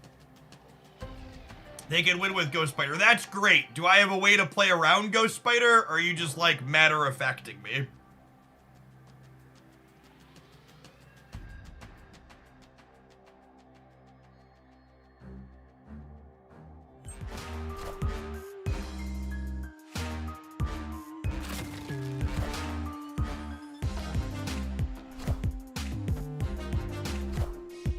No Cerebro deck can play Luke Cage now. Really? The only Cerebro decks you can play are 1, 2, 3, 5, 6, 7, 8, 9.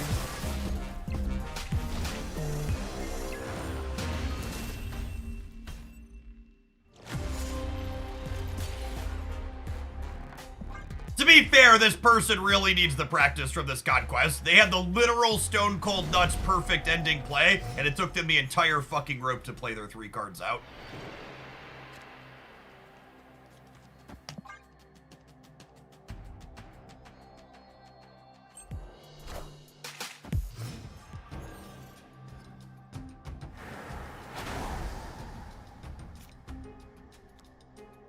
Alright, let's see if the opponent figures out they should play their multiple man into the Isle of Silence against us.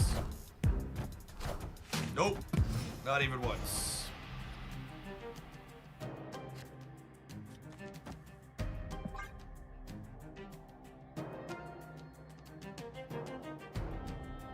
I mean the competitive ones. I mean Lukewarm Take Cerebro 3's never been competitive.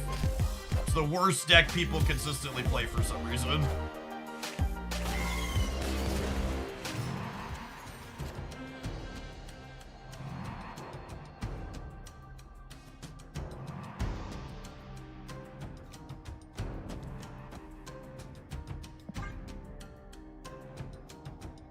Any tips for Infinite Conquest? I have 2 surefire tips to get you your first 5-0 in Infinite Conquest. If you execute them to perfection, you will get your win or your money back. Be lucky. Don't be unlucky. Bonus 3rd tip. Play Zabu, Shang-Chi, Miss Marvel.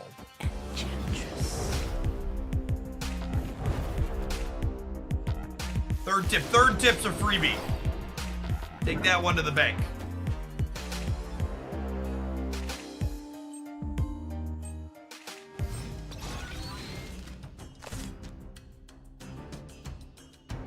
What if you don't have Miss Marvel? I would recommend going back in time and acquiring Miss Marvel.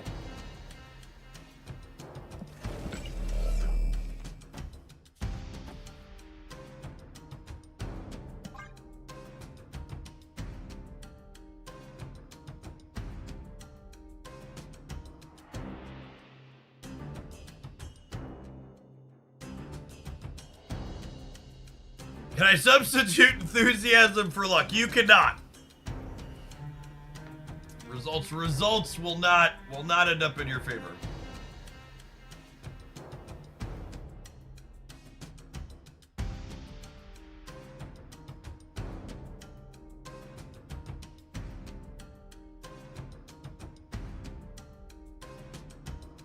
What about gumption? Now we're cooking.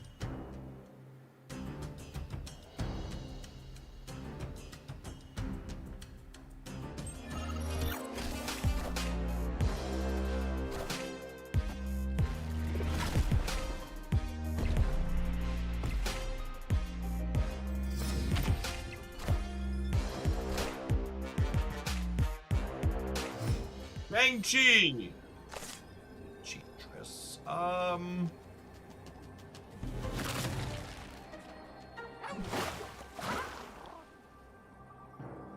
do I lose?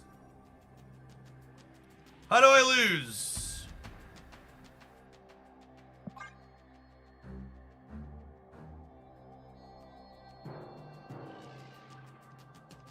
Zola left. Zola left only puts 10 into the right chat. I think it's all. I'm also winning center. I'm at 10-23 here. We tie center.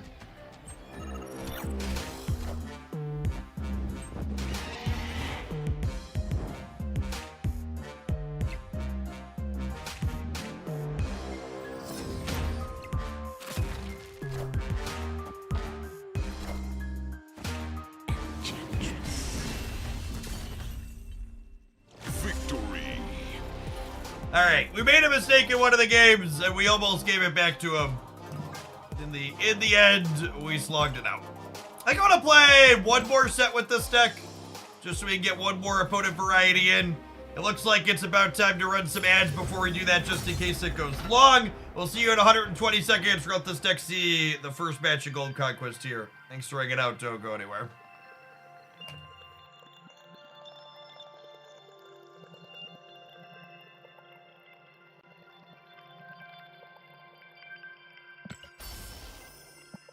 The $20 bundle is probably worth it. The $20 bundle is a good use of money if you're someone that typically buys gold at $100 a pop. I.e., if you whale and you purchase it. I plan to buy that one later tonight.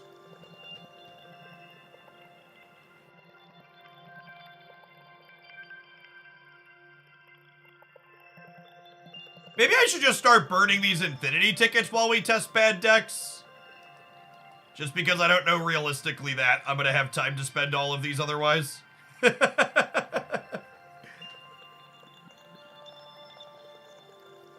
Got 13. That bundle has 2 infinity tickets in it, right?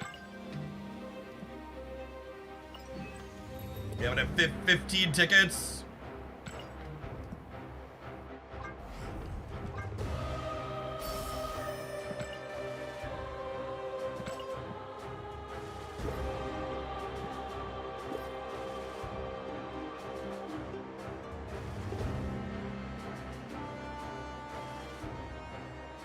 Water bottle's empty, champ. BRB.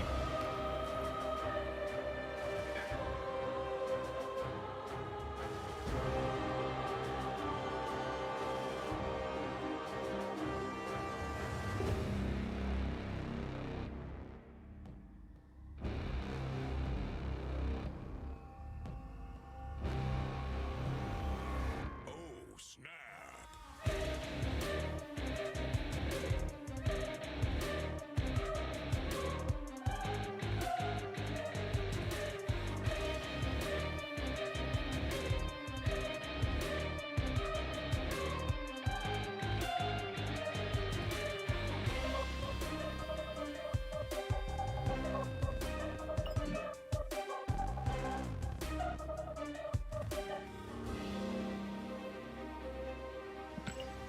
You don't have to lie to me, chat. I know you like that slow rise up on the desk there when I walk back into the room.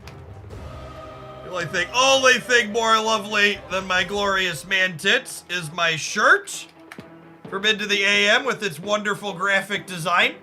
Be sure to check them out for fantastically fun t-shirts. You get 10% off with code HOOKLANDIA.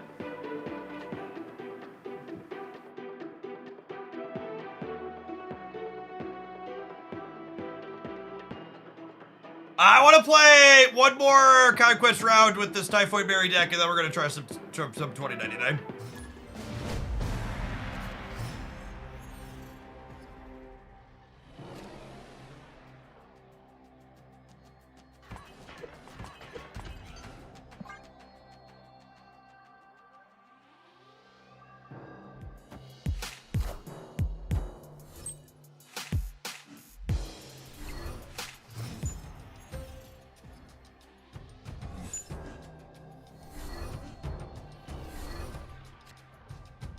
Okay, well, whether or not that Sokovia is good for us is going to depend on if they're a Hela build, a Black Knight, or a Sarah build. Opponent snapped.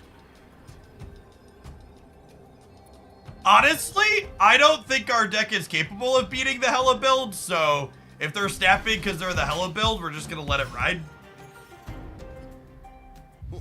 This land is always changing. Snap.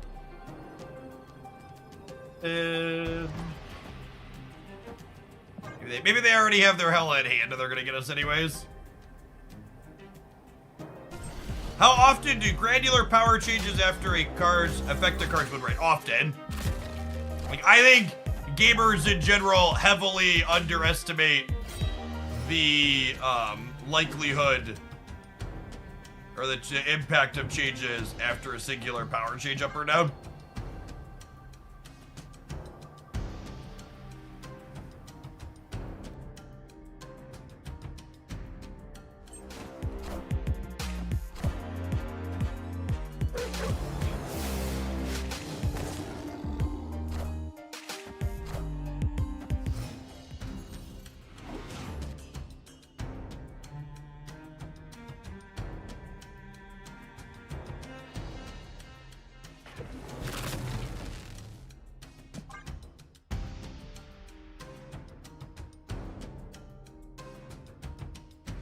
It's true that a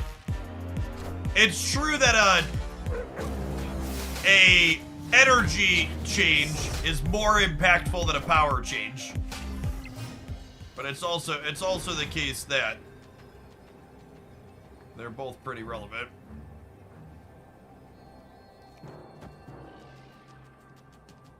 All right. Dinner's ready. Come and get it.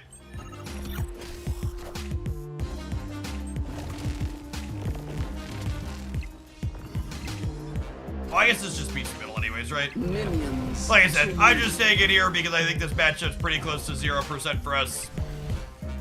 One of the reasons why this Hela deck is popular is its average draw beats these deck card decks. I think we'll play one more with this. That wasn't really a game.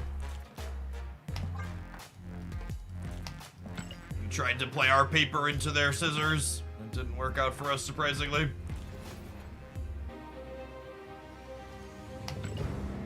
I was gonna start burning these infinite tickets. I don't really care.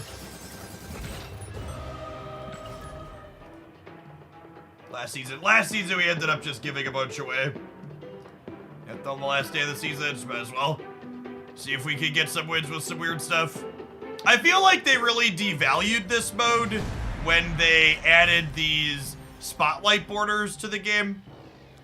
I don't really feel the need or the drive to like get new special borders on things, because most of the avatars I want to use anyways come with a special border by default now. Feels like they power crept their own cosmetics a little bit.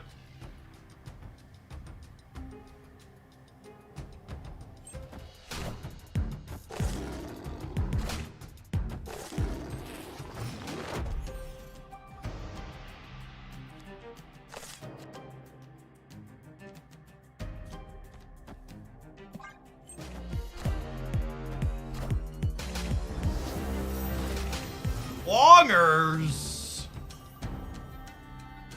It's got some spice. Nebula's a fun draw. Let's be playing Miss Marvel here. Ain't afraid of no long.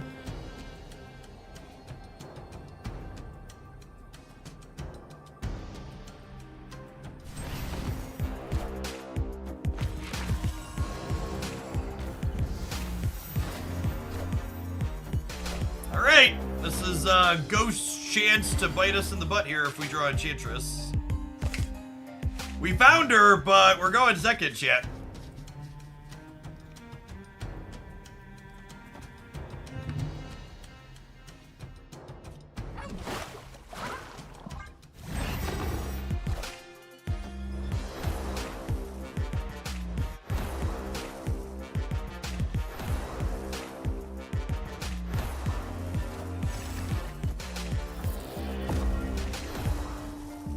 Alright, Luke Cage, one time please, deck.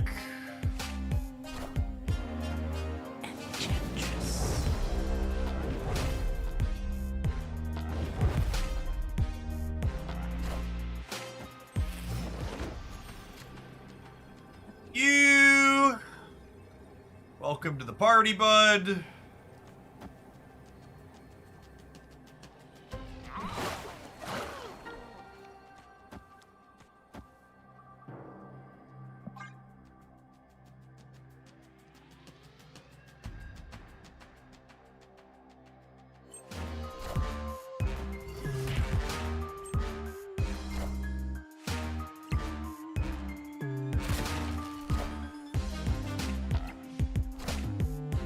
They must not have gotten the memo about the OTA yet. They must have missed the note. Victory. Again, I really can't emphasize this enough. How many bad takes I heard from people who said the Luke Cage change was a nerf to this card? No, it wasn't. Luke Cage being a playable whole board effect makes Hazmat significantly worse. I'm glad they changed him back, because he was an unplayable card no one was touching without it. But this is almost assuredly something. Hazmat got better when they changed him. She still wasn't playable. Like, she wasn't good. But she's definitely worse when this is a card you can put in your deck and not feel embarrassed about it. All right, let's close up on that lesson and build ourselves a 2099 deck, huh?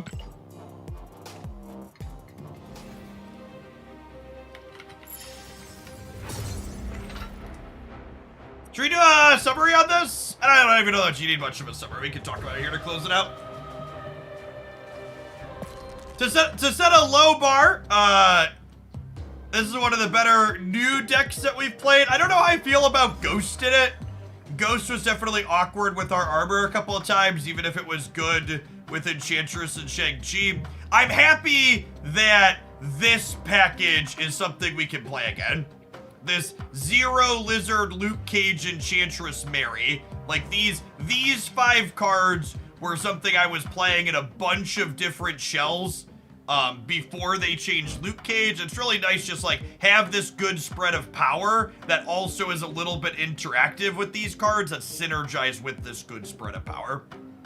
And then obviously this deck is reasonable as a whole because it's playing the big 3. Zabu, Miss Marvel, Shang-Chi, the other 9 cards you could probably pick kind of at random and still have a very reasonable Marvel Snap deck.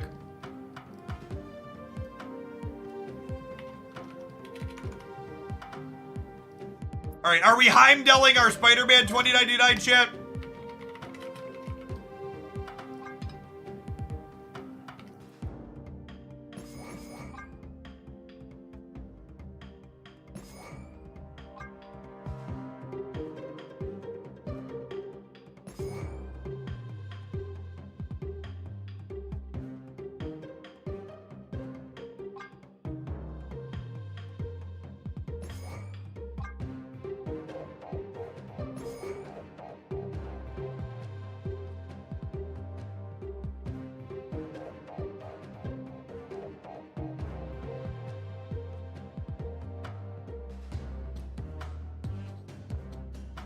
You know what's actually an interesting thought I just had because someone talked about it in chat. Strange was a card that was often quite awkward with Spider-Man 2099 when he had 6 power. Because if you moved Vulture a single time, you could no longer Doctor Strange 2099. So being able to move this a little bit more consistently seems good.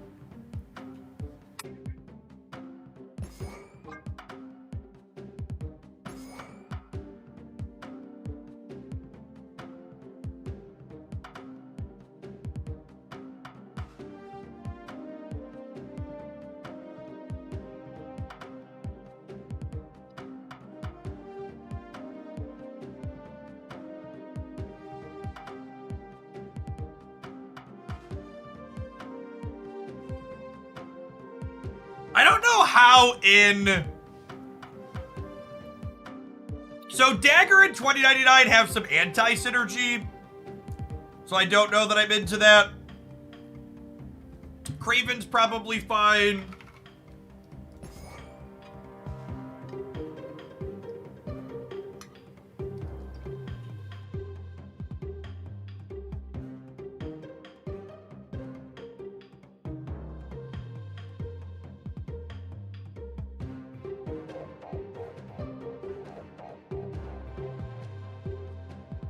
It's this Dr. Octopus deck, maybe? He's another good 5 to follow Heimdall up with.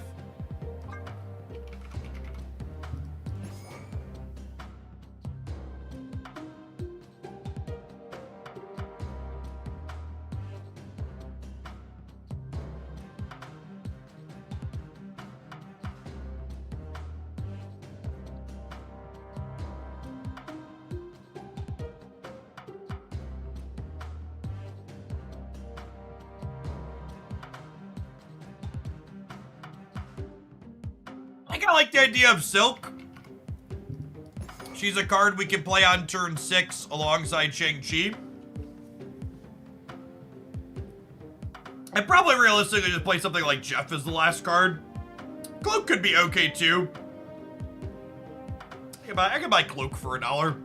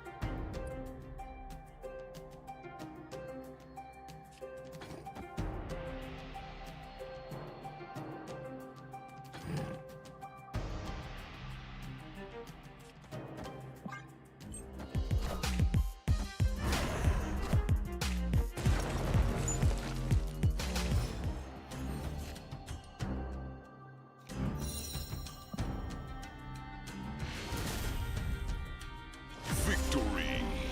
I was about to talk about our hand being awkward, but theirs is obviously much worse.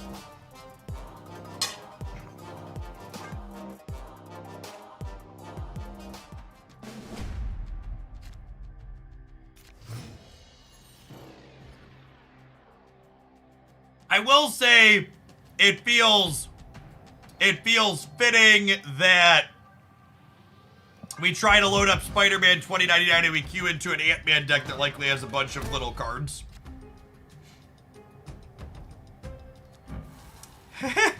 I'm in danger!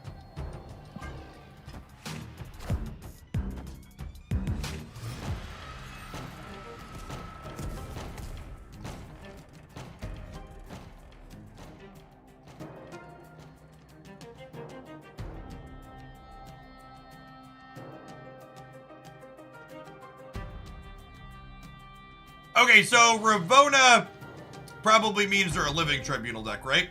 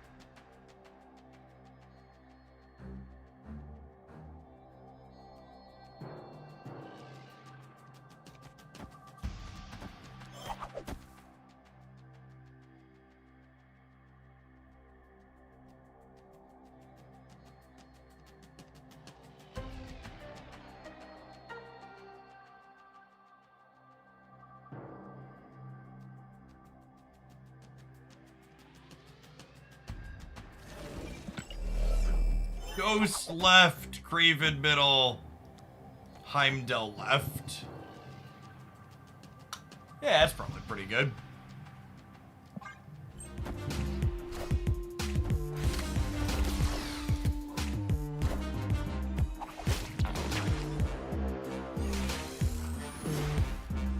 We get a miss, but we're still good by a lot, right?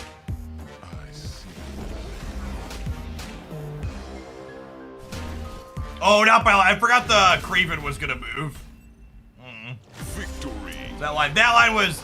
We listened to Twitch chat. We didn't get burned because their Iron Lad was bad, but obviously we should have lost that if we had played it all reasonably. My original line was significantly better.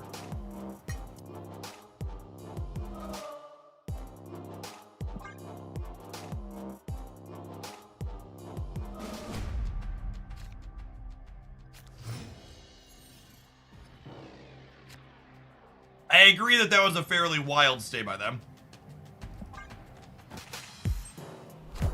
Shang likely doesn't have text in this matchup.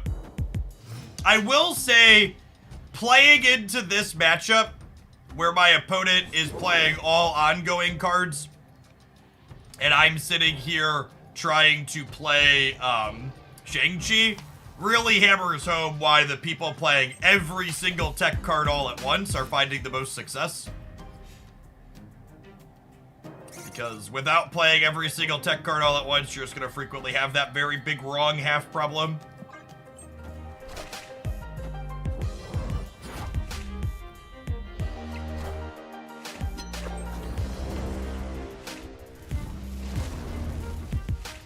That's true.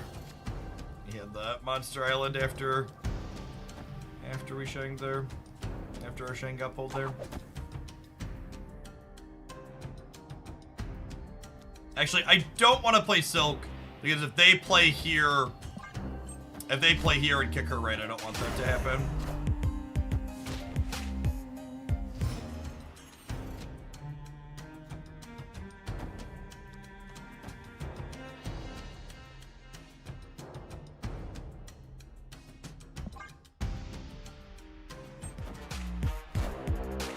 I am Iron Man.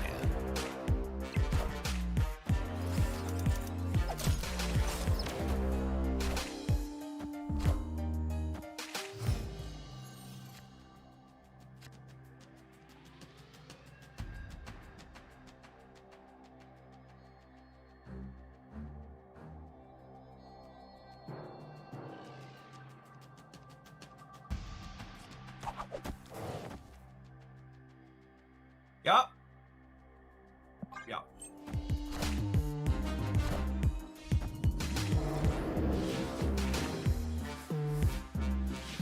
I think we lose the breaker to Onslaught.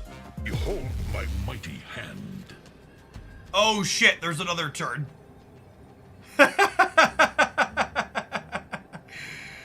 You know. Mistakes were ancient.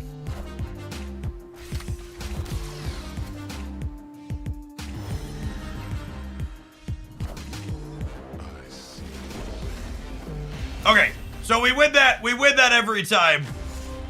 If we remember that there's another, it's fine. They have to win 6 more games in a row. Hopefully we'll get lucky and win another one.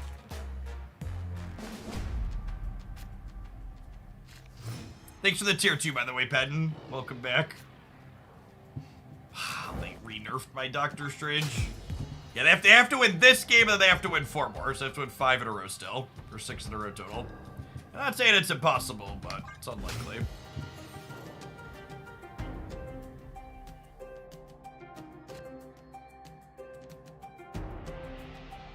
Wait, this is actually sick. I get to go Vulture here, Strange almost all of them into the middle, and then they merge into Clintar.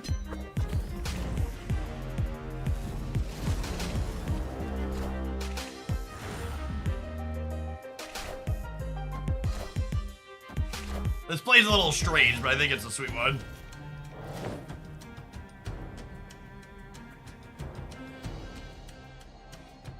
Ooh, do I pull one out? No, it'll pull Doctor Strange, never mind.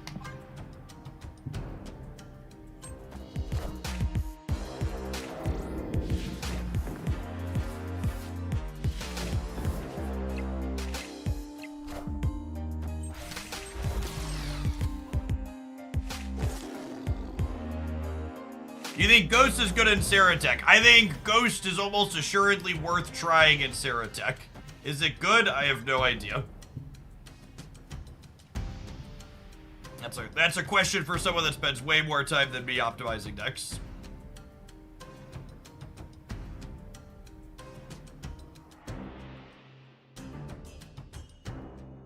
Going on, Skippy. Thanks for the quarter of the year. Welcome back. You plan on making a best decks video for Hope Summers? No, unfortunately, preemptively making deck lists doesn't perform well in terms of metrics, so we'll have the typical early verdict video and then other highlights on the Jeff Hoagland channel as well. Mighty hand. I do not currently anticipate going back to making the deck ideas and advanced style videos.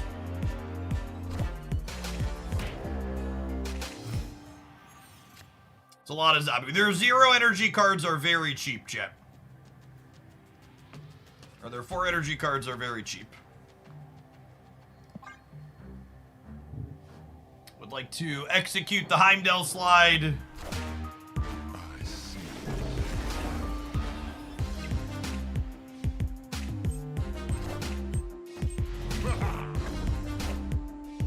I am Iron Man.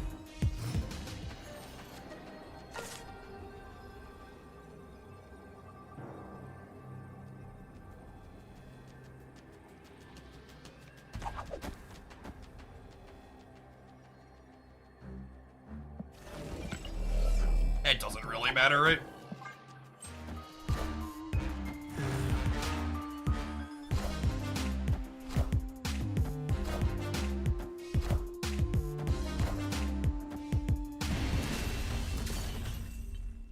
Victory.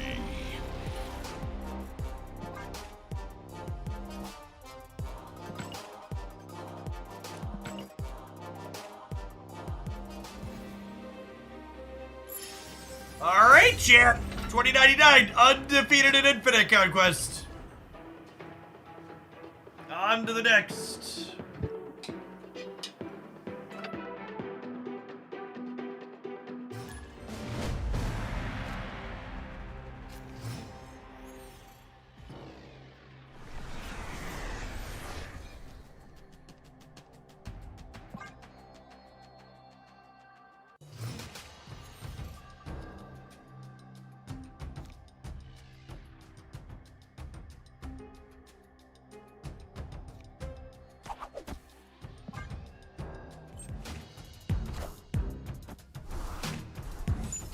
Get all these 2-5s, chat.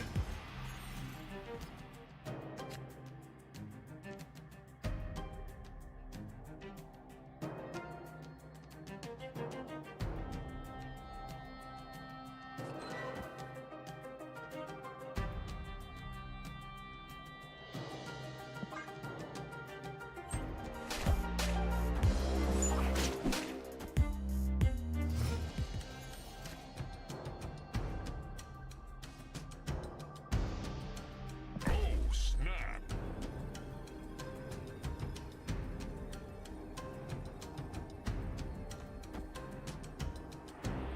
I don't know where Sinister London's gonna be, and I don't want to end it filled up with cloak, so I think I'm just gonna double cloak here.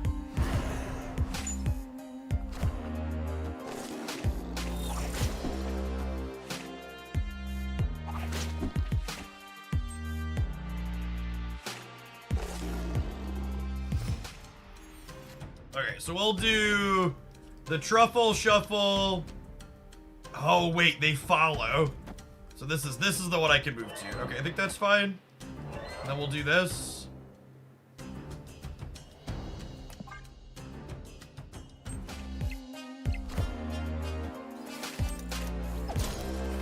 Here, bud.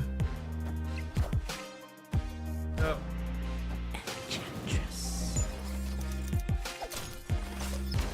Bud. 2 cards for me? You shouldn't have.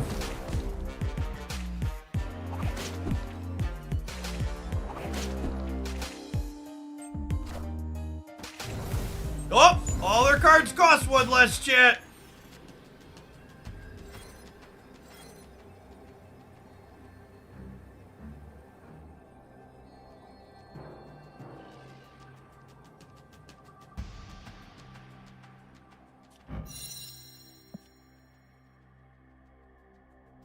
All their cards cost 2 less. That's true.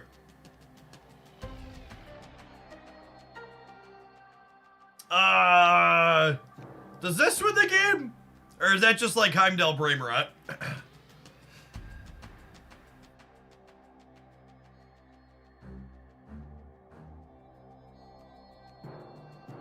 It's probably just this, right? And that gives me, this gives me 11 on the left, and they kick a silk into there.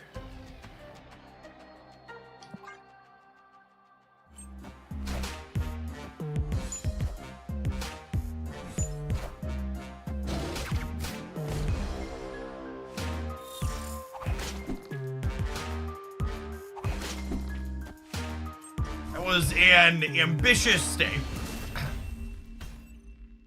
Victory.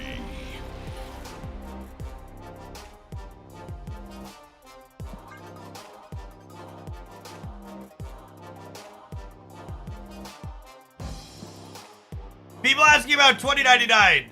We've played like 3 or 4 games now, and so far he's literally just been a 5-9 that's done nothing but be a 5-9.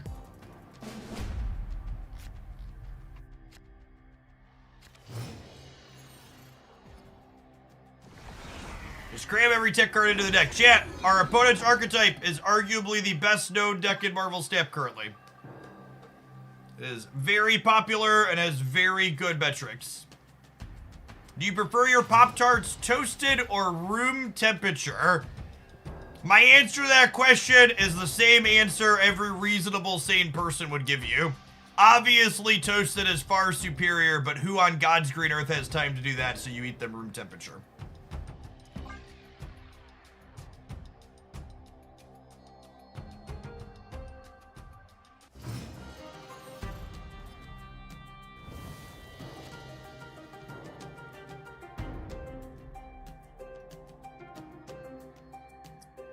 So, unironically here, I would lock myself into a lane going Vulture into Strange, but I also think they just can't beat 21 points of power in that lane.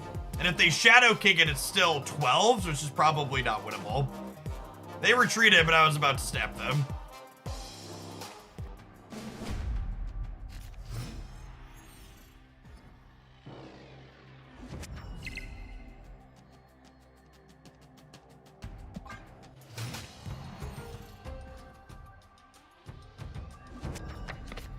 I will say, from a flavor perspective, it feels right that Spider-Man 2099 is the biggest Spider-Man. He feels kind of like the big badass Spider-Man to me. So him having a nice thick stat line from a does this feel right perspective is like the answer is yes.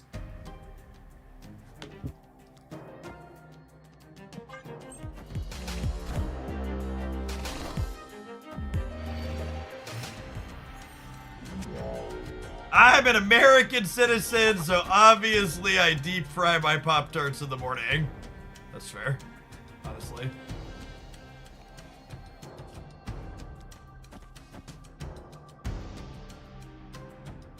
Oh, snap.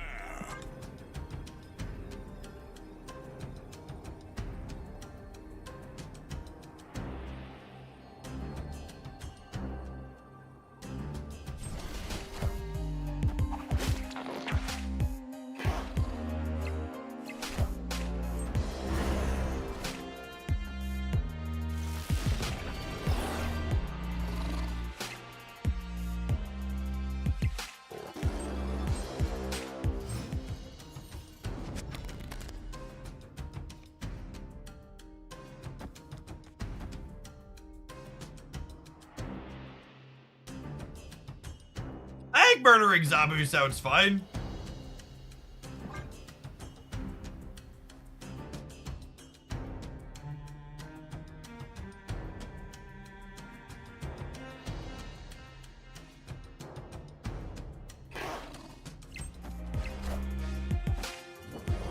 They're probably counting on that cost reduction. Nice clean spank there on the kitty.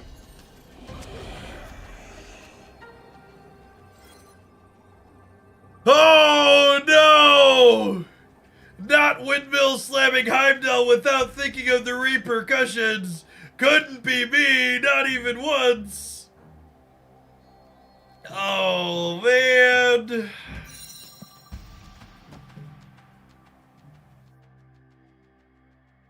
I think it's right, he said, to slam Heimdall, coping to himself ever silently.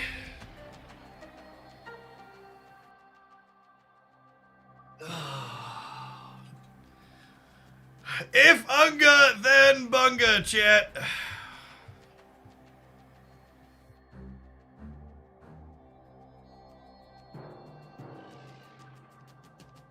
One Unga to go with my Bunga, please. Can 2099 target unrevealed cards? He cannot. Why not? Why shouldn't I use the Heimdall?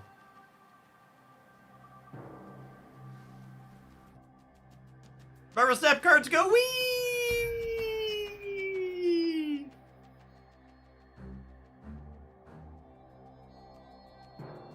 Chat, they're probably not ghosting. They're probably just taking the Infinite Conquest very seriously. It's a big deal for some people.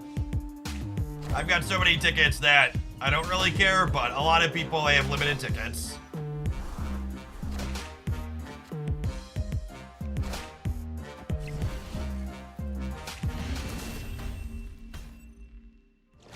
Someone remind me to file a bug report after this game. I played Heimdall and then won instead of losing.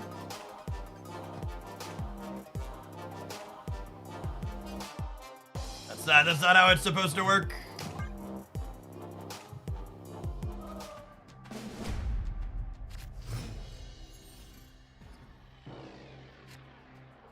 Yeah, choosing to play for all three paths there feels kind of strange on their part. Alright, opponent has to win 6 games of Marvel Snap in a row. Stop me if you've heard this one before.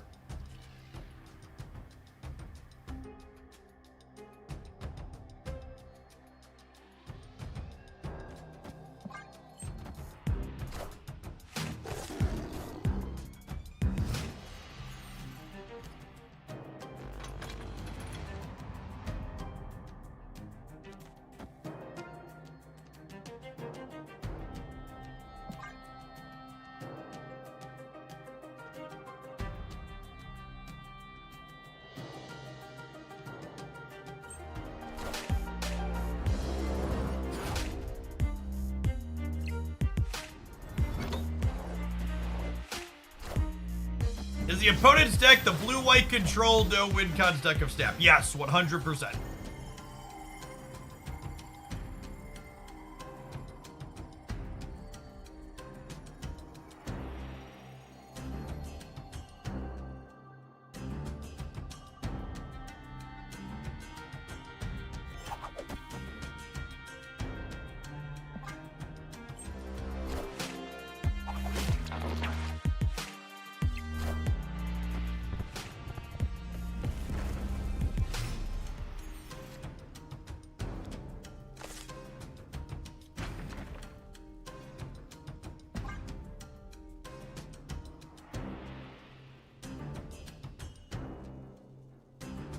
Hey now, those decks usually have 1 to 2 creature lands. They have Lizard and Maximus, chat. Those are basically creature lands.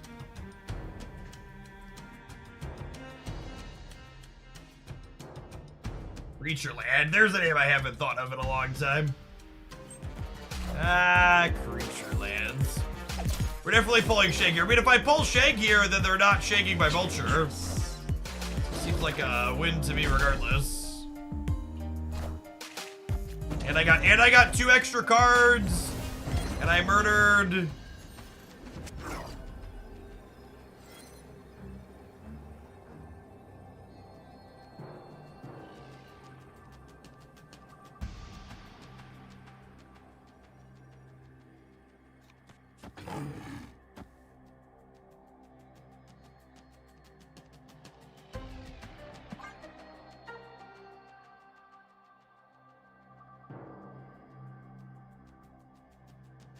It's worth noting I do need to kill something in the Vibranium mines because they ended up with 2, 3, 4, 5 there, meaning Miss Marvel would let them win if I just play a 9-power thing on the right.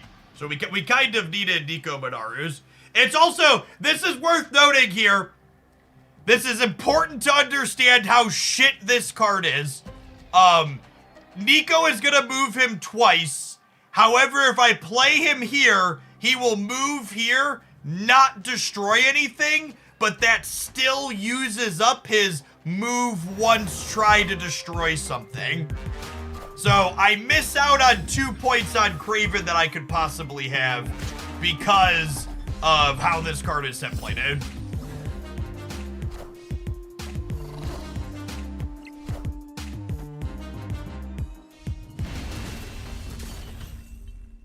Victory. Because we hit the worst card there, we actually would have lost to Miss Marvel, huh? Thankfully they didn't have it.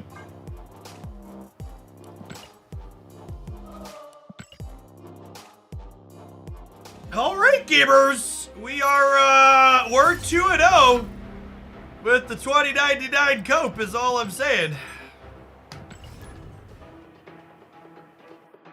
First round of the Conquest was won by a different deck.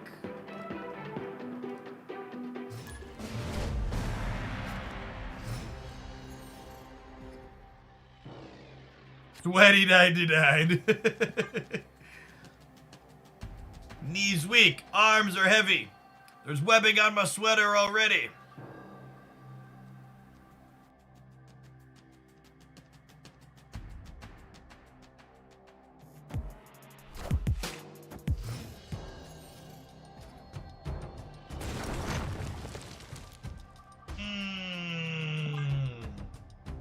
Opponent should snap here.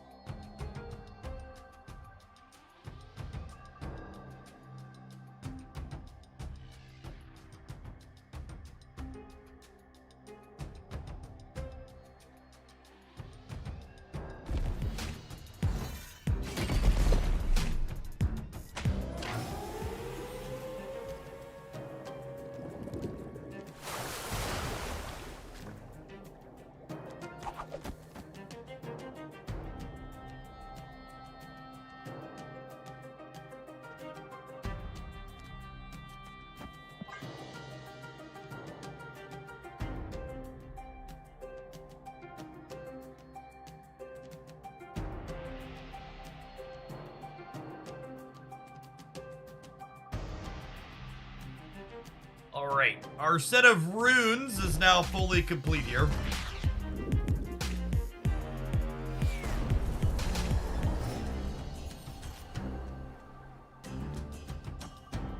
Snap. I'll snap the no plays so far before they see exactly what we're cooking. See my Marvel snap cards are gonna pay another cube.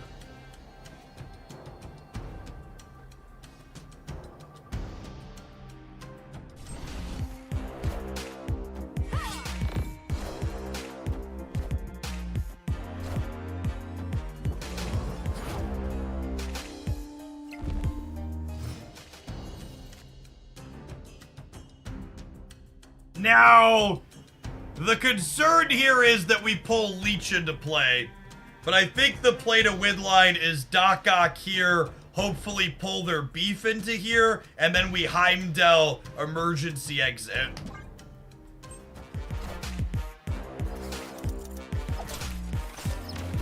This is a scary one largely because of Leech existing, though.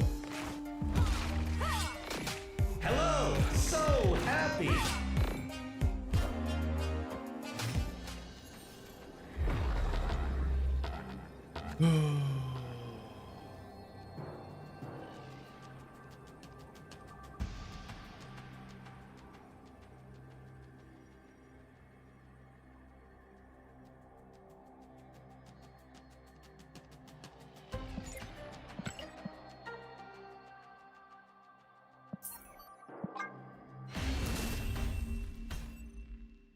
Escaped. Good chance this is where our story ends, gamers.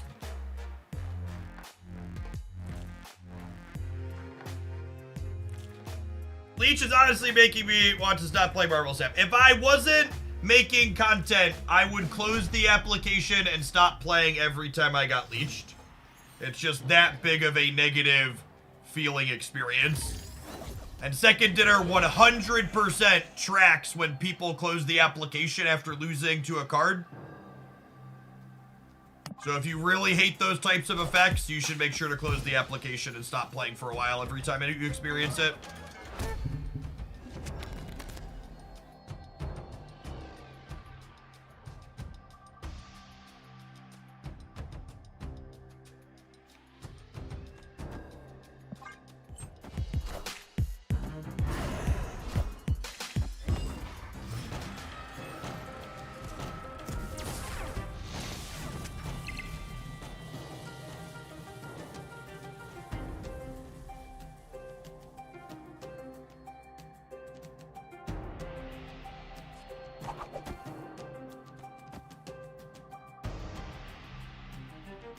Oh, snap.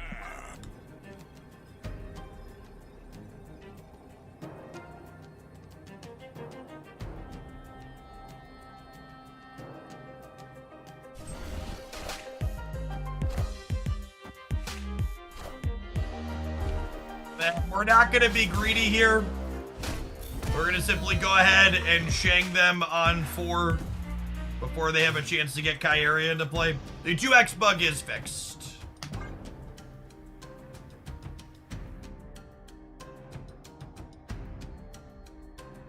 The Nico'd Hulk will not double. I'm really looking forward to Supergiant releasing.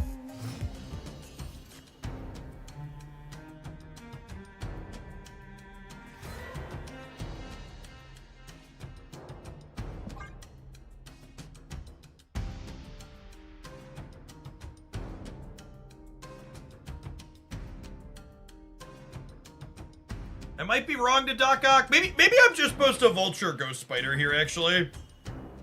That's probably what it's probably just Vulture left Ghost Spider center. Yeah, I fucked this up.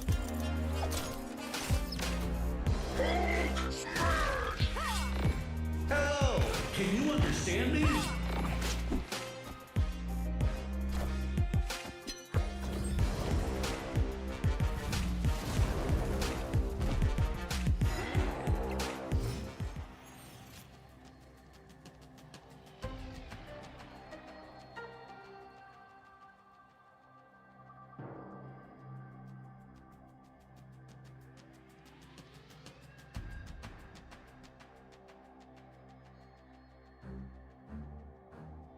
Now the biggest thing they could do from here is She-Hulk.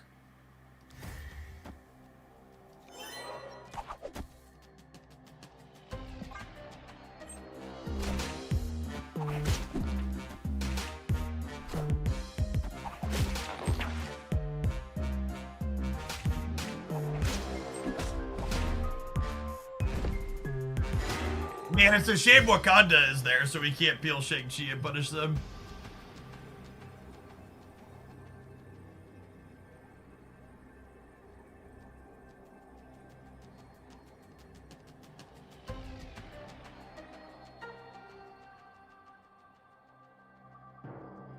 Oh, Shang is already in play. Good show.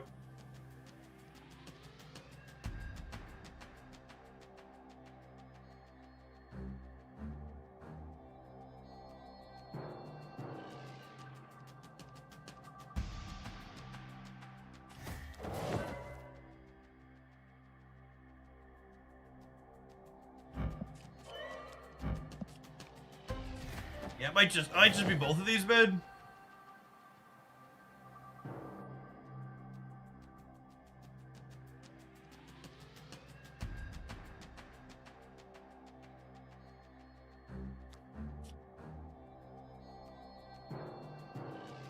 The problem is they're most likely to play mid, right?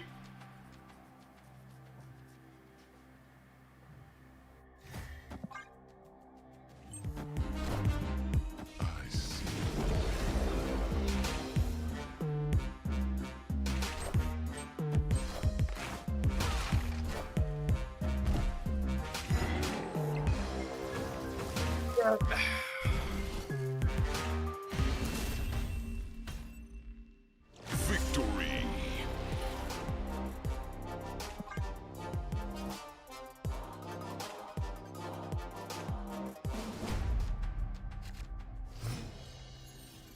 First Yuunga, then Yumunga. Yep. Sometimes you're just feeling it, chat. You're just like, this is the line. This is the call.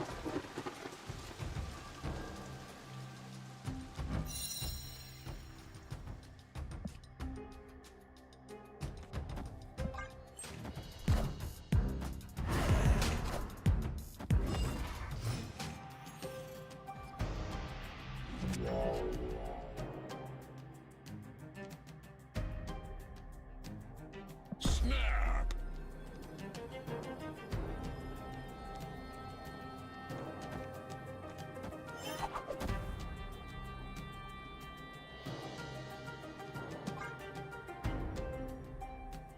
If this raft card isn't useless, I get to cloning that set.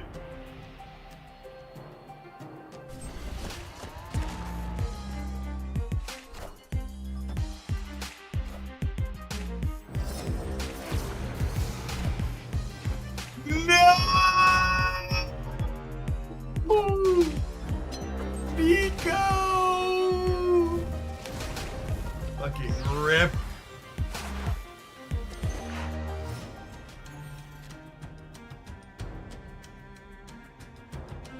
Okay, lesson learned. I should have ended on Nico because then I could have gotten rid of their limbo and I wouldn't have risked this happening. But it was right to end on Nico there is what should have happened for sure.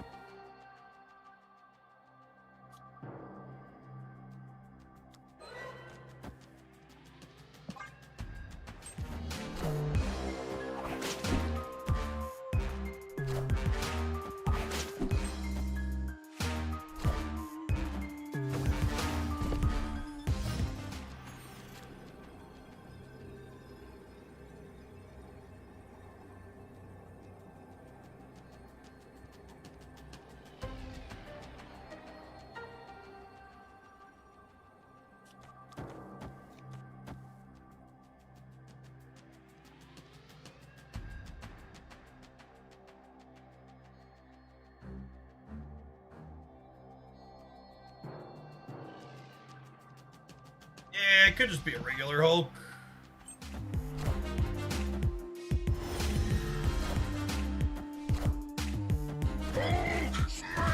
Oh, fuck! I forgot the silk was gonna move. Oh, I forgot the silk was gonna move. Damn it.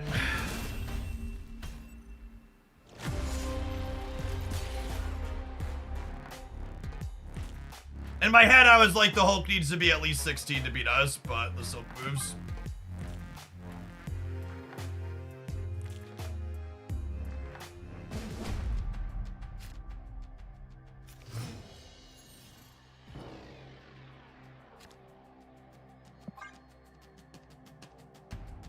Few big mistakes there.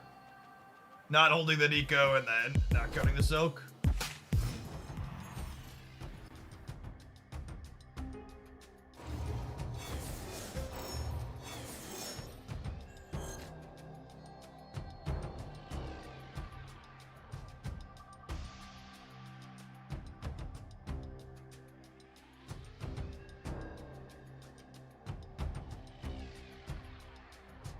Has Spider-Man done anything? Nope. He killed his. He did kill a Zabu. That's fair.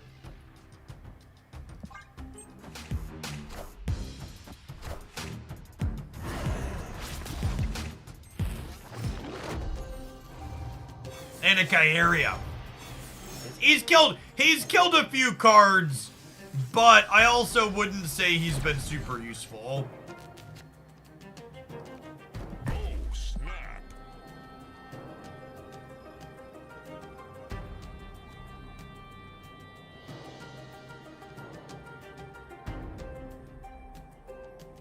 His stat line is felt fine. That is relevant. And so long as we don't get Kyeria in here, I think we're in a pretty good spot. Because they can't leech me before I Shang-Chi them, so we're just looking to dodge Kyeria here.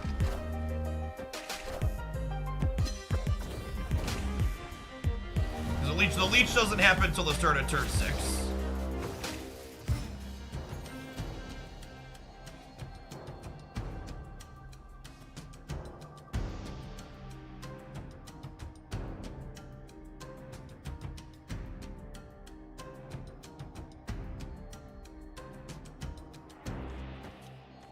I do this, and then next turn, we pull it back right, and then Shang the She-Hulk in the middle.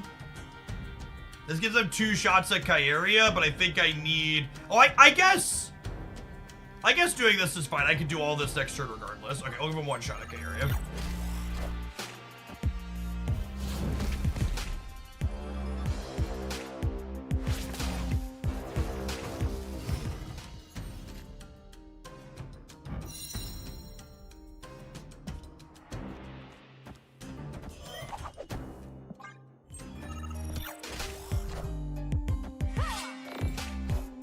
Get greedy.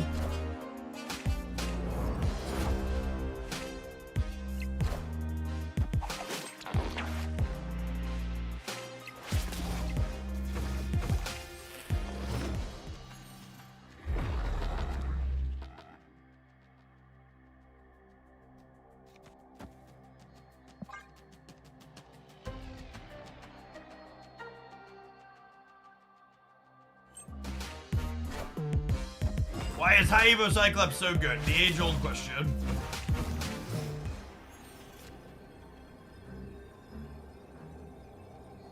It's not the Doctor Strange I wanted for Christmas.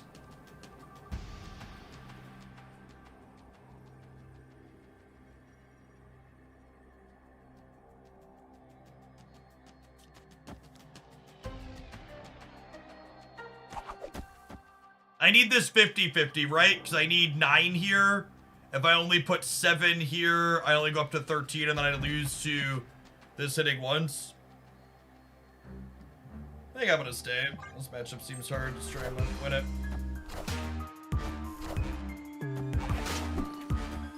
We get a second chance at the 50-50. Nailed it.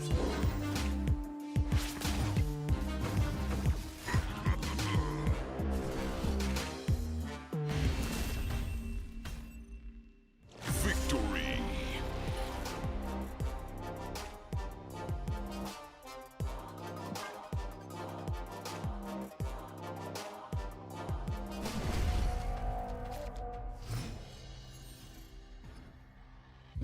Play Heimdall, win the game. Yep. Be fully known. Unironically, this location is much better for us than it is for them.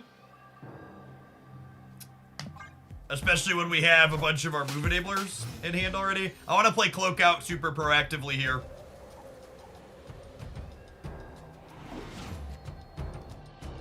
So that way they can't benefit from its trigger.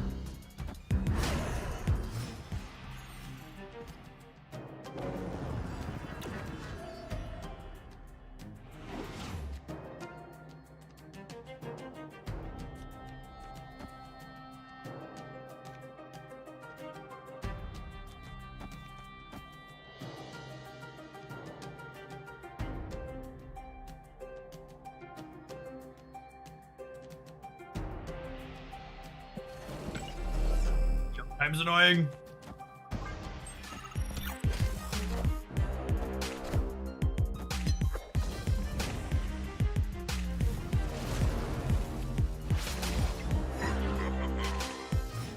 Unironically though, I feel I feel like I've collected all the cards I need from their deck to win this game, right?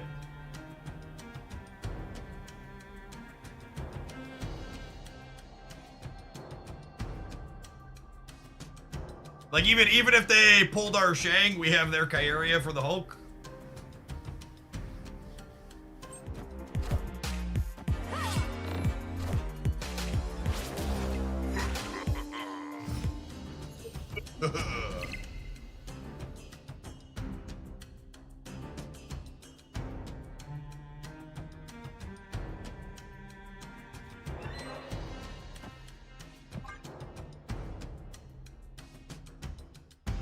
Square 99 feel playable? I have no idea. I think anybody answering that question already for you is either trying to sell you something or an idiot. You should take a breather and wait. I think he's better than he was before.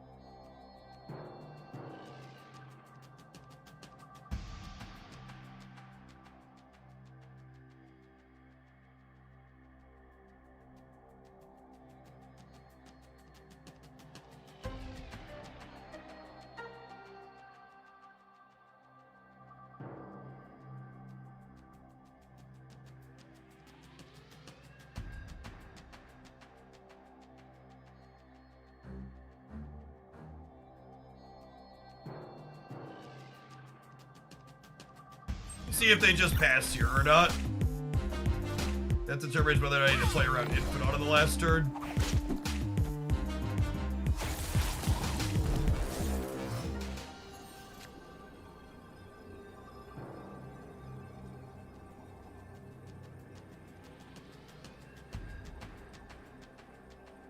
So their She-Hulk costs 1.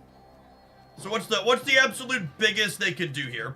They could do She-Hulk plus High Evo Cyclops, which then that costs them a total of 4, and it would give them 14 up to 24, and then it would shrink me 2 and give them more.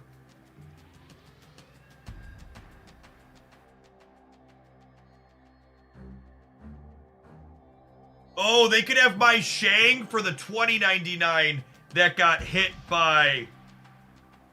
Huh. Is this crazy?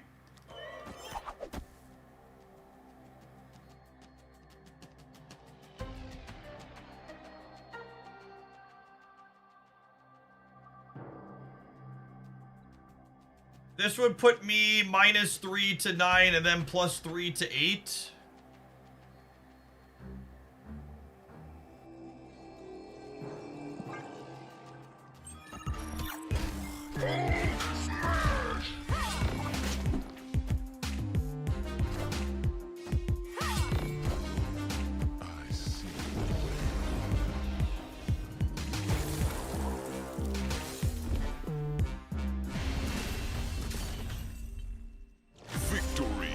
Time don't lose the game, chat.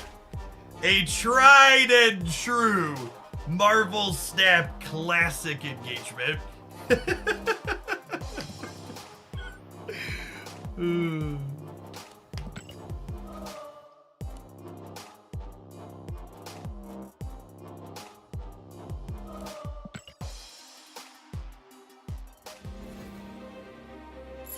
Alright, this one's been fun, but I think I want to try some Cerebro before the day is done. So we need an ad break or take a break from that. I think because we incidentally got to the last match, I might load up a deck that I think is good to see if we can clinch the Avatar. and then we'll play some Cerebro. So thanks for hanging out. Don't go anywhere. We'll see you in 120 seconds. YouTube gamers, consider tapping the like button on the live stream. Over 400 of you there still, and only 330 button pressers on the day.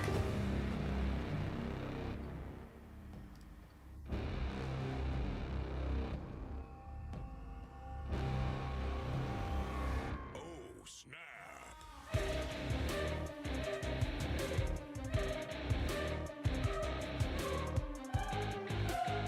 Oh, bunch of boxes during the ad break. No, I need to figure out. I'm not opening boxes until the new season, because I don't want more gold tickets right now. 2, I need to figure out what deck I want to play in this last match. Deck for white, thank you for the primer, appreciate it. The last match on average is more challenging than the earlier ones because it cues you into other people that are 4-0.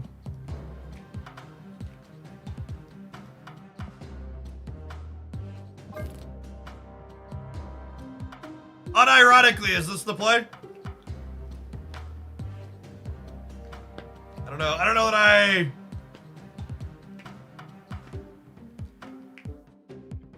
This might unironically be the play. We should dance with the girl we came with. You're telling me I should play Typhoid Berry? We got 1 win with this, and then we got 4 wins. We got 3 wins with this. Should we let 2099 try and finish it out for the sake of it? Maybe we should just let 2099 try and close it out. 2099 is a content, but that's definitely true. I don't know that I really like any of the competitive decks right now. I think it's like this or Hella, and this is probably more amusing content. Oh yeah, what avatar do I want to do? It's a good question.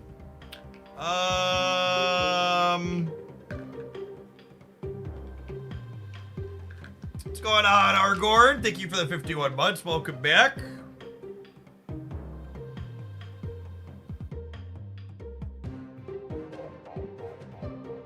I think it's the Juggernaut, huh?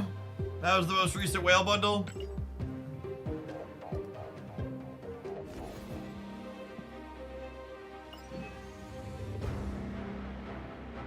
Alright, we'll dance with the one who brought us. It's only fair.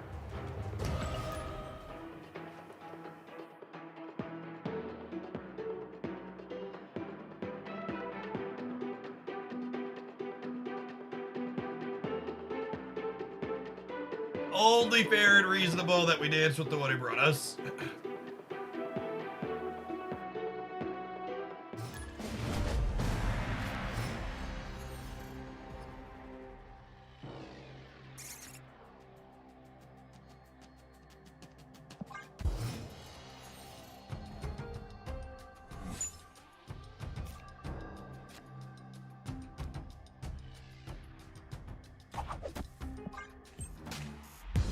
So squirrels are bad for our movement, but potentially good for our Dr. Octopus.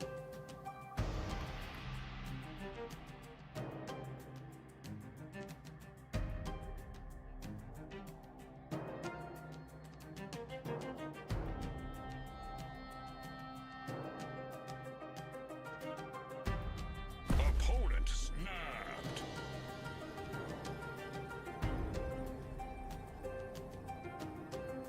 My start's pretty clunky here, and I don't have Shang-Chi, and the squirrels are awkward. I'm gonna leave. No, Infinite Conquest always pairs you into other 4-0s when you're 4-0, Meth. You'll sit and wait a while if it doesn't have one for you.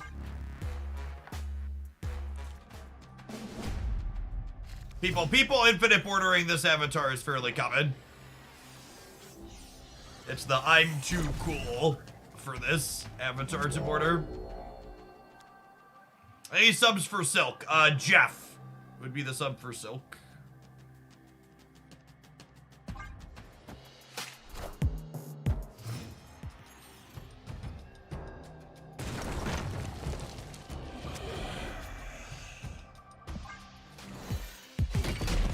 For JIV, thanks for the 18 months.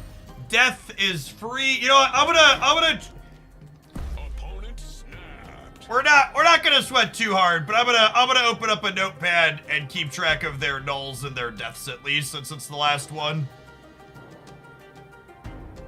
This location's really good for us with Dr. Octopus. The problem is that, like, they have a free death, so I think I just have to go. No Craven, no Vulture, no Silk Curly also kind of sucks. Escaped.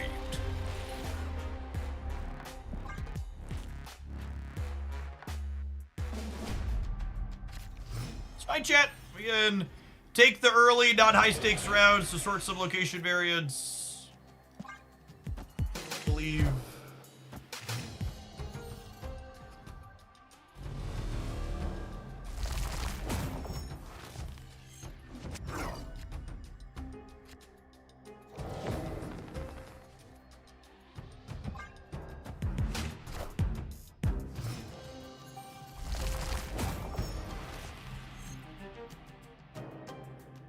Finally found an opponent who doesn't hate snapping. Yeah, and it's not a coincidence that our first opponent who's snapping pretty appropriately is beating us in 4-0 in the finals.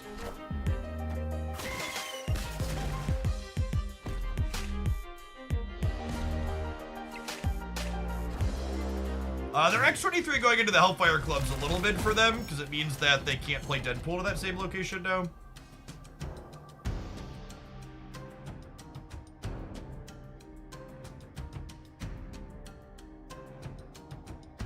I played some games with this deck, and my Vulture just gets shagged every game. Well, then your Doc Ock's not getting shagged, then it's fine.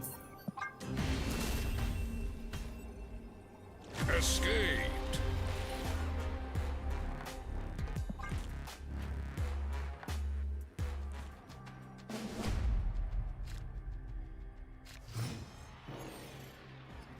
Mediocre location variants, not particularly impressive opening hands for us. We keep having, like, Doc Ock, Heimdall, Shang-Chi in, like, our first 3 or 4 cards.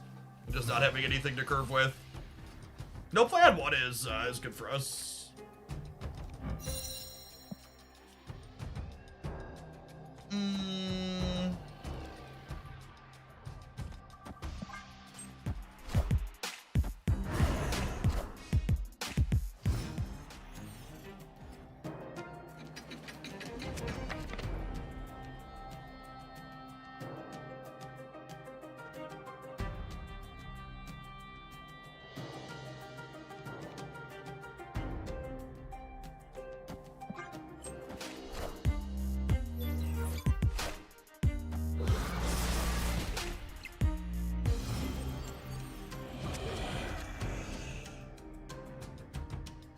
I'm forgetting your first and second tips for Infinite Conquest. Be lucky, don't be unlucky, get it together.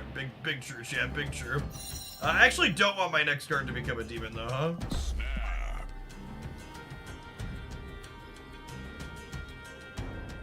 Let's snap back here before we draw 2 cards. Victory. Location variance was more average. Opponent's draw was mediocre finally. We get a cube back.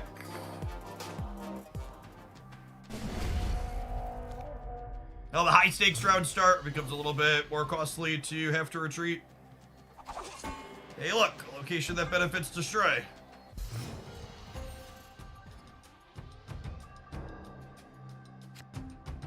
That's true, we are currently missing. We're missing our Zabu and our Miss Marvel. I put a Shag in the deck to make it serviceable, but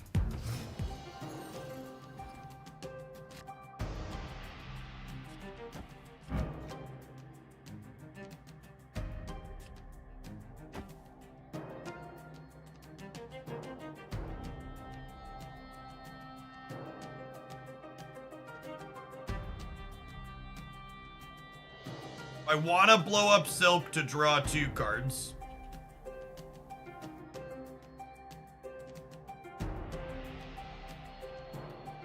I think I might, yeah.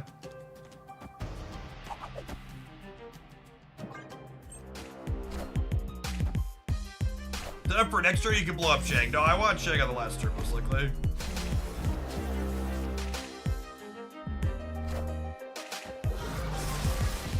Alright, so they're null.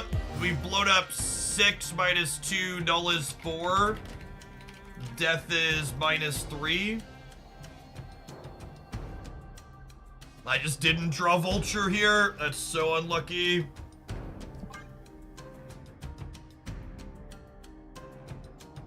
Oh, I should blow her up into Crochet so the null is too smaller. That is an excellent call out. Really good catch from chat there. All right, null is 6, death is -6. Opponent snapped. I really think there's a chance Dr. Octopus and our mix of other cards can win this game. That might be Cope, though.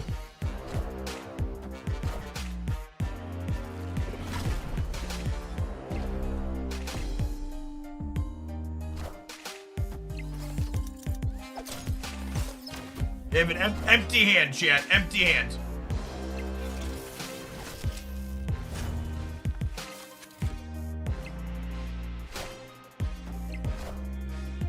All systems go.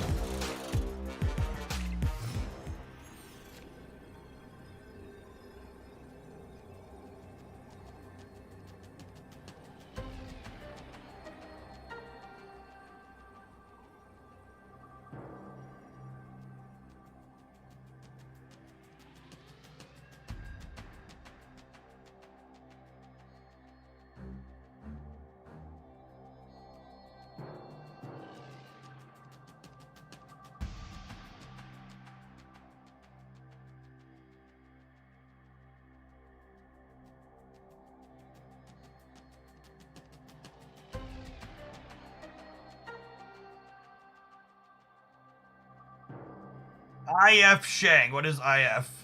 No. Shang's only 3, chat. There's only 5 over here. Oh, that does win all of them, doesn't it? Because of the Ghost Spider? Yeah, okay. Victory. I get that it's a joke in the community that this card is bad or unplayable, or I always get shanged when I play Dr. Octopus, but I really can't emphasize enough how good this card is against Destroy and Sarah. This card is really, really good, and it's so hard to detach your emotions from the games where you pull things and they're big, or you pull things and it's bad for you. But really, truly, it's one of the best disruptive cards in the format.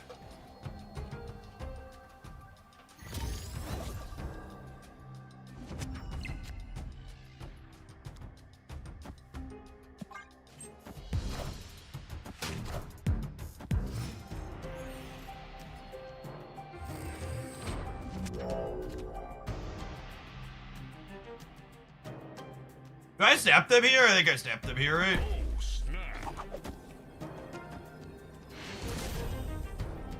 Victory. Location variance swinging back in our favor a little bit. Now we're at the end of the line. 7-3, suddenly a little bit ahead. There's a location that's favorable for them, though.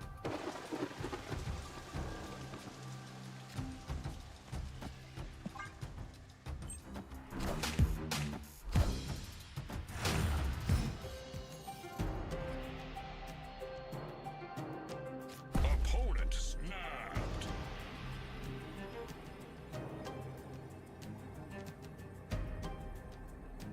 Is there a difference between 4 cubes and 5?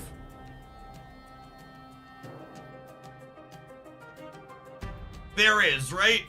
If I have 5 cubes, I can retreat 2 and then still beat them for 4.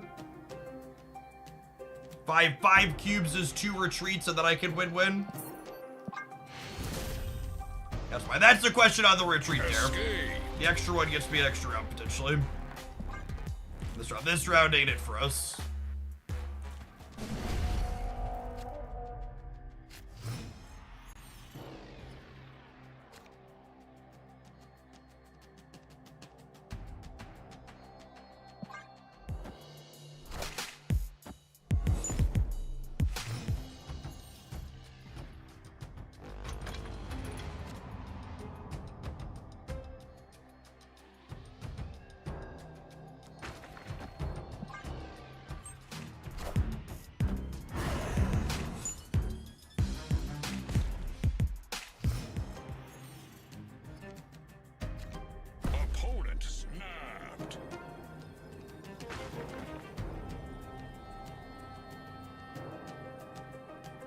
I think I'm staying, right?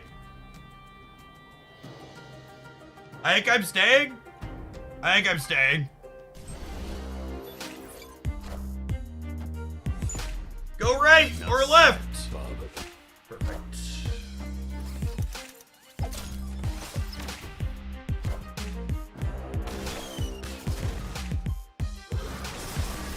Four cards have blown up. Hail Hydra! 5, 6 cards have blown up. Enough said, Bob.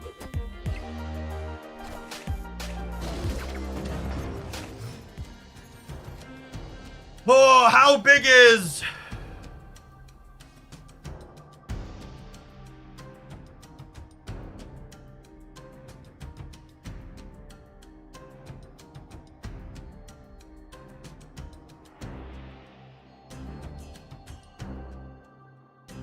How big is their null? Wolverine's blown up twice for 2, 4, 6. No, he has 2 for 4. He blown up twice for 6. I blew up a cloak. We blew up a deathlock. We blew up a 4 power thing. Null is 19, I believe.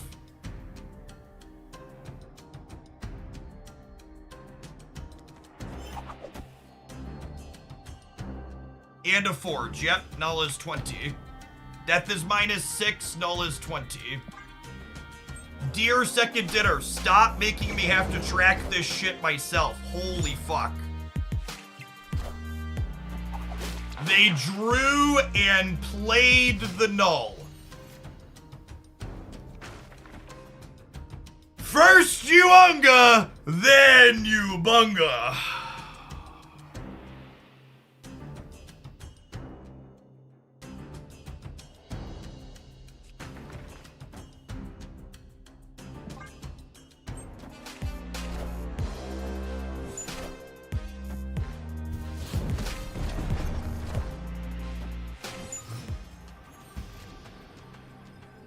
This is a Heimdall win the game, right?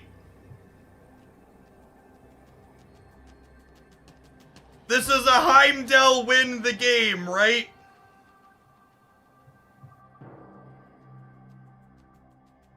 I lose to Venom right, Wolverine goes left. I lose to Venom right, Wolverine goes left. They were also only 1 in 7 to draw Venom.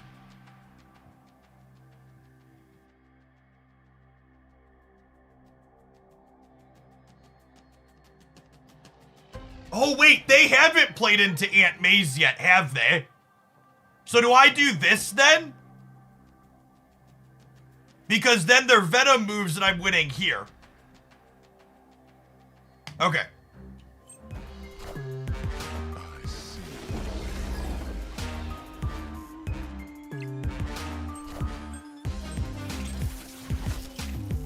We good? 100%? I believe we're 100%. Papi!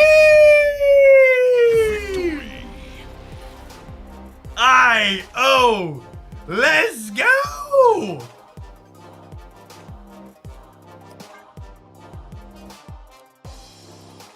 The old first Infinite Conquest win of the season with the old Spider-Man 2099. Obviously, Spider-Man 2099 won that ticket, not Dr. Octopus and Heimdall.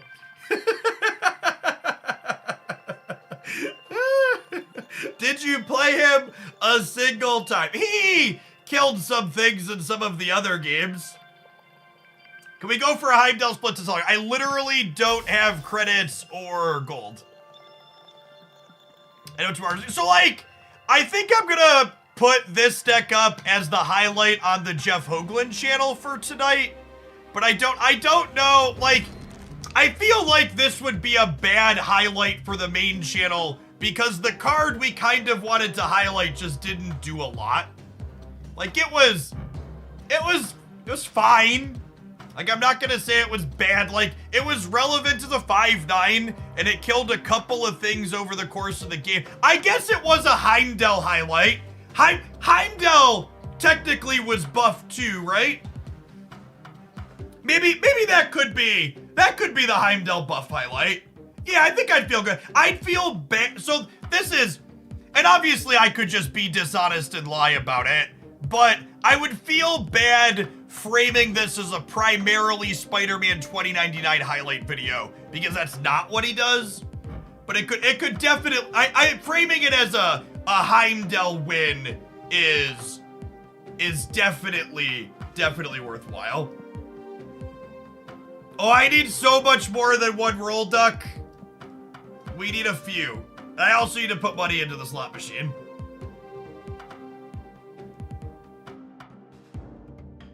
The Heimdall buff won the right last game. That's true. Okay, I'm gonna tell the editor they need to. I wasn't taking notes on individual games there because I didn't think it would be a main channel highlight. I'm gonna tell the editor they need to go through and find the good games.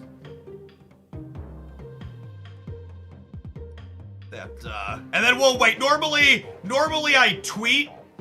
Okay, Duck. All right, chat. I'm gonna hit the ad roll that we need to hit in a minute, and I'm gonna go buy some gold on my phone so we can split this Heimdall. Thank you, Duck. I appreciate your continued support. We're gonna split Heimdall a few times here in celebration. BRB. Duck with the big, generous biddies.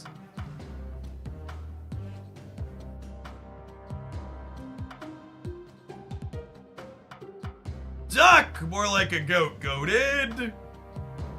Whale mode activate. Alright. I'm going to restart the client here in a minute.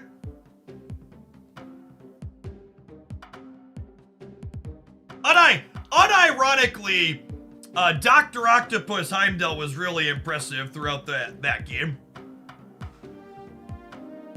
Do you see the Mary deck? Yes. We played a bit of this. This deck got us our first win in that Infinite Conquest run. And also won a gold conquest, I think. Did it? I forget. That's all a blur. This one felt pretty okay, too.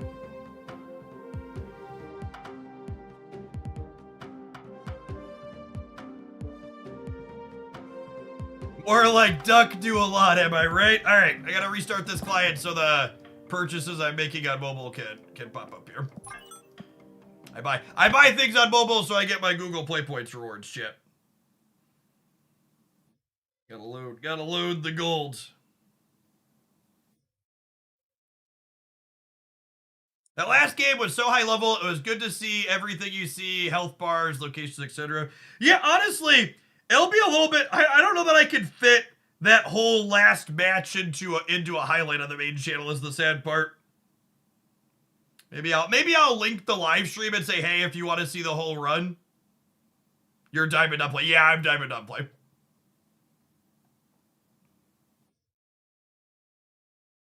For Diamond on Google Play. Come on now. What kind of question is that?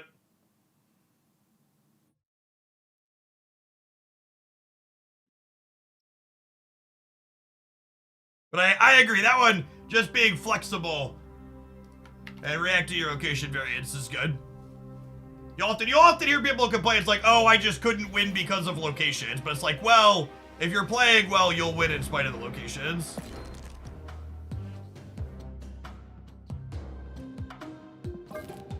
Okay. I think that's my best Heimdall variant. It's also the most exclusive one. Again, I'm gonna split this base Heimdall because it counts all of your splits across the card when you go to split it.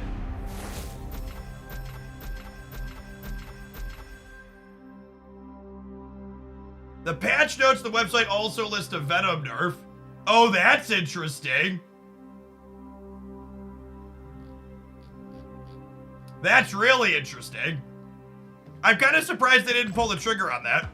Well, I guess we know what the next change is. I actually think moving Venom to a 4 cost is really smart because as is, Venom is basically just strictly better Deathlock. Which is not nice to have the other card power crept out.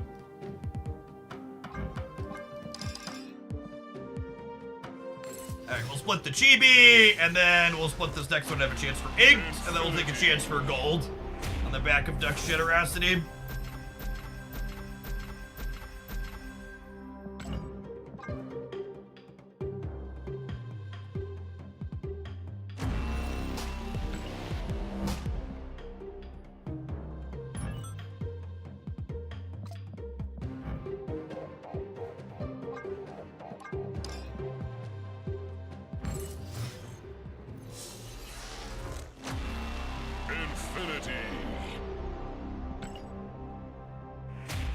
Venom was 3-1 and saw limited. So, I think saying Venom saw limited play as a 3-1 is misremembering history. Because when Venom was a 3-1, X-23 largely hadn't existed yet. And, Death Wave was the premier destroy deck for a long time. We got it in one! What a fucking treat, chat. I love the rainbows. With the inks, too. Gorgeous. Alright, well, Duck paid for, like, 2 more splits here. So who should we split? I don't have boosters to split him.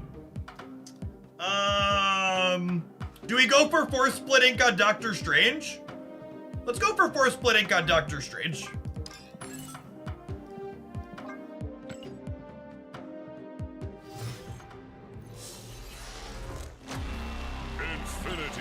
We do have ink on the Jug, yeah. Jug's just not been well positioned lately, so we haven't had a chance to play him.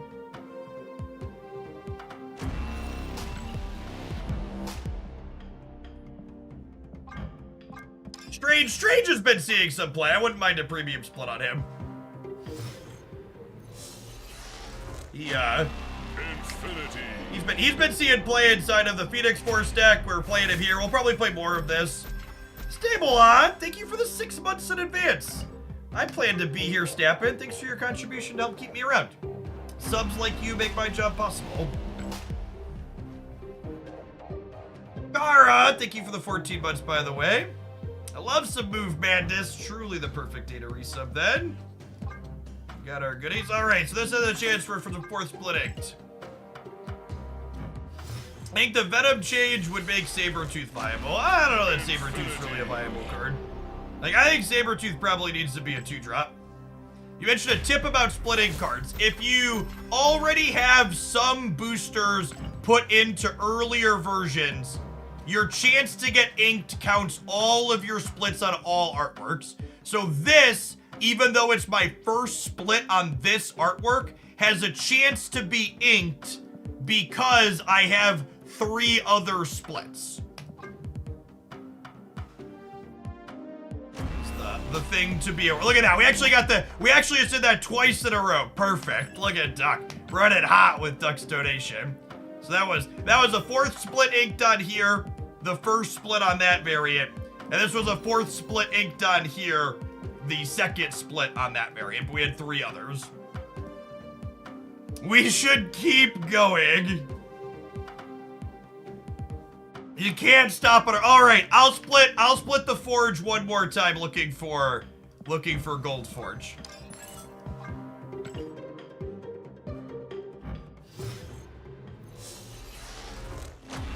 Infinity.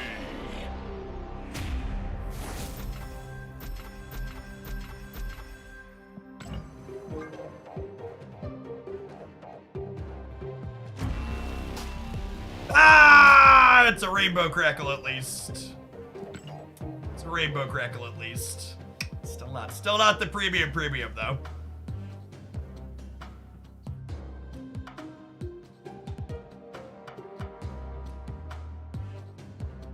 Okay, what do we want to build? I'm out of deck slots. What am I deleting? Valk Ghost Cope. Yep, that one going.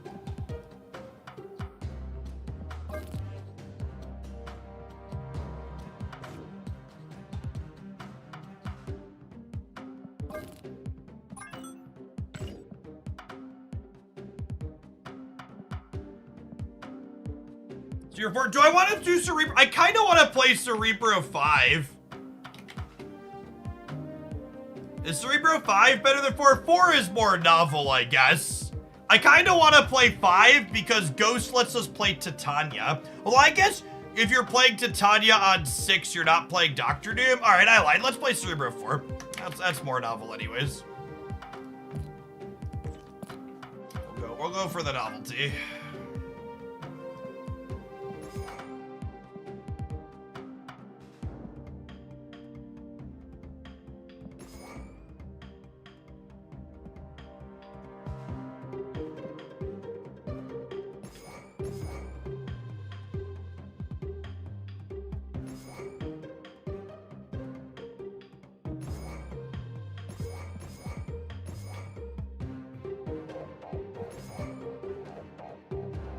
You can play Titania on 6 if you wave. That's true, actually.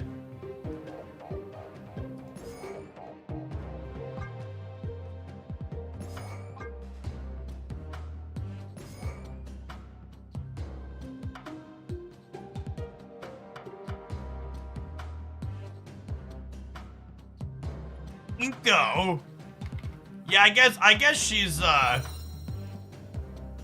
one if you squint. Has some fine utility too. Also works with Mysterio just fine. Ant-Man. I don't know that I'm filling 4 locations consistently enough to play Ant-Man. Oh, you should play Captain Marvel. Yeah, Carol should definitely be in here.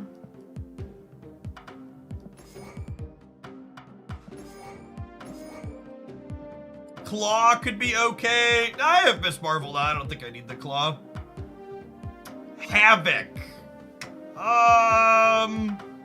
Yeah, I'm probably down for Havoc on the last turn. High Evolutionary, Cyclops, and High Evolution. I feel like I need a couple other cheap cards, chat. Oh, Cloak? Yeah, Cloak's a good shout.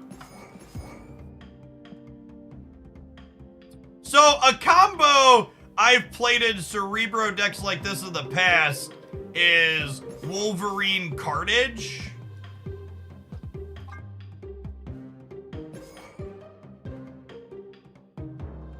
Because Nico works with Wolverine, and you can Carnage a Mysterio clone or Wolverine, and you can Colleen the Wolverine.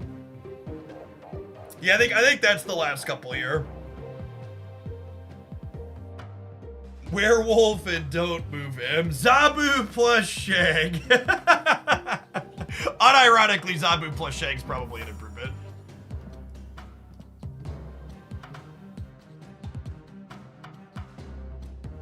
And then obviously we should just continue burning our infinite tickets, right? Because I have 14 of them. We're realistically never going to use all of them.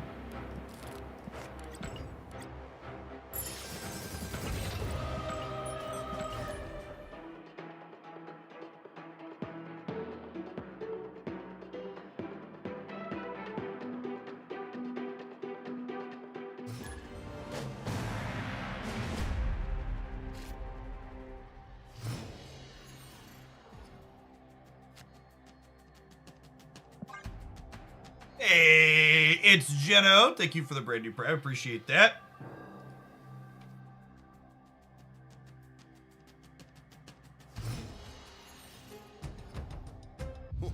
This land is always changing.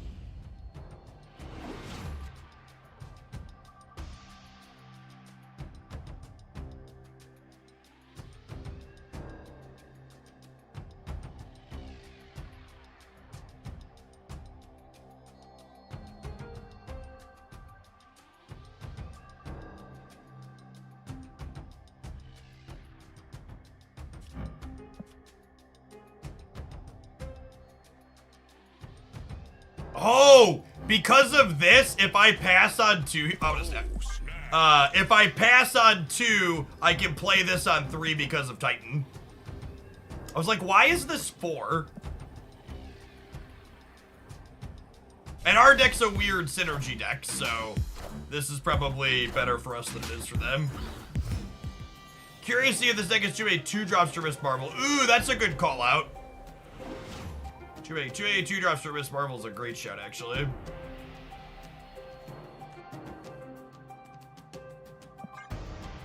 Oh, it's been a while since Mr. Cage had enough coats for everybody inside of Jotunheim, chat.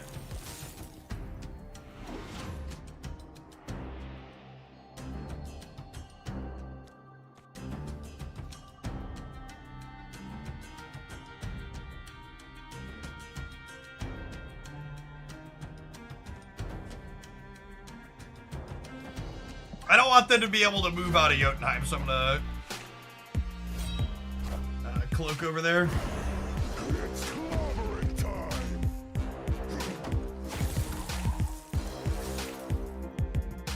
Oh my gosh, they're just a high Evo deck in general, so our Luke Cage is actually just gonna like body them.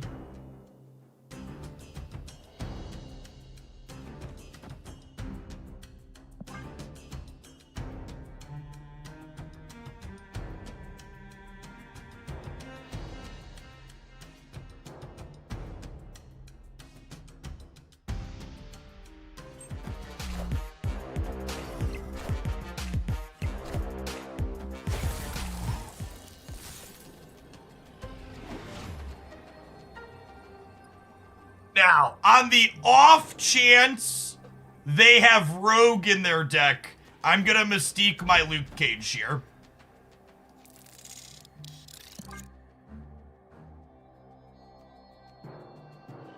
Spider-Man 2099 did in fact convert to an infinite ticket. It will be tomorrow's deck highlight.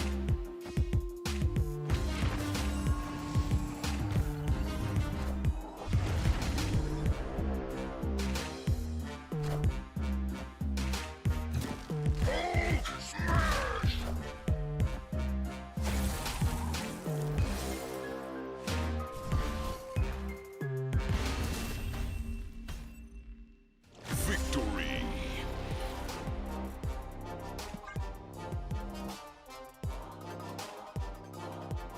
Apparently the patch notes leaked. Really?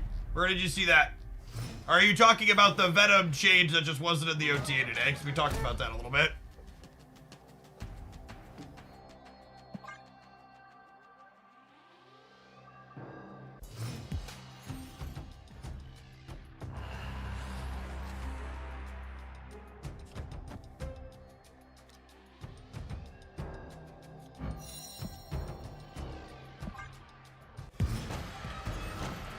What was the Venom change? There was a Venom gets...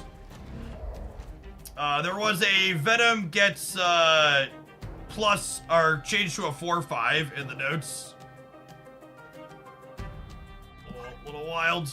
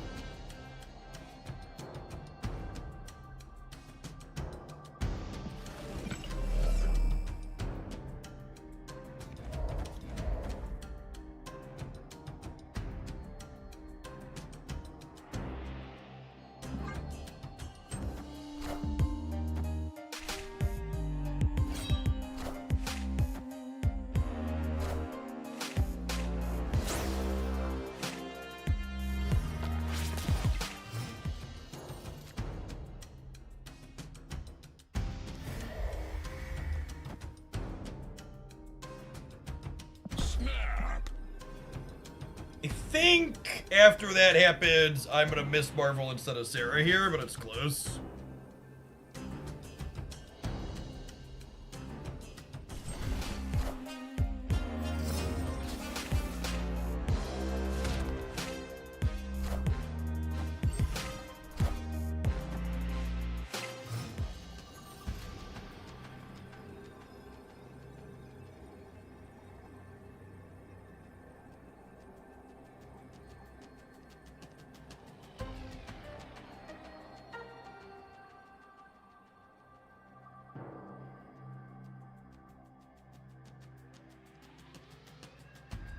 They did have Rogue, yeah. Rogue's pretty common in their archetype, like I said. Oh, I think we have to leave now.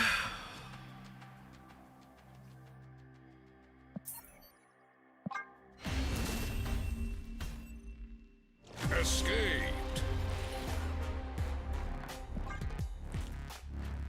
Knowing that we have Rogue that they have Rogue means we want to wait to play the Luke Cage typically. It also means if we do feel the need to play him and we like have priority, we want to play him into a lane with other ongoing card.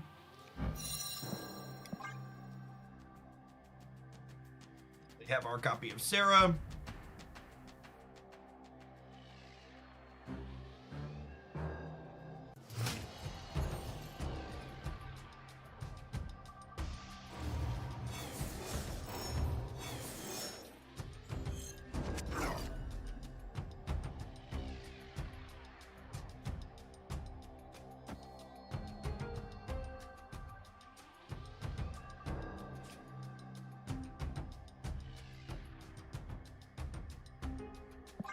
I'm just waiting a turn.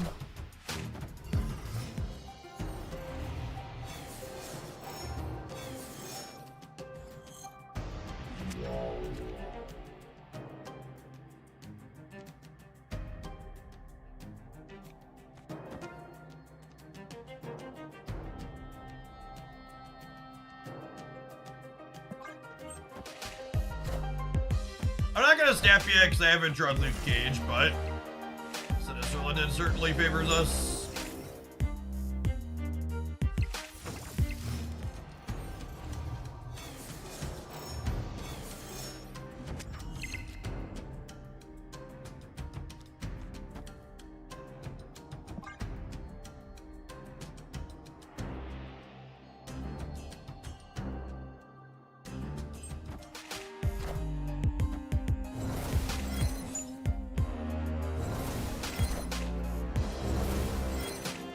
Caring is caring, Jim.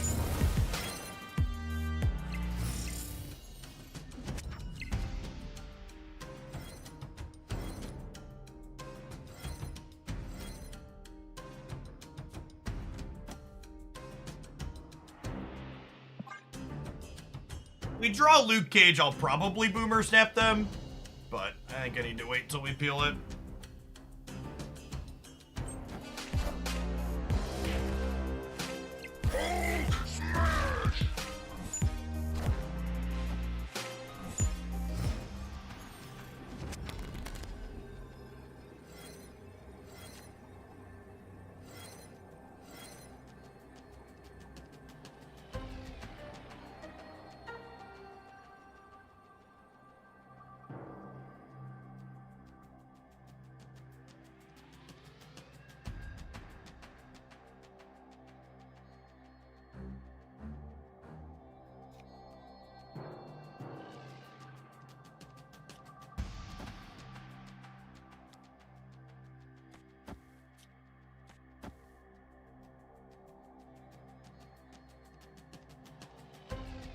Opponent snapped.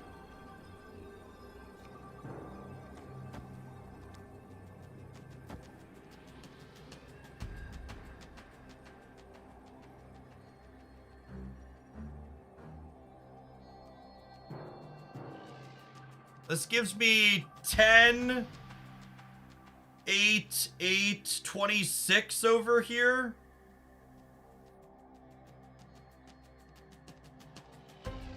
Isn't Mystique copying Sarah? No, I played the Marvel last, chat. That's why the Marvel is to the right of the Sarah.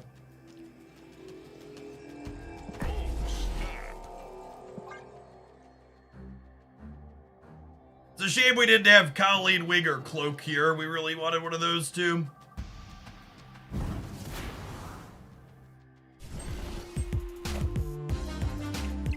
It's clobbering time.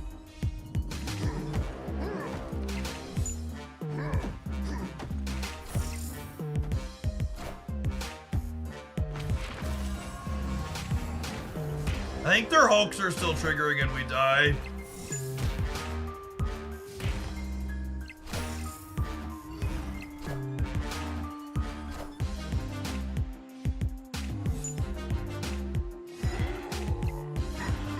Are they gonna come down to the Misty Knight triggers?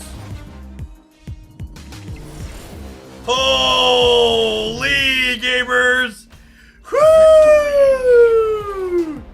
Whoo! Easy clap. Never doubted us for a minute. I'd like to dedicate this match and game win to all the idiots out there that think that this version of Luke Cage is good for Hazmat. You're wrong. You're very, very wrong. I can't tell you how many times I've heard that take, and it's just so incredibly wrong.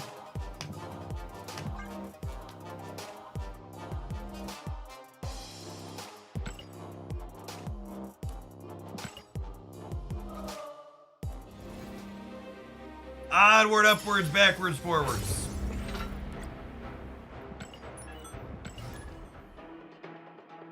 Welcome back, Mr. Cage. We missed you.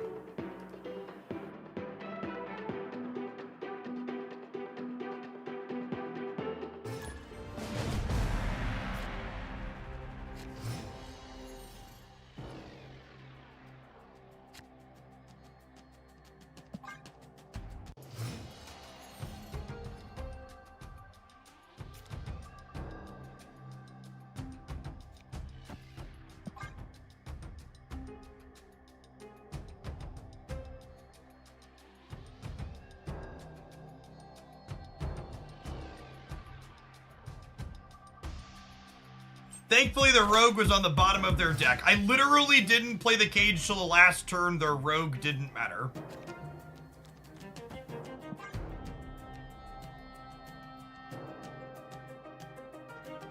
That's the thing, chat. When you're playing against people that understand your hazmat deck, they can play around the rogue with Luke Cage.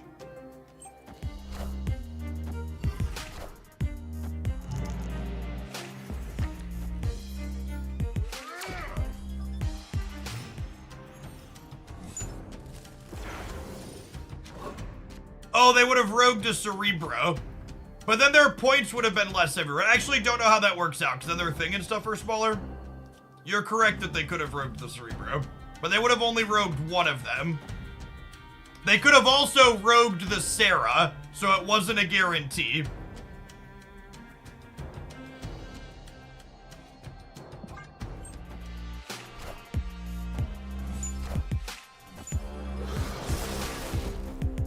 Enough said.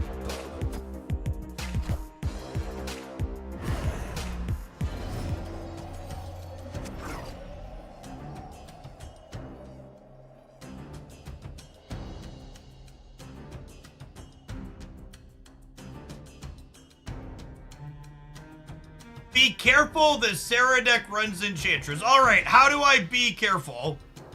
Can you explain it for me? What game actions am I taking to be careful? What does that look like? Functionally.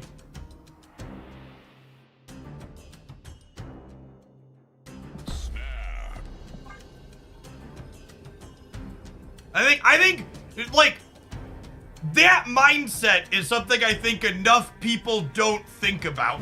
Like, people say stuff like that to themselves when they're playing this game all the time, but they don't think about, like, okay, what does it mean to be careful? It's not enough to just know their output range. You also need to understand how their output range impacts your decisions.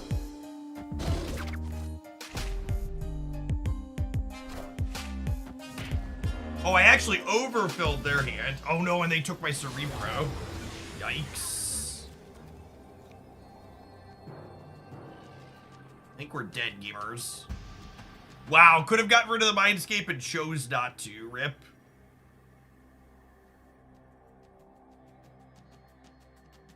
The opponent's deck, for people that are saying holy tech deck, is the best known deck in Marvel Snap right now.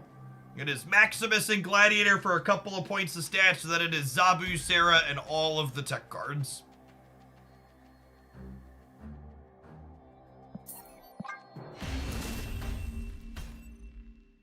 Escaped. Hopefully Supergiant is coming on Tuesday to deliver us.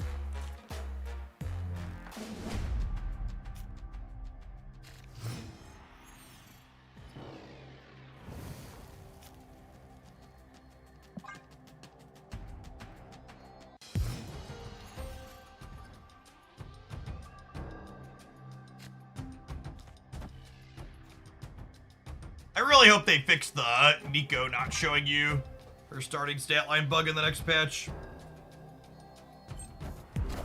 It's one of the more annoying ones.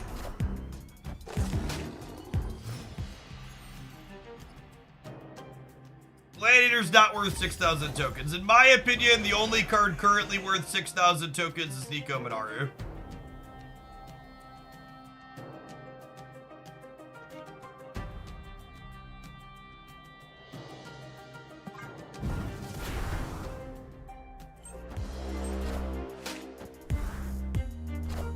Yes! When you go to click on her, she puts herself on the board when you try and zoom in.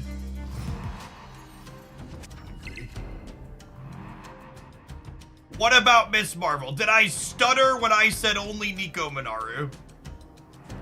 Did I enunciate that clearly?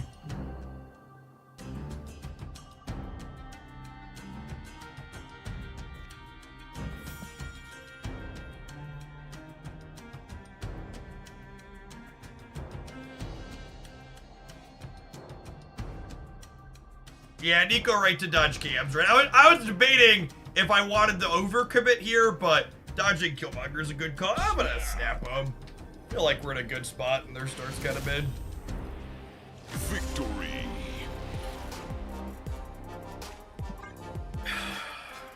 The actual answer, chat, is that what cards are worthwhile to you at home is deeply subjective based on the types of effects that you enjoy playing in Marvel Snap. So if a card would allow you to play an archetype or playstyle that would derive you joy, you should consider picking up that card so it can bring you joy. You should play your video game for fun. Hot take.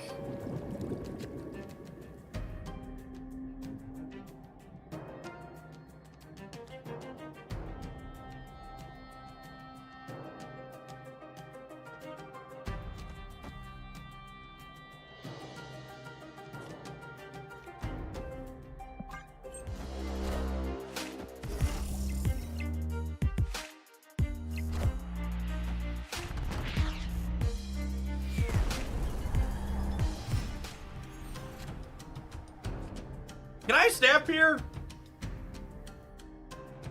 I feel like Sarah into Flurry of Luke Cage and Co on the last turn's probably pretty good. Oh, snap.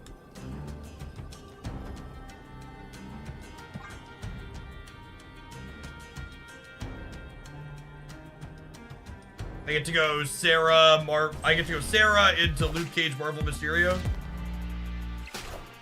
Rip.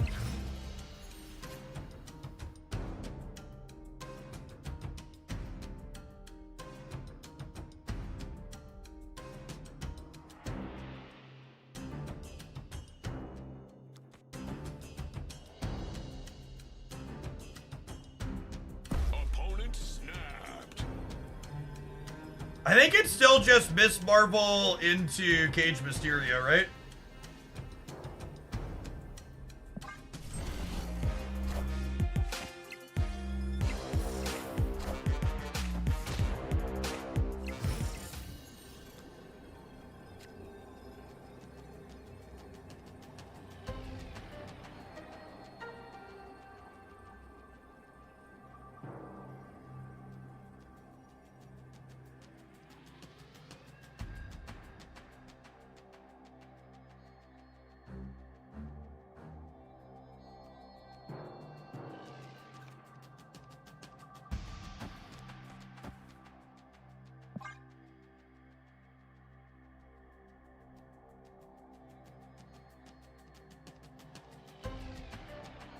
Isn't my shirt sweet? That's one of my Into the AM designs.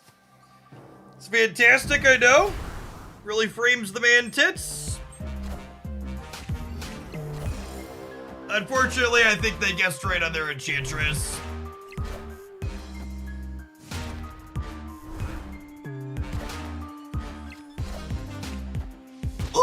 Ooh. Guys, gals, and non-binary pals. Some nummy casserole. Palms are sweaty, knees weak, arms are heavy. There's cubes falling on my sweater already. But they keep on forgetting that Luke Cage, he will save us now. Necrosha comes out, but we won't fall down. Ooh, baby. Ooh, baby. It's the good stuff, gamers. That's the good stuff.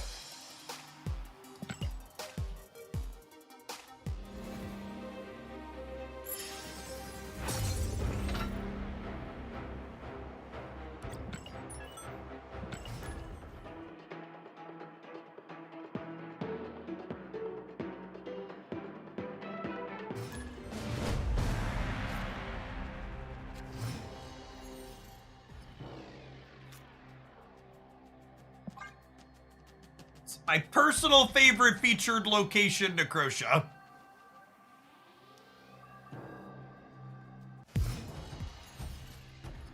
Oh, I didn't link the shirts. Yeah, they're here. Into the AM. Good co-shill, gamers. Appreciate you.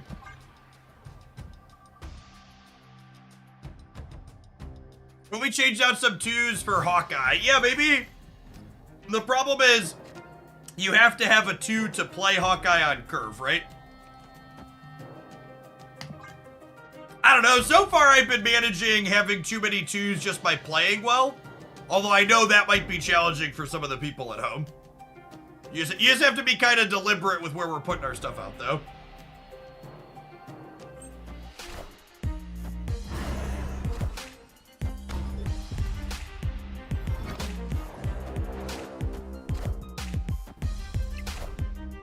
Wakanda forever! Hawkeye is much worse on 6. Accurate.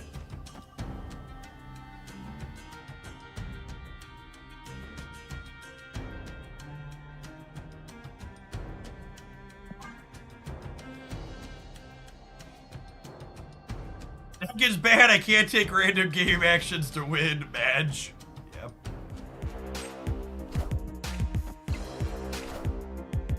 I am Iron Man.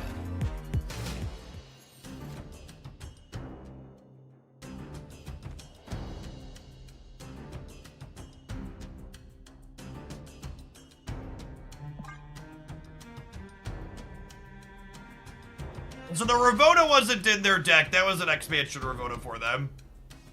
But yeah, probably Spectra, potentially a lower collection level player.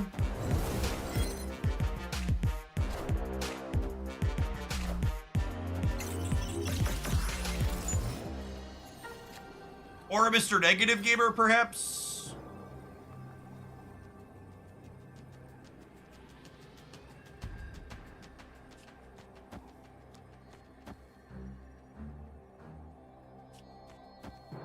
Does this ever win the game?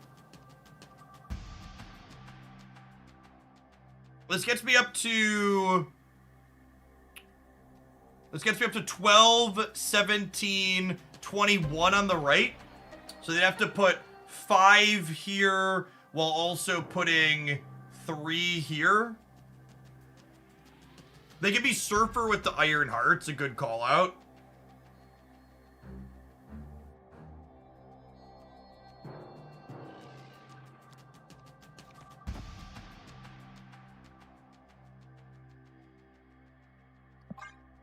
I'll wait for one and see what they're doing.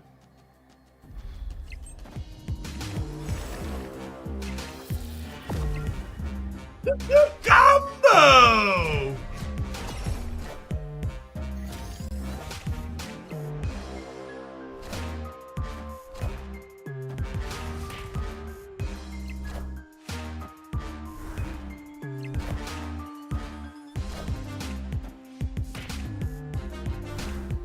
Higher, further, faster, baby.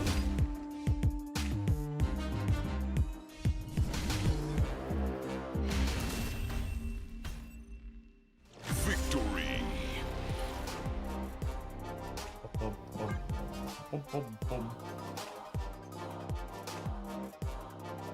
Does Carol know which Mysterio is the real one? Depends on the order you play them in. If you play Carol first, she won't know the real one. If you play her second, she will. End of game effects like those happen in the order you played them out to the board.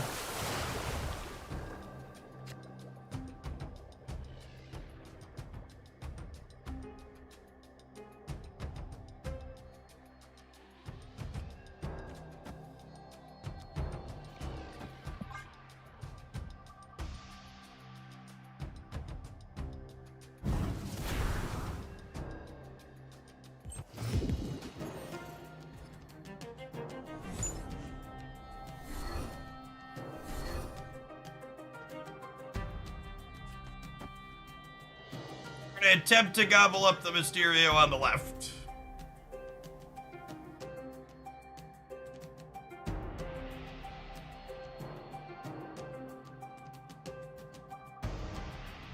Yeah, the Colleen Wing, Carnage, Wolverine, Mysterio kind of bottom end core is like a cute way to get a bunch of cheap 4 power cards.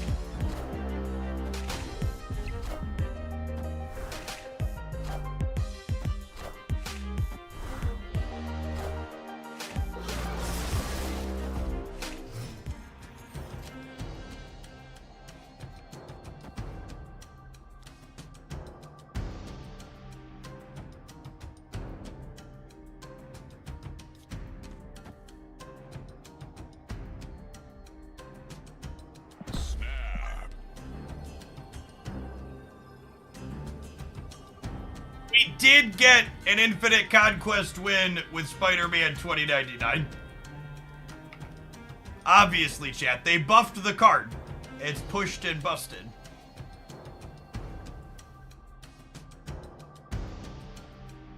Obviously. Unironically, the deck was a very good Heimdall deck. 2099, like, killed a couple of cards and was largely uninspiring, but it was, like, legitimately, like, Heimdall legitimately won a bunch of games.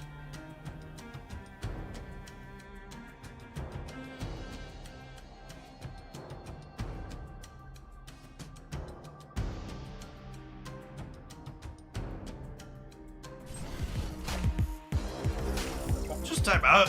Just time out.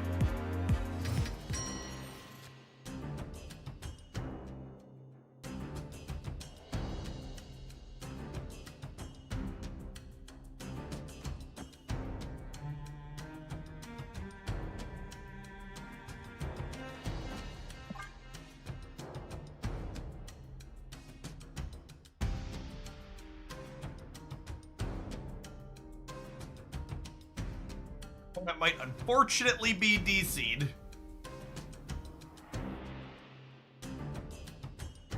Nah, I think I'd play more in 2099. I don't know that he was necessarily bad in the deck. He just didn't break the format or anything. Like having a 5/9 was fine on multiple occasions.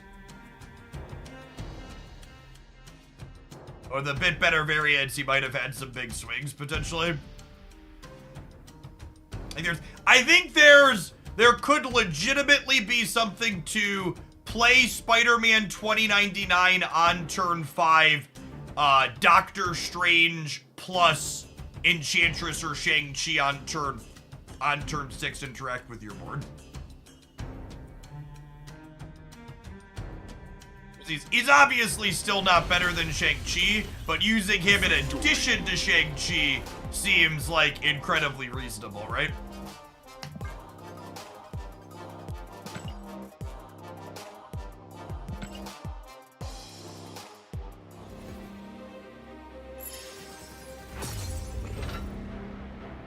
$29 would be better if he targeted the highest. I think $29 would be better if he had any sort of targeting at all whatsoever.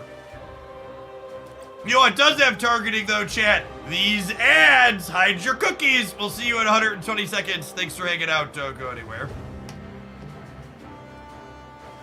I want to run to the bathroom. Subs. BRB.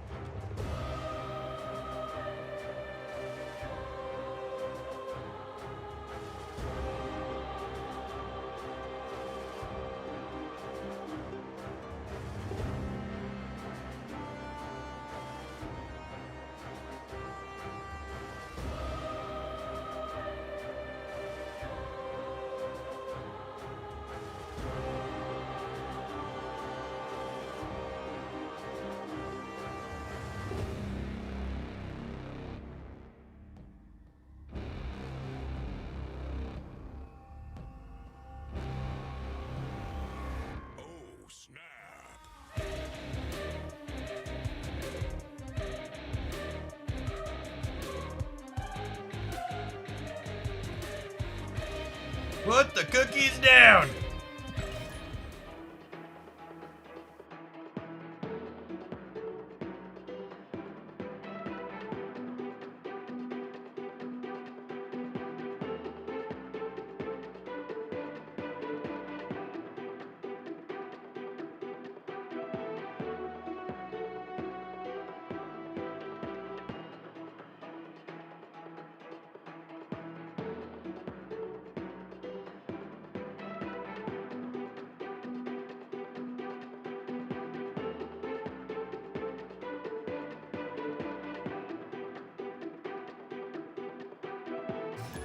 Going on, Phantom? Thanks for the 10 months.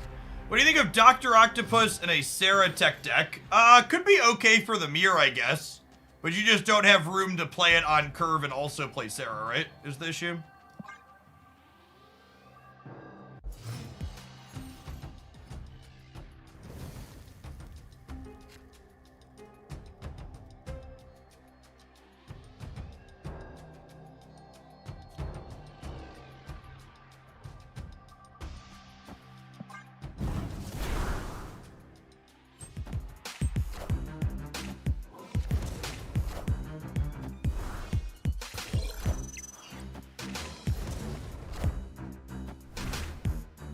Sunspot was their burn there.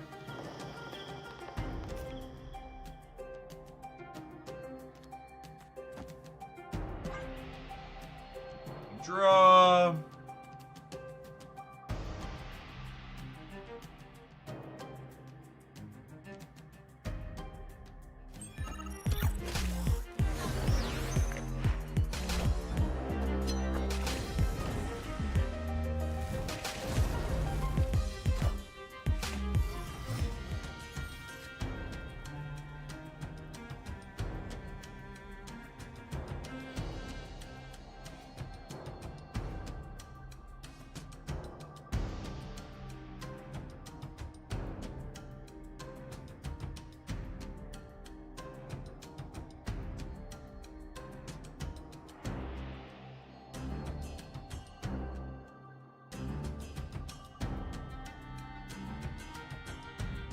So this, you can play Wolverine left. We can play Wolverine left. Yeah, I just don't know that we can actually win the game. That was the problem, right?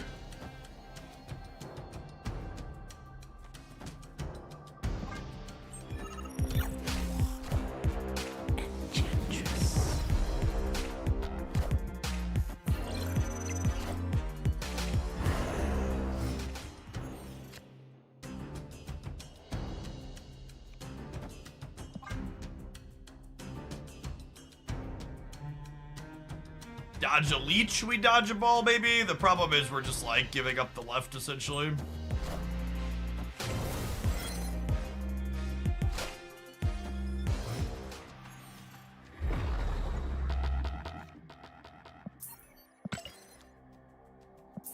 I assume this matchup's impossible. Especially with them playing Enchantress on top of the rest of it.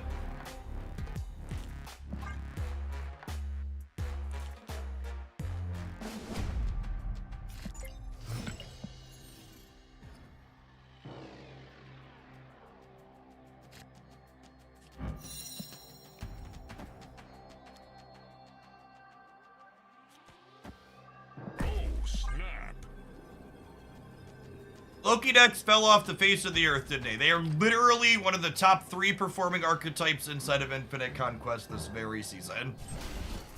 You're right, they're less popular, though. Or not basically every match you play.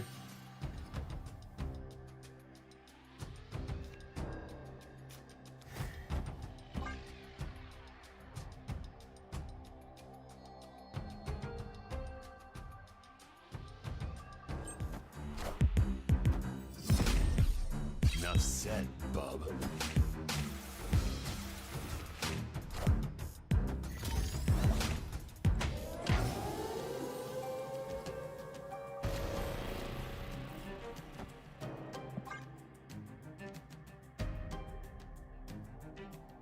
Oh, I guess this just doesn't even work because they're an Enchantress deck.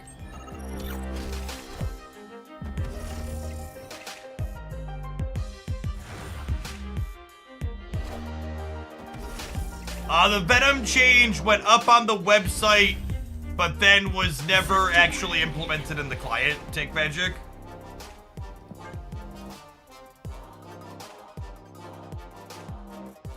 It's also removed from the... It's also removed from the notes on the website after the fact. So if possible, we want to use Nico Madaru's as the location change mode to combat Limbo. There was not a Venom change. There was a we're making Venom a 4/5 detailed on their website that never actually went live in the client. It wasn't in the client notes. So something, it must have been something they were thinking about, but then ultimately decided not to implement.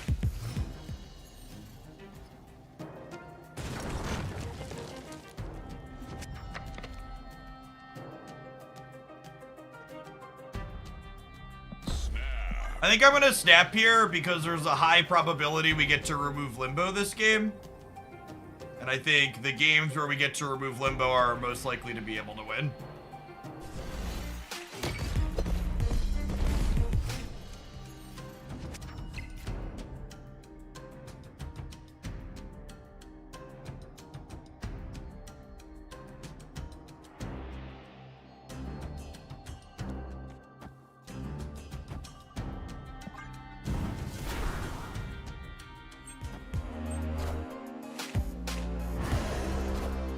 Spreading out like this, so that way I have only single twos on the left and the right, in case we pull Miss Marvel and she's relevant.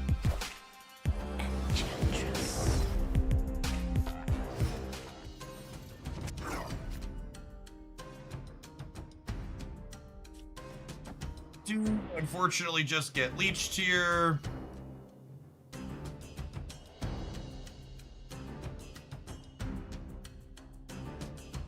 I just do this. No, because that discards the Nico. The off chance they don't leech us, I need to keep Nico.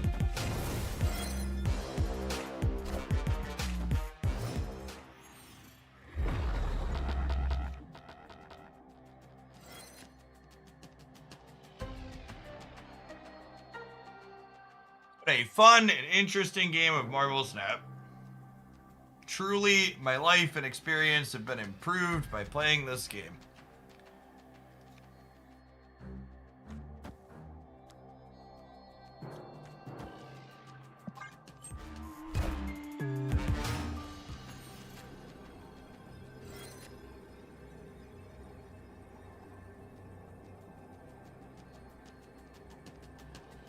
I can't beat She-Hulk everywhere is the unfortunate reality. What we needed to be able to do.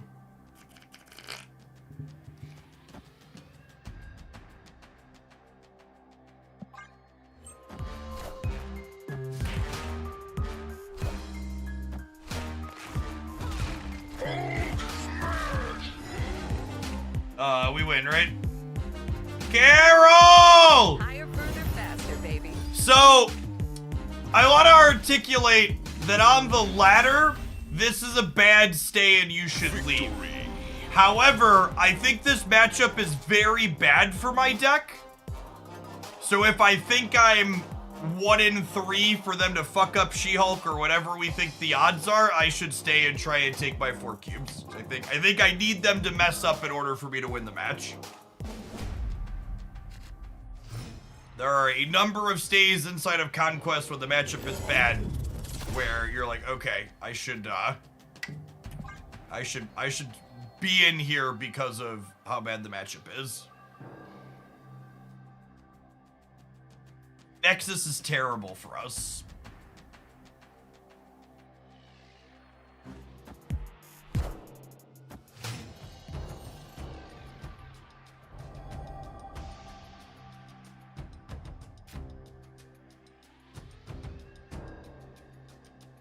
What do you think? Bins Wolverine every time?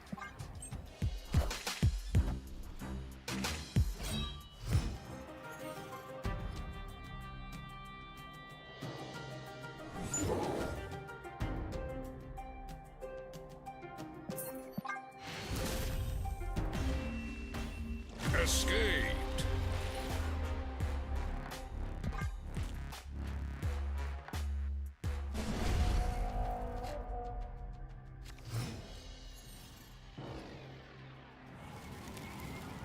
Breaking news.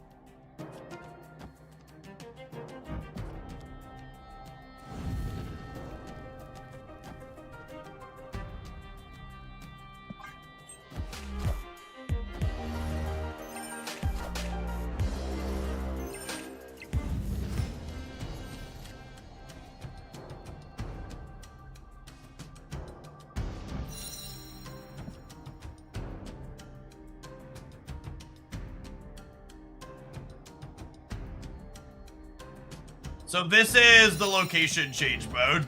So I need to play it this turn. I'm gonna eat this and then play Nico middle, and then hope that they limbo. Enough said, Bubba.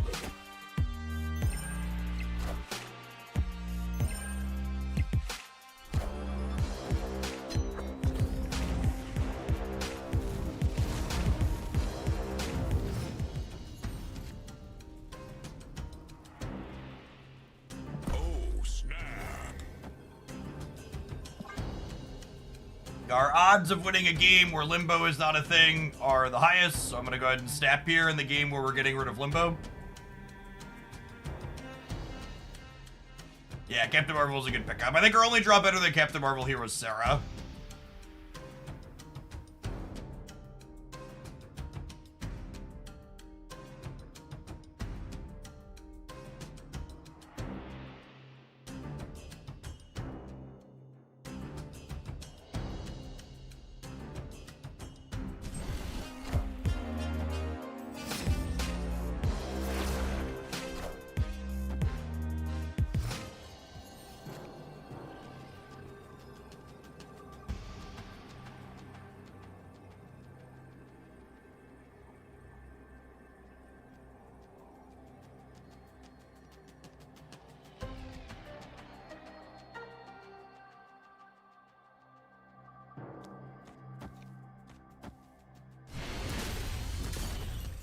Victory.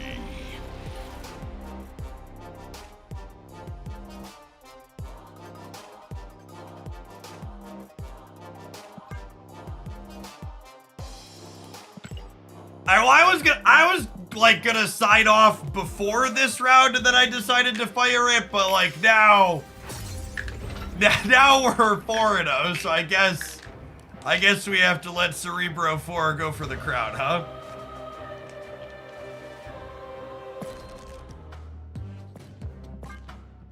What's the next avatar we're gonna try for?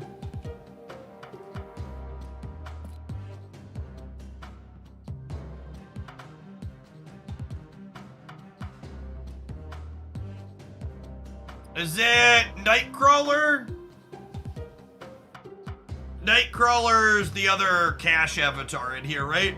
Those are the ones I want to prioritize, the ones that were cash. Oh, the Hella one was a big cash one.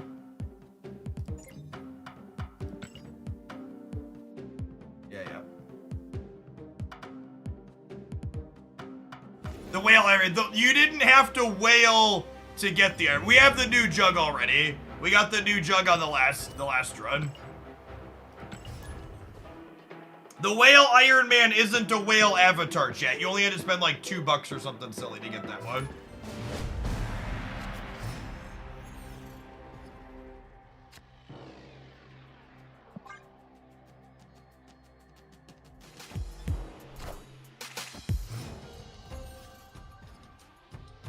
Anecdotally, 100% of our 4-0 opponents today have been destroyed. Just saying.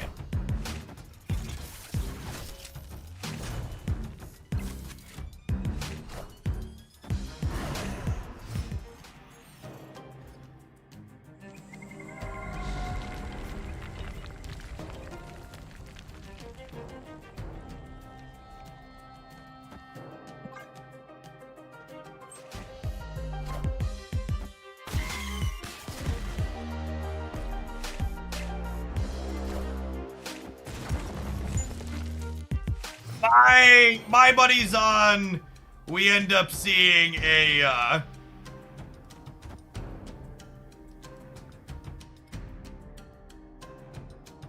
my money's on. We end up seeing a Hulkbuster, or the Venom nerf actually end up hitting live.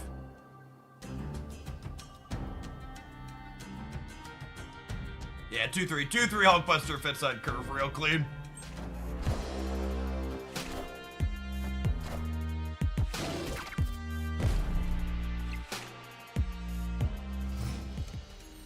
Opponent snapped.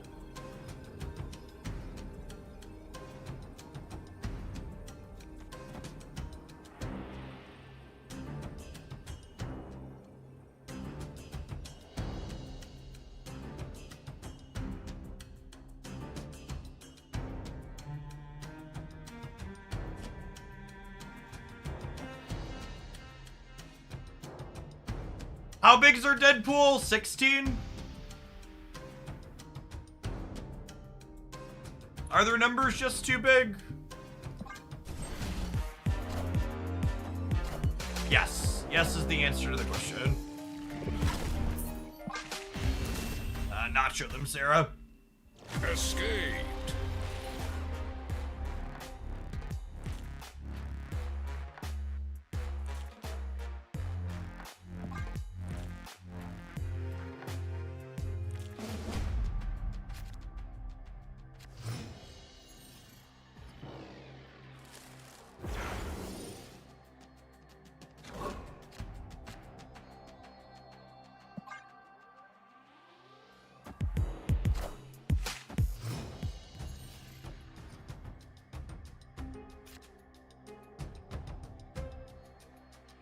Unironically, single Mysterio sounds great.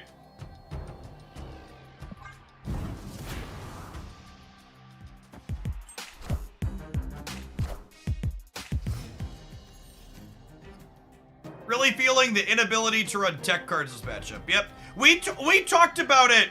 We've talked about it a little bit this week.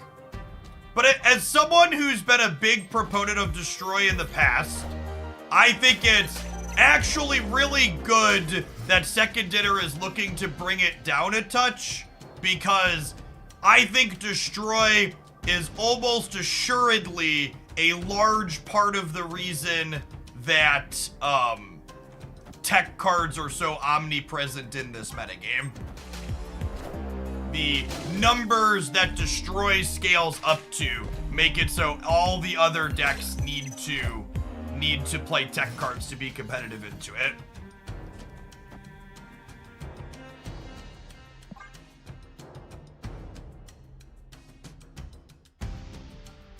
Well, it's kind of sad that they have Shuri's Lab, because our hand is really good. Although I guess if they miss on a Destroy card further this turn, we can still be okay.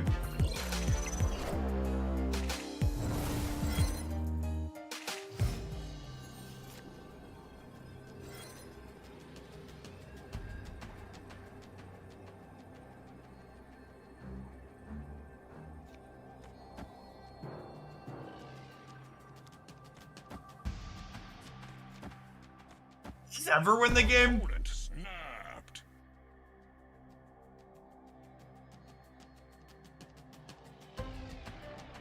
Puts Wolverine on the board somewhere too.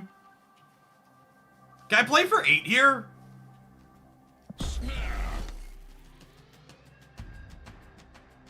No, they haven't blown up that much stuff.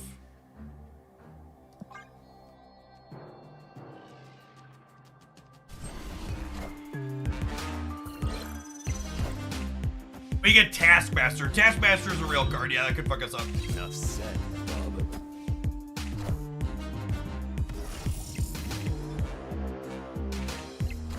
Oh, I should have played Mystique on the right. Oh no, I should have played Mystique on the right.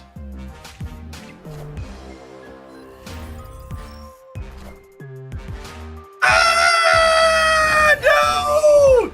No! Oh man! Fuck! I realized it as soon as it was flipping up too. Oh, we'd have won. That's so tragic. That's so tragic.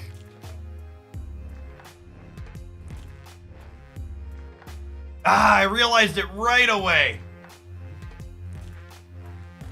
Text perfect skill issue. All right, that's fine. I need to sign off anyways. It's almost 5 o'clock here. That'll probably still be a fine highlight.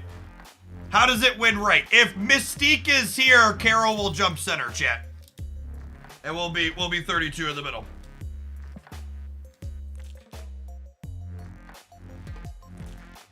All right, let's find someone to raid. I forgot to raid someone the other day. And I was running out the door.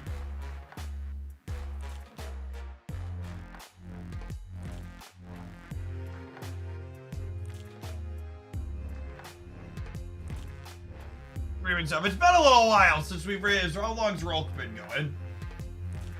Rolk probably be going for a little bit more. He's only been on for a couple hours. We'll send you over his way. He's good people. We'll get you around. We'll be back tomorrow and do some more Snap It. Everybody enjoy the rest of your Thursday wherever you're at.